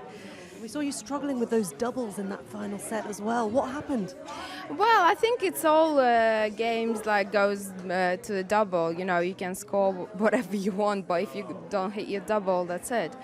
So, yeah, I guess I'm one of them. Match practice or just concentration or just bad luck today? I don't know, maybe just like lack of concentration because I was practicing well and yeah, it's always hard to play against Lorraine, so as much as I try to switch off. And you look like you did. There were times when you didn't even look at each other. I know, yeah, but that was the plan. Well, you stuck to it. Let's take a look at your final dart. We can just see it over here. Look at me, I'm sweating. I was like, please, please, God, go. Please go. I look fat. Why are you showing me that? I don't want to know. Stacey, you do have a... I know, yeah. I know. Real relief there. You can see that on your face. Oh, yeah, definitely, because I knew if it would go any further, it's, yeah, tough, you know. Well, you managed to do it. You managed to put your friendship to one side. You managed to dig deep, as you said, and get that victory. Corinne Hammond next. Okay. How do you find that match? Listen, let me just calm down after this one. I'm not even thinking about tomorrow. No, ask me tomorrow. I'll ask you tomorrow. We'll see how it goes. Really, really well done today. And we've got your friend here, Lorraine. The bomb you interview. Was that difficult? Was it difficult? I mean, you really, really dug in and came back into that game. You gave Anastasia a real fight there. It's so hard. And when I took that second set and showed a bit of emotion, then I thought, oh no, that's not a good thing to do. Yeah, don't stop me. Because I know she's going to give it me back. That's why I was trying all first set, just like. I know, yeah. Yeah, don't give And we Lorraine came off nothing. in the break, and we were in the little room, and it was like, don't look at each other, don't speak to each other, just get on with what you're doing. But, you just smile. yeah. That's it. Thanks for that. I know. No, so you're right. friends, but you're so gracious, of course, in defeat because it is, of course, to your great friend as well. Oh, she's my bestie. Oh, am I now? It was no friends like Yeah, day I know before. it was no friends on the hockey before the game, but you are my bestie, really. Oh, lovely to see. Well done, ladies. You gave us a really great match today. Punch me in a minute. What do you mean? Thank you. Thank you, guys. Always friends, but of course so often foes on the hockey. So it's Anastasia who progresses. She'll play the Aussie Corinne Hammond in the semis. And Eileen de Graaf takes on, I'm sure, still the favourite Lisa Ashton. She's perhaps shown the most consistent darts, but we've seen the highs that Anastasia can reach, and maybe with respect to the two, you'd pick those two as the likely potential finalist. But predictions are It's just penny. so nice to see them like that after a game. It reminds me of what me and Phil were like when we used to play each other. Absolutely. No, it is nice, and they are great friends. Yeah. But, yeah, I'm doing the Anastasia Hammond match tomorrow night, so I'm looking forward to that. And how often have we watched two male dart players on stages around the world and seen their respective partners, girlfriends, whatever, cheering them on? It's fantastic that two professional male dart players were so involved tonight. Yeah, well, I suppose because they have first-hand experience of what it's like up there and the emotional roller coaster that darts is. But yeah, I think wives, girlfriends, friends, they go through more than you do on stage, because you sort of teach yourself to not not to be too emotional about it all. And I think that's where Anastasia just carried the edge there. She had the ability just to switch off. Yeah, they are obviously well aware of what it takes to be on stage, both Dean and Tony, but I don't know if it's something beyond that. It's because they care so much about their respective partners on stage. Yeah, absolutely, and they know how much it means to them, and they want it, and especially Tony. He lives literally every dart, and when he's lost, she's sort of, oh well, that's that. On to the next one. He's devastated. I've seen him shed many a tear when she's won this.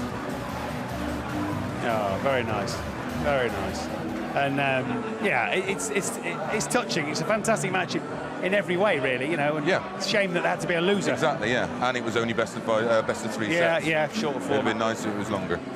Okay, so we've got the women's semi-final lineup complete. Let's turn our attention back to the men, because we've got more darts for you. That's how things are evolving in this half of the draw. Gert de Vos, Daryl Fitton, 1 quarter-final. Scott Waits then awaiting what should be a fantastic matchup between the 2 Dutchmen, Richard Veenstra and Danny Noppert. These boys could go at it awfully quick. We've asked them both to throw some quick-fire questions at each other.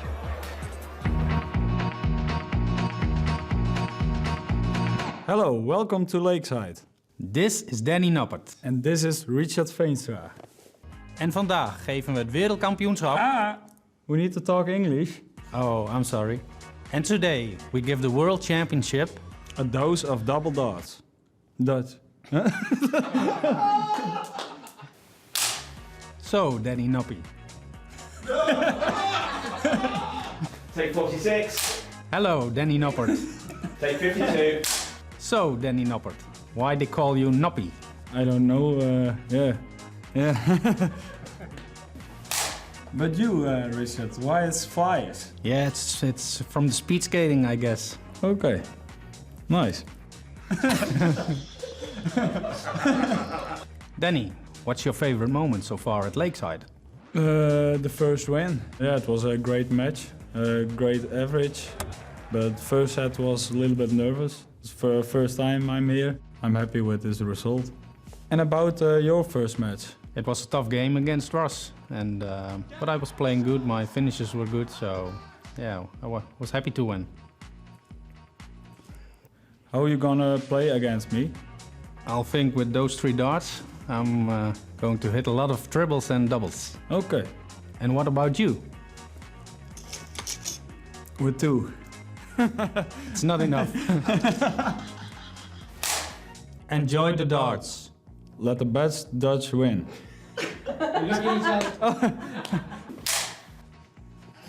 Enjoy the darts. Enjoy the darts.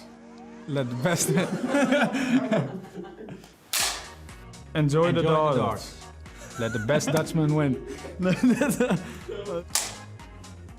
Enjoy the darts. Let the best Dutchman win.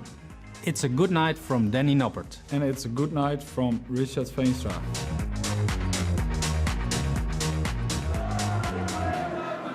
Double Dutch more than the 2 Ronnies. In fairness, if me and Mace had a go at a feature in Dutch, there'd be many more takes than that. Be a fair few because of the film on the cutting room floor. Head-to-head wise, how do you see this matchup? Because Danny Noppert's got a much better tournament average, although obviously only played the 1 match each than Richard. Yeah, Danny seems to be, he's a bit similar to what we've said about a few other players. Their A game's superb, but I've watched a fair bit of his darts over the last 12 months, and when he's on. He's very much like Veenstra, but I think Veenstra's got the stronger B game.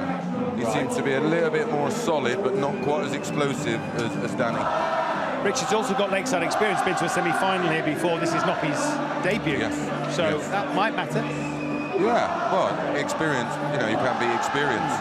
And that will hold him in good stead because he won some cracking matches last year. But this is a game where he's going to have to find, another 4 or 5 points on his average. And practicing on the same board, is that normal? Yeah, the Dutch guys tend to do that. They don't. It doesn't matter to them. For them, it's just a game of darts. Slightly different mentality to others. Some don't even like to be in the same room as their opponent, or if they are, they're practice on either ends of the practice boards. And we talked about the young boy, Justin van der Houw, won the youth final earlier today. There's a real number of young, talented boys coming out of Holland at the moment. There's loads. There's so many opportunities for them. There's a great youth system in place, and traditionally, Holland is just this conveyor belt of talent. Yeah, and there's a lot of role models now, aren't there, who are doing awfully well. Raymond has led the way, and then in the 90s with what Raymond achieved here, winning it 4 times, and he was a great ambassador for Dutch darts, and he just started a massive trend over there. It's been a cracking night already, but we have more for you. Veenstra and Noppert should produce fireworks in the heat of the Lakeside cauldron. It's next.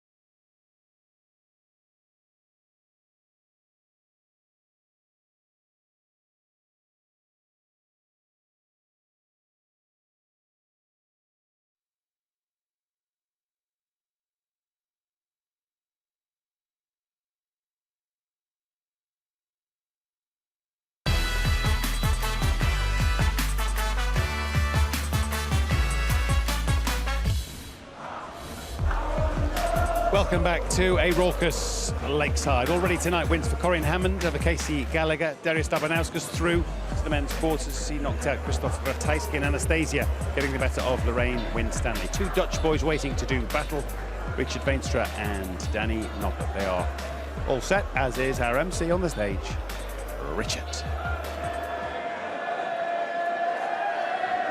Ladies and gentlemen, this is the 2017 Bilio World Championships, and we're about to go double Dutch here at the home of World Dance, the Lakeside. We now introduce to the stage last year's Lakeside World Championship semi-finalist, the reigning Europe Cup singles champion, Flyers, Richard Veenstra.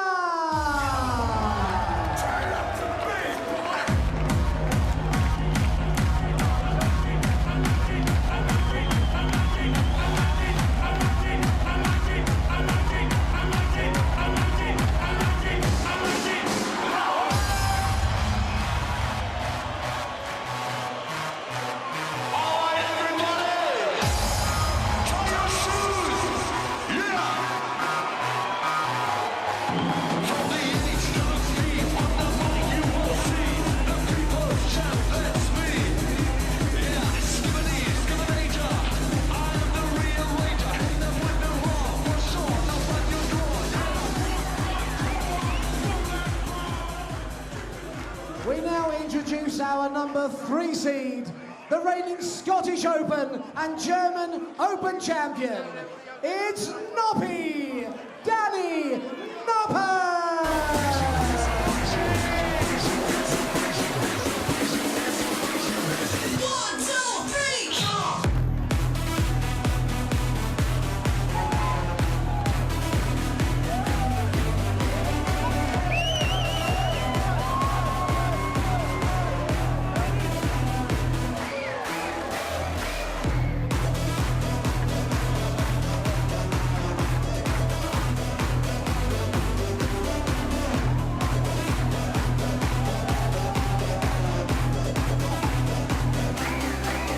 Well, the future's bright and all that for one of these players. Scott waits for one of these players, but which one? First to fall in the company once again of Paul Nicholson, this time alongside John Roll.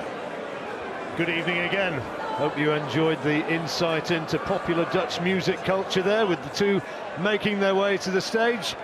Danny Noppert, a hot favourite for this one, but Richard Veenstra, we know from last year when he went all the way to the semi-final, at his best he can be an impressive performer. Great mates, they travel together, they hang out together, they've been practicing together. You saw them in the practice room on the same board.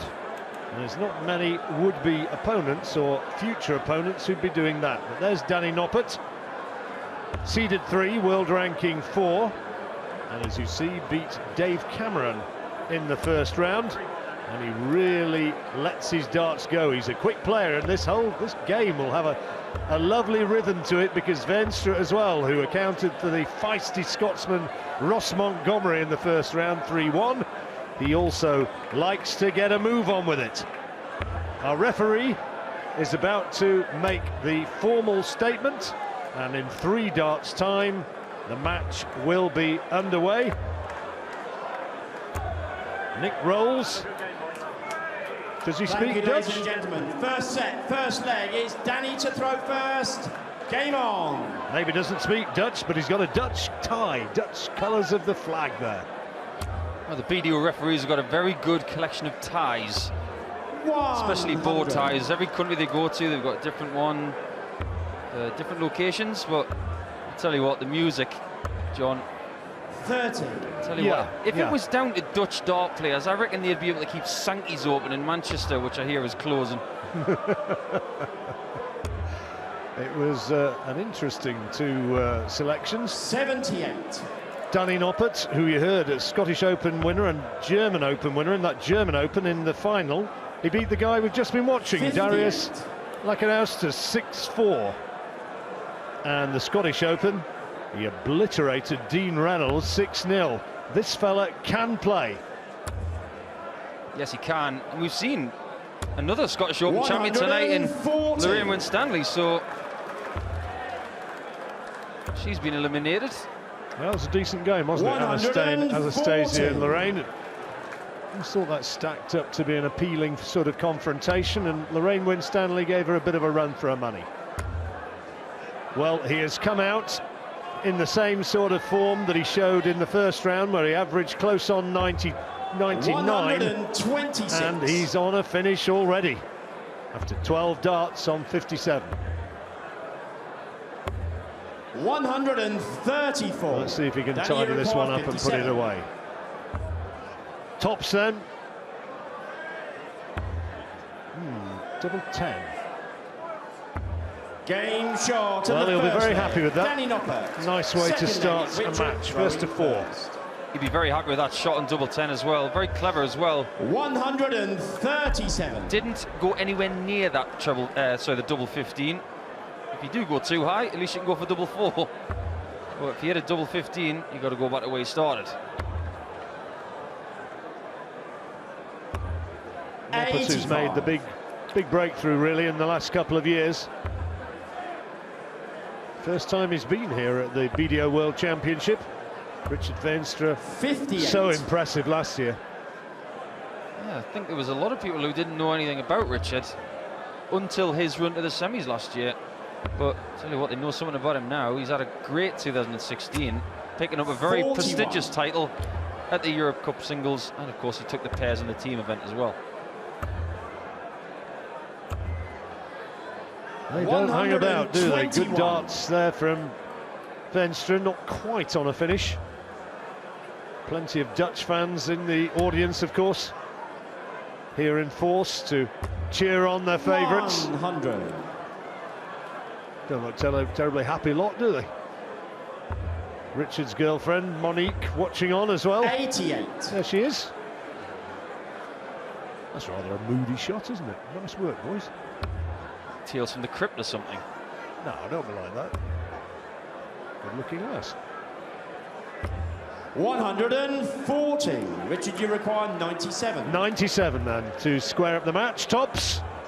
Double 10. Noppert got it. Can Veenstra do the same?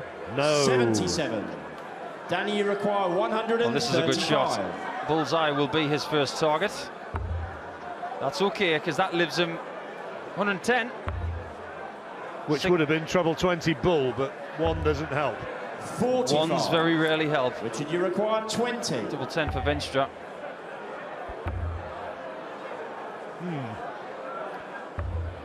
No score. Well, the break now Danny, beckons for Noppert. 90.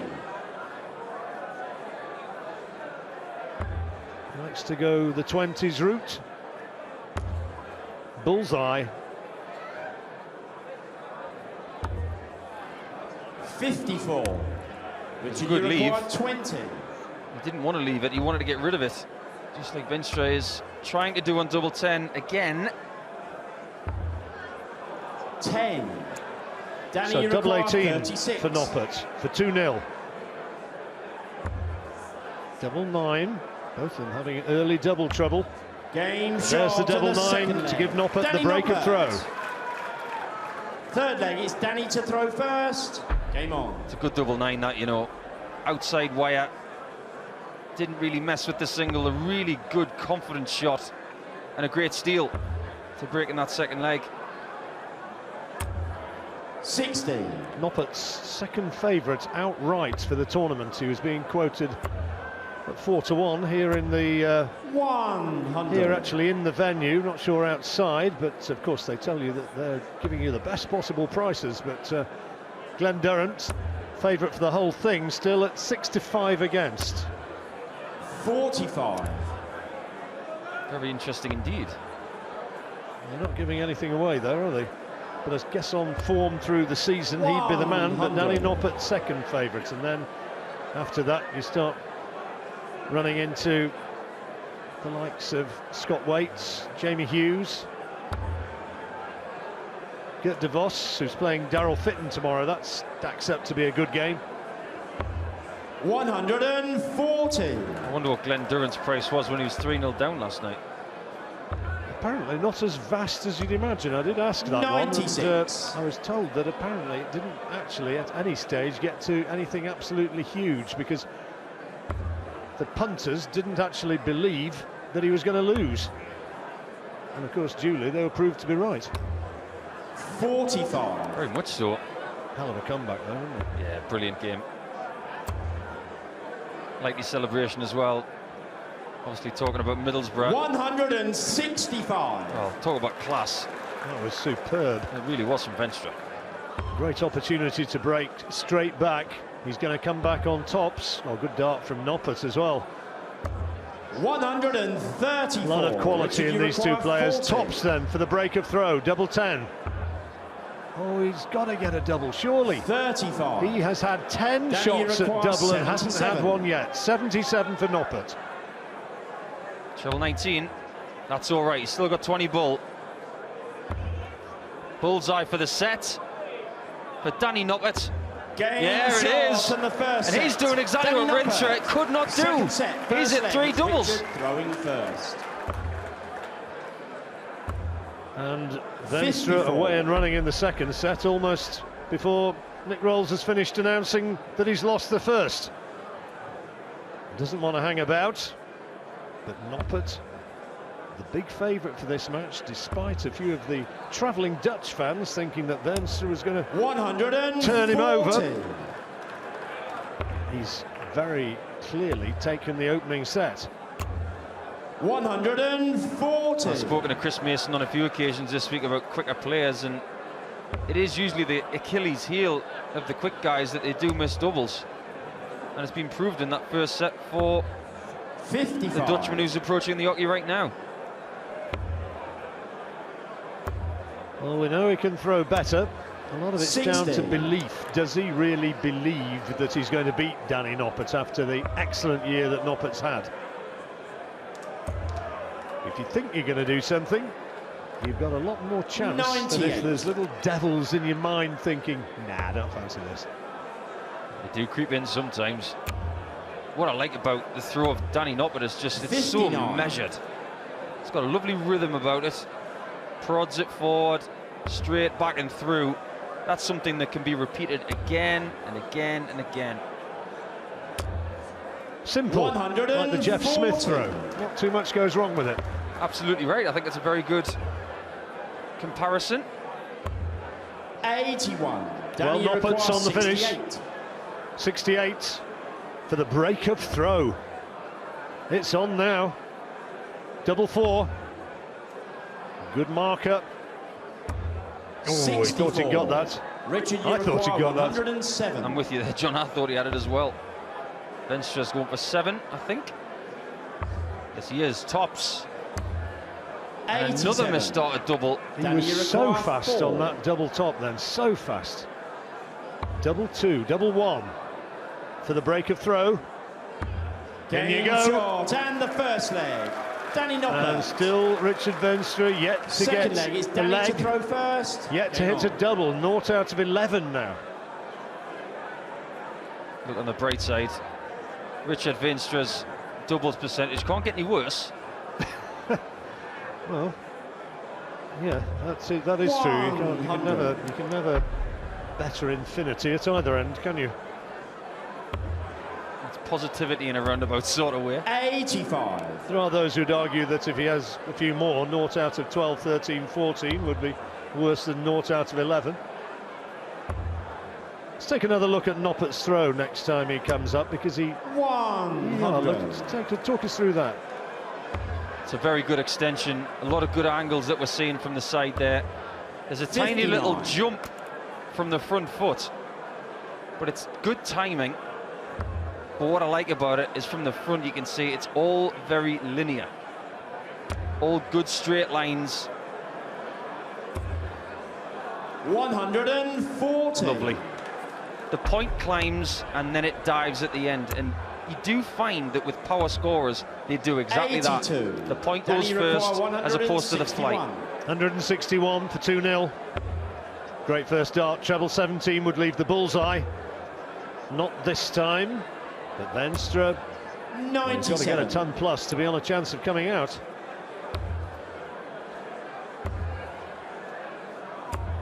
well, he's done it. 140. But 64 is very makeable. 64.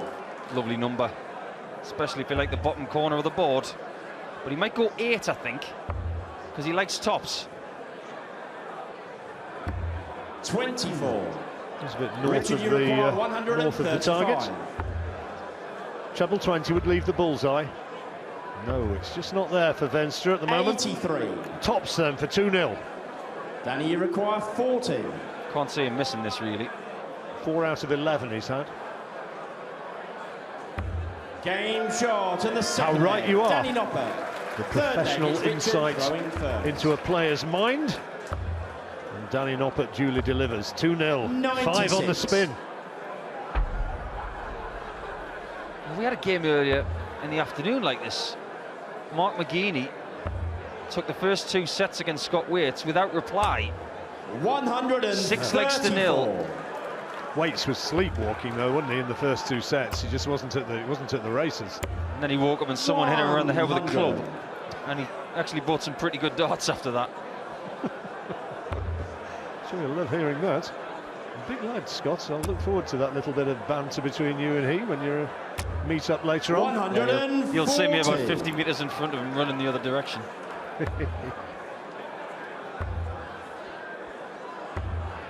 No, 53. There's the Veenstra throw. With those unblinking eyes. Yeah, we had blink cam for his first game, didn't we? Yep. 180. First maximum of the match.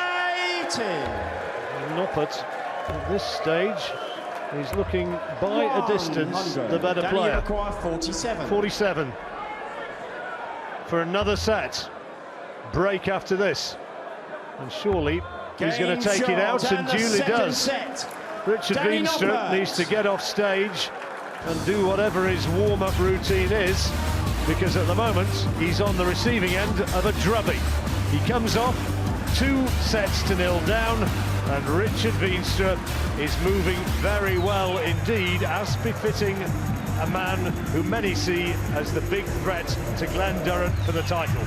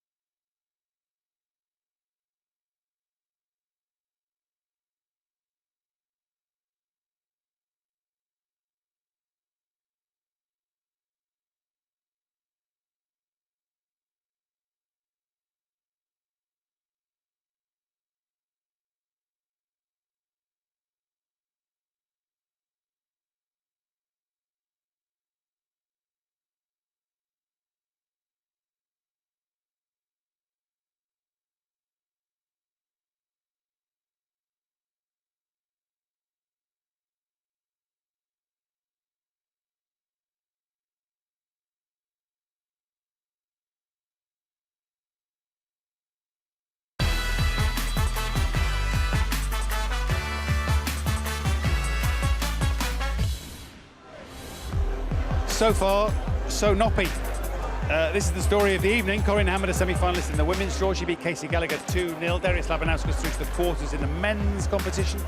4-3 winner over Ratajski of Poland. Anastasia and Lorraine gave us a treat, really. It just went the Russians' way, 2-1, and Dani Noppert, as it stands, is cruising against compatriot Richard Veenstra. And actually interesting to get a little flavour of just a couple of minutes ago in the back room. Dani sat down, chatting, smiling, happy as you like. Richard up at the board, trying to find a way to get better scoring, because he's 12 points behind on the average, and better on the doubles because he hasn't hit 1 out of 11 thus far, Chris Mason. Yeah, 17 points behind in the first 9 dart stat as well, and that's where the damage is being done. No pressure on the finishing for Noppert, and Noppert, hence why he's averaging nearly 50% on his doubles, because he's got plenty of time to take them out. Veenstra's just got to find some scoring power and put him under pressure, and hope Dani misses a few. Yeah, he talks about Dani's A game. He's on his A game, and that is a sight to behold.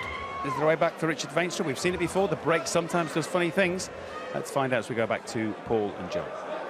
Well, it's going to have to do. First leg, it's Dani to throw first. Game on. It's going to have to do some very funny things indeed, because on the basis of what we've seen so far, Veenstra is getting a hammering.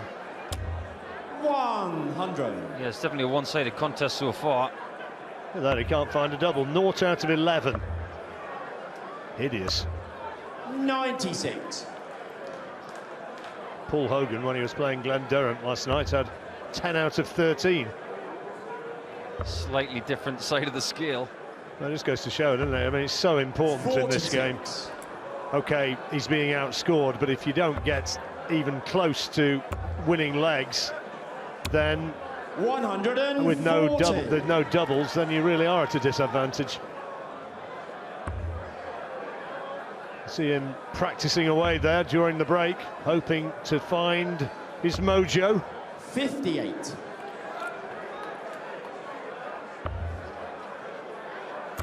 Dutch team manager is watching these two. 79. John Locken.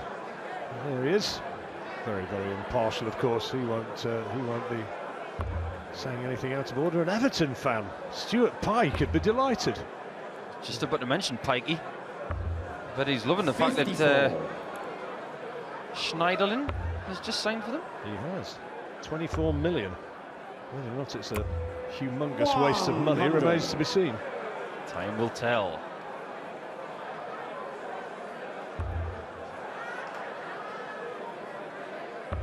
Just like time will tell whether Veenstra can get back in this match. 96. He's got a pretty good first leg of this set, though. 86. Well, it'll be a good start here. That's a great first dart, double 16. Wow, hello, happy days. Welcome to the game. Break of throw. Happy days are here again. And Matt Smith did say the break does funny things. Well, according to Richard Veenstra, it makes you hit doubles. Well, that's one. Needs 61. A few more. Scored well, though, didn't he, in that leg? Scored better, definitely.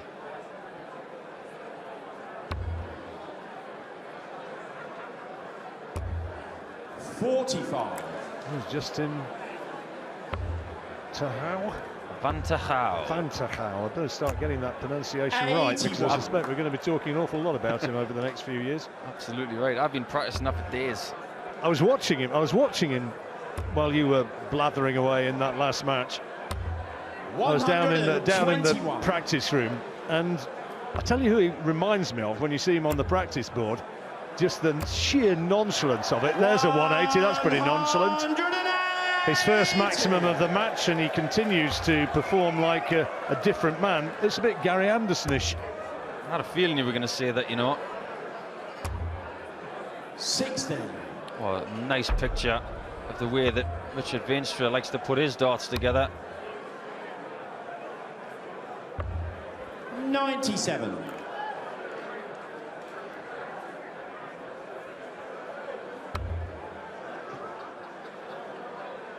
These two got very different throws. Veenstra likes to land them on top of each other, whereas Noppert likes to land them under each other. 17 for tops. Veenstra for 2-0. Game shot. Well, goodness me. Second leg. Richard Veenstra. Third leg is Danny. He certainly had an injection of class, which was sadly lacking in the first two sets. 96. In you go. Strange old game sometimes, isn't it?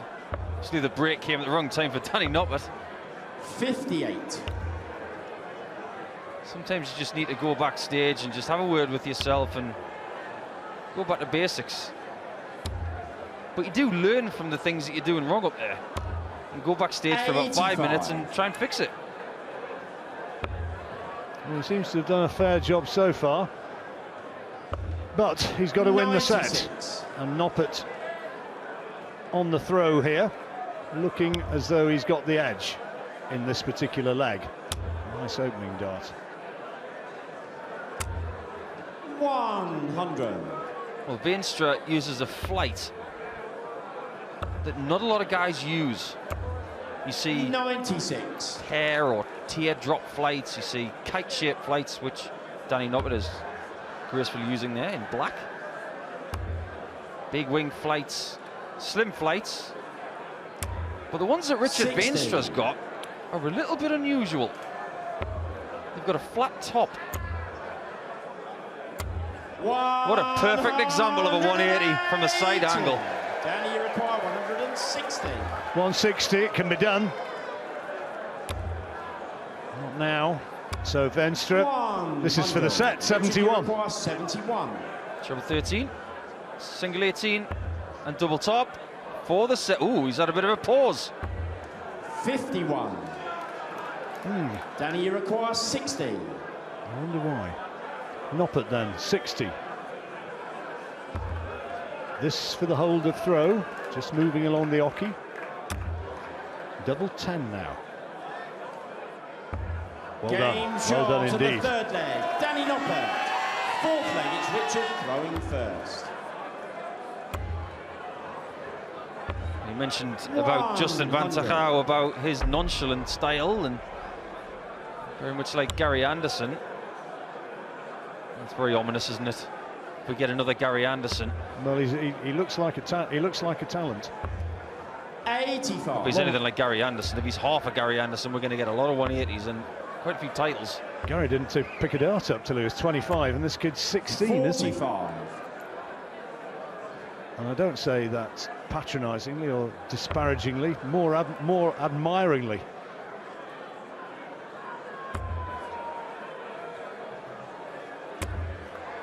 Look at Danny Noppert's right arm. We can have a look at that again. 60. What you'll see is it's a perfect straight line up and down.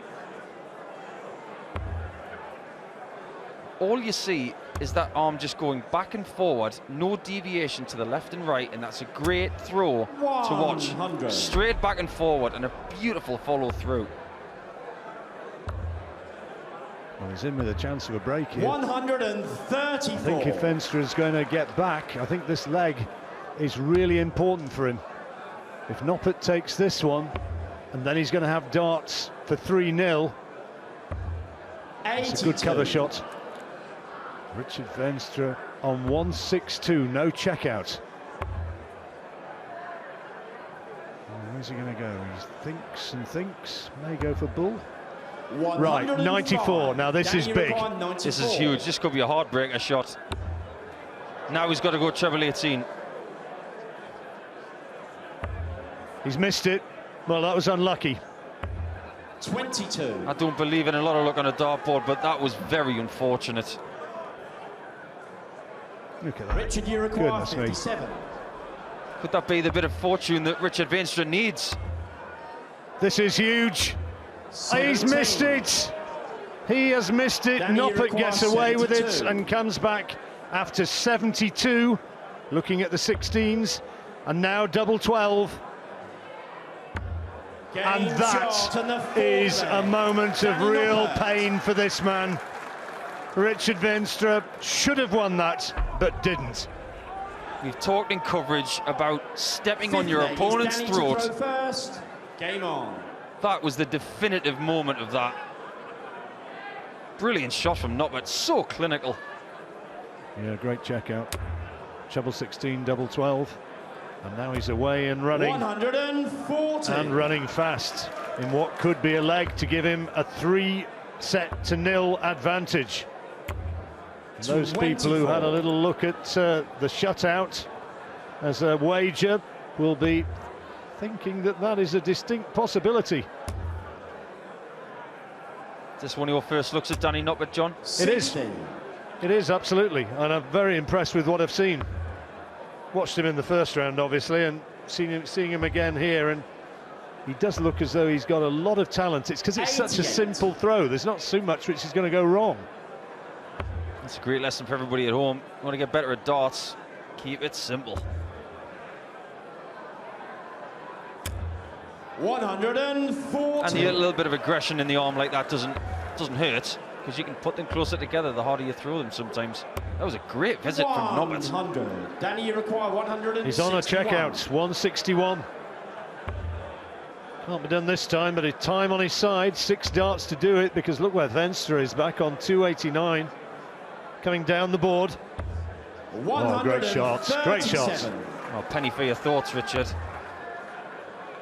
You're going to have to do a Glenn Durrant. 96. Danny, you require 24. Double 12. Just got this. Double 6. No pressure because Veenstra's not on a finish, but he'd like to tuck it away right now. 18. Well, that leaves him on double 3, which is not the nicest. No, I think the word that goes alongside double 3 is ugh. Not a good 87. double. That's kind of one of them that you can put on television. Double 3, that's not lying terribly well. Oh, but he makes the adjustment and takes the set. Veenstra had raced into the early advantage in that set, but then back came Noppert, and we identified the crucial moments when Veenstra had the opportunities, couldn't put it away, and those poor double statistics, 2 out of 16 now, are costing him so dearly. Half a double 3 to aim at for a set in a World Championship second round. That was a great shot from a confident dart player. 30. Average is not fantastic. Veenstra at 88. Noppert round about the same. Checkouts though are so much better for Noppert than Veenstra, and that's the big difference. 140. Noppert has scored more heavily in the early stages of the legs as well. Chris Mason was talking at the top of the programme about 96. Noppert's B game being better than Veenstra's. I think that's exactly what we're witnessing. Danny Noppert has got more than this. 58. I think he said it the other way around. My mistake. And well, his B game isn't winning him too much at the moment, Veenstra. But you can have any game you like, and if you don't hit doubles, then you know what do you do? He's on 170 now. 58. He's got to take this. Got to win this. Got to win this leg, or it's not exactly curtains, but it's not far off. 58.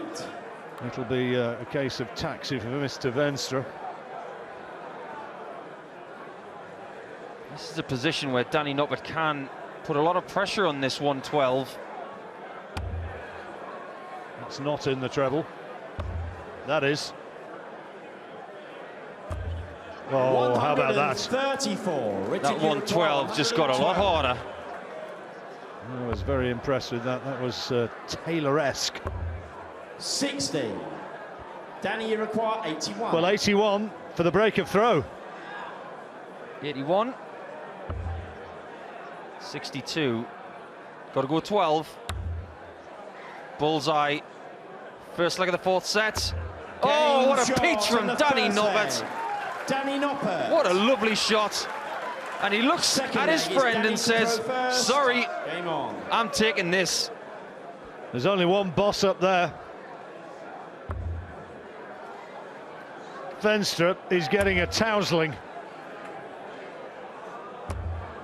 135. And away, flying again. Richard Veenstra has the nickname Flyers from the speed skating background he's got. But he needs something just stunning now to turn this one round. This is getting to the sort of Glenn Durrant, Paul Hogan sort of level. 140.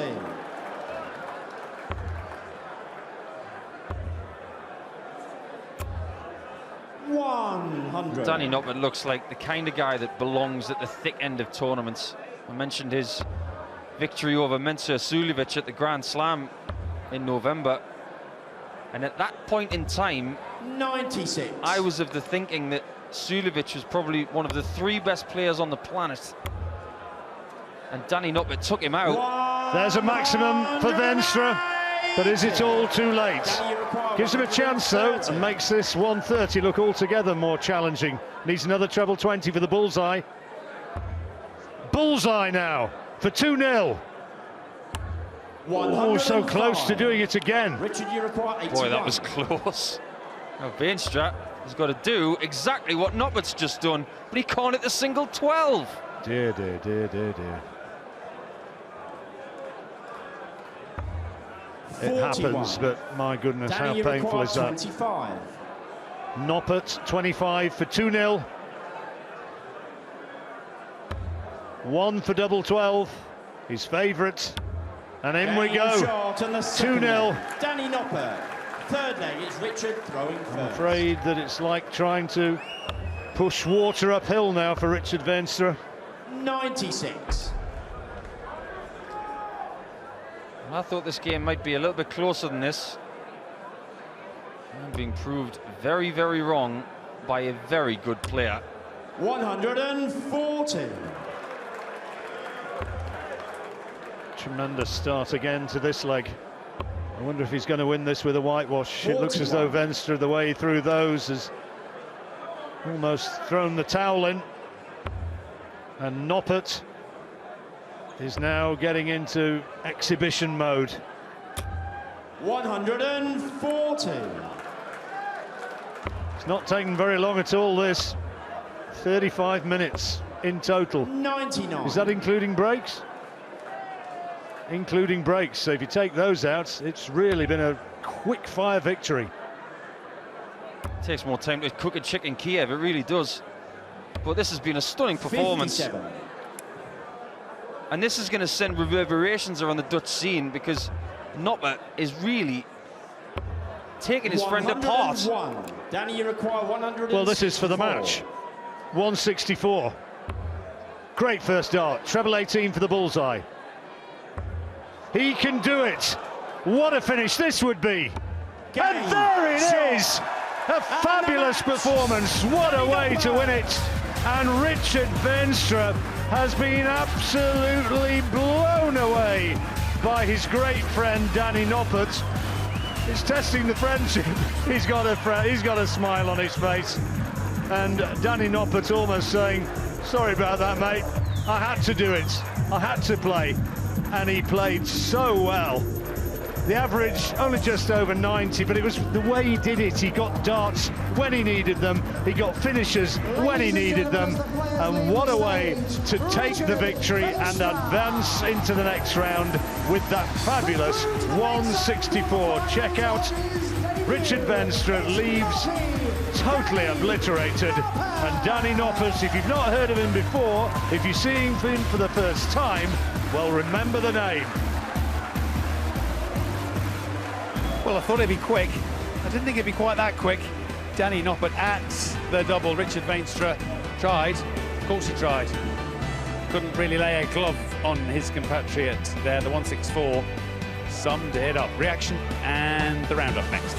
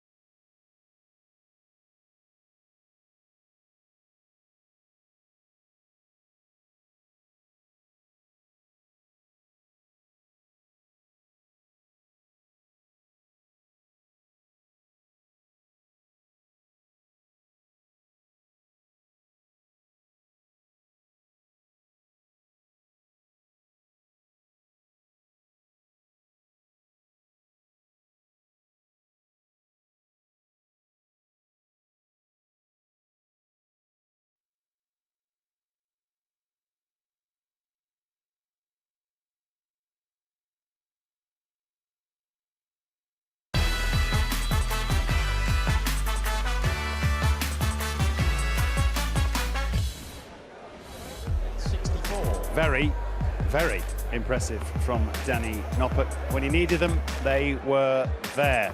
Sharp as you like. How about that for a way to get over the line? Richard Veenstra left in his wake. Danny through to quarter-final with Scott Waite. That should be tremendous. But first things first, let's reflect on the win. Danny is downstairs with Reshmi. Thanks, Matt. Yes, Danny, what a magnificent victory. I saw you smile there as you saw the final dart, that bullseye go in. You must be so pleased with your performance today. Yeah, I'm really happy with it, with this 4-0 winning. But yeah, I was playing the whole match against Richard and not with myself, and that was yeah, that was keep going in my head, and it was not that well. But he missed also the doubles, and he can play better. He know, yeah, I know that, but yeah, we played each other and not for ourselves. Yeah. But you did start so well, and you kept going. Was it part of your game plan to start that quickly and just to play so direct, because you were too fast for him? Sorry? Was it your plan before to play in the way that you did? To play so direct, so quick? Quick. Yeah, maybe I throw a little bit faster. Richard is also a fast player. Maybe I was too much in his game, indeed. Yeah. Was it hard to play Richard, your friend? Yeah, it's always a hard game against him. Yeah. And next, you're playing the defending champion, Scott Waite. That's a great game for you to show just what you can do. I'm looking forward to that, and keep going like this, and we will see. You gave us a lot of entertainment out there. Really, really well done. Congratulations, Danny. Thank you very much. To be fair, the darts do the talking mostly for Noppy. He can play extremely well, and Richard Veenstra just never really given a sniff. No, he got blown away, didn't he? He missed a few opportunities, but he just didn't have he just didn't score well enough. You know, he just kept giving Noppert just so much time to take the finishes out, and to be honest, it was a fitting end to go out on that finish. Yeah, he had a couple of ball finishes, and he can, trust me, he can play a lot better. I mean, that was an entertaining match. Yeah. It was a nice, quick tempo, but he can play a lot better than that. Yeah, actually 4-0, and you get carried away thinking he's hit extraordinary darts. He has at times, but the match averages are not that extraordinary because Richard didn't really turn up. I mean, actually, the odd dart he got at a double, 2 out of 16. Yeah, he just didn't. Well, he didn't push Danny at all, and I think to get the best out of him, he needs pushing. And you get a lot of legs there that where the opponent is so far behind, and then he starts to miss a few doubles, and it just drags your average down. Where usually, if it's an equal match in terms of averages and performance, you'll keep the other one going, so you end up with a lot of legs where you're only having 12 darts and they're just scoring visits, and that's what obviously lifts the average up. So let's have a look at the quarterfinal draw, because with the passing of the days, we're getting towards the important stuff. Durrant against Labanauskas, Adams against Hughes. How do you see those? Well, Durrant's obviously going to start a massive favourite against Darius, but I thought he threw really well today in patches. He's going to have to hit him hard and early. He can't afford to let him run away with it like he did with Paul Hogan. Adams, Hughes, absolute pick-em game. That's a classic. Yeah, OK. And in the other part of the draw, DeVos and Fitton. Well, again, we've seen terrific darts from DeVos, and Darryl, incredible scoring, but really dodgy doubles at times. Yeah, well, he's had a few days to sort of put that right. He'd have gone and just practiced and focused mainly on his finishes. And some nights it's just one of those things. You do that. You score well and can't finish your dinner. It's just one of those things. But yeah, that's another tough match to call. Yeah. So still, I mean, obviously, I guess Glenn will still remain a lot of people's, including the bookies, favourite, despite how close he came to elimination last night. But there's still plenty of dangerous that's based on how many gears he's got. Yeah. You know, he can play far superior to what he's throwing. I just think he's finding the whole thing of being #1 seed, and the fact that it's Lakeside is playing on his mind maybe. But yeah, I wouldn't be surprised to see the winner come from the Noppert Waits game. You know, he's got that kind of feel to the tournament. Or can Adams roll back the years? Let's check on what Friday the 13th looks like. Hopefully not as grim as today outside weather-wise for a lot of you, but here's how the darts line up. It's DeVos and Fitton who start us off, and the 3 matches we've got tomorrow evening. women's semi-final between Corinne Hammond and Anastasia Dobromyslova. Then it's Glenn Durrant and Darius Labanauskas, and we finish with Scott Waits and Danny Noppert. 3 to savour on BT Sport tomorrow evening. Big day ahead. Big day already before we go for one couple here at Lakeside tonight. This young man decided this was the place, this was the moment to ask the big question. Fortunately, she said yes, and little Richard was on hand to celebrate. She said yes!